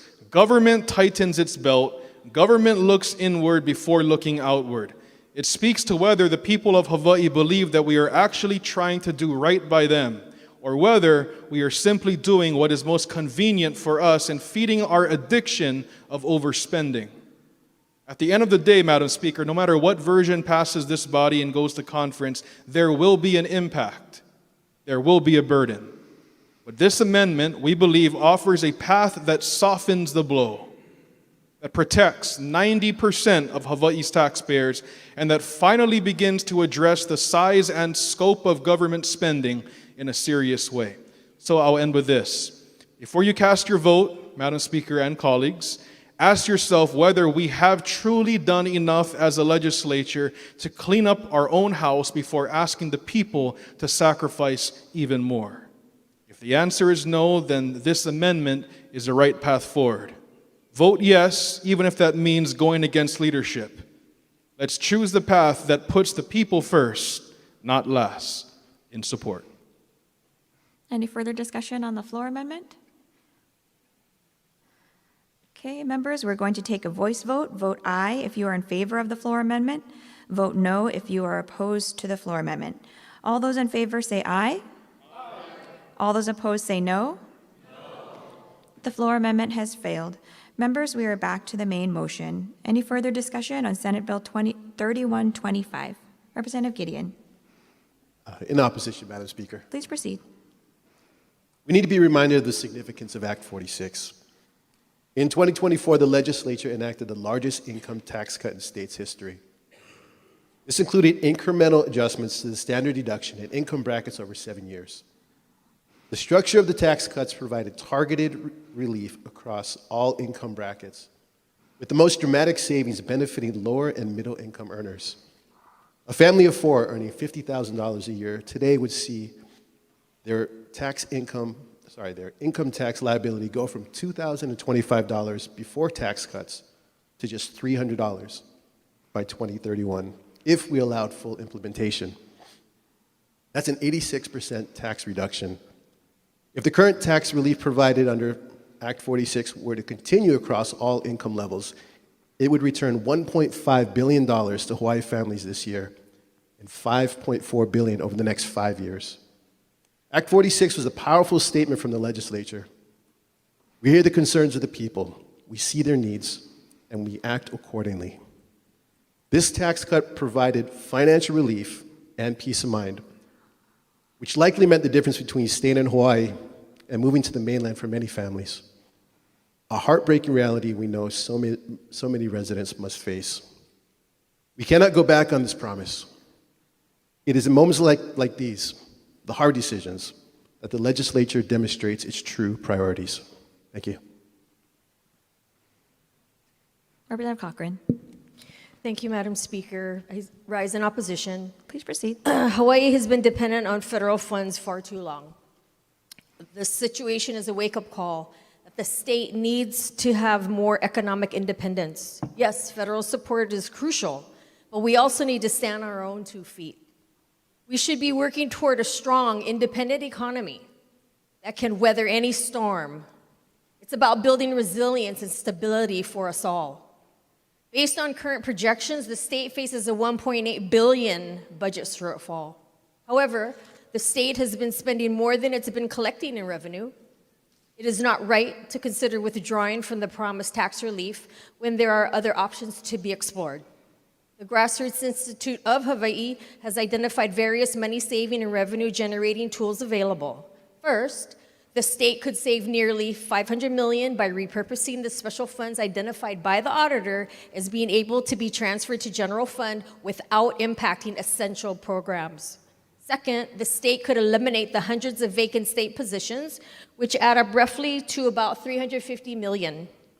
This would include $190 million for low-priority positions and $30 million for positions vacant for 4 or more years alone.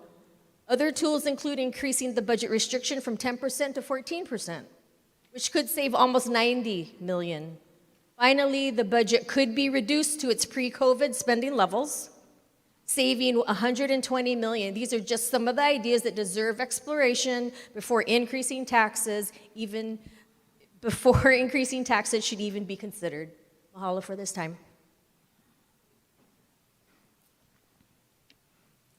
Okay, members, we're at the top of page 42, Senate Bill 2921. Senate Bill 2808. Representative Iwamoto.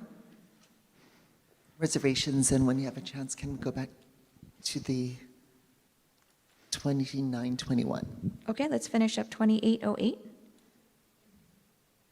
Okay, going back up to Senate Bill 2921. Representative Iwamoto. Reservations. So ordered. Senate Bill 2600. Representative Iwamoto. Reservations. So ordered. Representative Reyes-Oda. If we can go back to SB 3125 when we have time. Okay, let's finish up Senate Bill 2600. Any further discussion? Okay, we'll go back to Senate Bill 3125, Representative Reyes-Oda. With reservations. So ordered. Okay, Representative Morikawa for the vote. Madam Speaker, on the measures before us, all majority members vote aye, with the exception of the following. On page 40, SB number 3142, SD2, HD1, Stand-Com Report number 1973, Rep. Iwamoto votes no. SB number 2203, SD2, HD1, Stand-Com Report number 1976, Rep. Kong votes no. On page 41, Senate SB number 2731, SD1, HD1, Stand-Com Report number 1981, the following vote no. Kila. Olds, Takenouchi. On page 42, SB number 2730, SD2HD1, Stand Committee Report number 1982, the following vote no. Chun, Hartsfield, Kila, Kitagawa, Kong, Lee, Matayoshi, Olds, Ratcliffe, Tam, Templo. For Senate SB number 2983, SD1HD1, Stand-Com Report number 1983, Rep. Kong votes no. For SB number 3125, SD1HD1, Stand-Com Report number 1986, Rep. Kong votes no. Representative Garcia. Thank you, Madam Speaker. On the measures before us, all minority members vote aye with the exception of the following. On page 40, SCR 1976, SB 2203, SD2, HD1, Representatives Aukos, Garcia, Gideon, Matsumoto, Muraoka, Shimizu, and Pirek vote no. On page 41, SB 2517, SD1, HD1, Representatives Garcia and Pirek vote no. On SB 2731, SD1, HD1, Representatives Garcia and Pirek vote no. On page 42, Senate Bill 2730, SD2, HD1, Representatives Aukos, Cochran, Garcia, Gideon, Matsumoto, Muraoka, Shimizu, and Pirek vote no. On SB 2983, SD1, HD1, Representatives Aukos, Garcia, Matsumoto, and Pirek vote no. On SB 2598, HD1, Representatives Aukos, Cochran, Garcia, Gideon, Muraoka vote no. And on SB 3125, SD1, HD1, Representatives Aukos, Cochran, Garcia, Gideon, Matsumoto, Muraoka, Shimizu, Pirek, and Souza vote no. Members, have all votes been cast? Representative Takenouchi. Thank you, Speaker. Apologies to the floor leader. I think I might have filled out the sheet wrong. I meant to cast a no vote on SCR 1982-26 for SB 2730 SD2 HD1. Instead of, I think my no vote, I might fill the sheet out wrong for the previous measure. I'm a yes vote on that. That was read out earlier. Okay, so you're a yes. I think it was on the previous measure, SCR number 1981-26, but that's a yes vote for me. Okay, and we'll have you as a no vote on Senate Bill 2730. Yes. Okay. Thank you. Members, have all votes been cast? Said Senate bills pass third reading. Item number 7, announcements. Members, are there any announcements? Representative Bellotti. Thank you, Madam Speaker. Very briefly, I just wanted to acknowledge and thank the American Massage Therapy Association Hawaii chapter that while we were working here hard on the floor, over or close to 80 of our staff members were able to enjoy Legislative Massage Awareness Day. I'd like to point out Gwen DeLuz Correa and Sterling Correa, as well as Kathy Julia and Barbara Hart, and students from Quantum School of Massage and Holistic Healing who participated in that. There were a whole another set of massage therapists, but this is just something that we've done annually, and I hope that next year maybe it can be organized on a day when we all can enjoy it as well. Thank you, Madam Speaker. Representative Gideon. If you're looking for a pick-me-up after this long floor session, at 5:30 p.m. in the auditorium, we'll be having our talent show. I encourage you all to join us. Reb La Chica's children will be doing performance as well. Thank you. 5:30 to 6:30 p.m. in the auditorium. Members, if there are no further announcements, Representative Cochran. I was looking at Representative here on the corner about Purple Up Day, I believe is tomorrow. Yeah, is that? Yeah, tomorrow, Purple Up Day. So everyone, I'm already started with my hair, so. Usually. Representative Kong.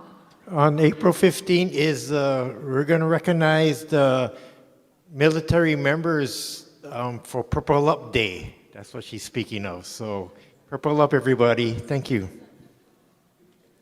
Okay, members, if there are no further announcements, Representative Morikawa. Madam Speaker, I move that this House stand adjourned until 12 o'clock noon Thursday. Representative Garcia. Madam Speaker, I second the motion. All those in favor say aye. All those opposed say no.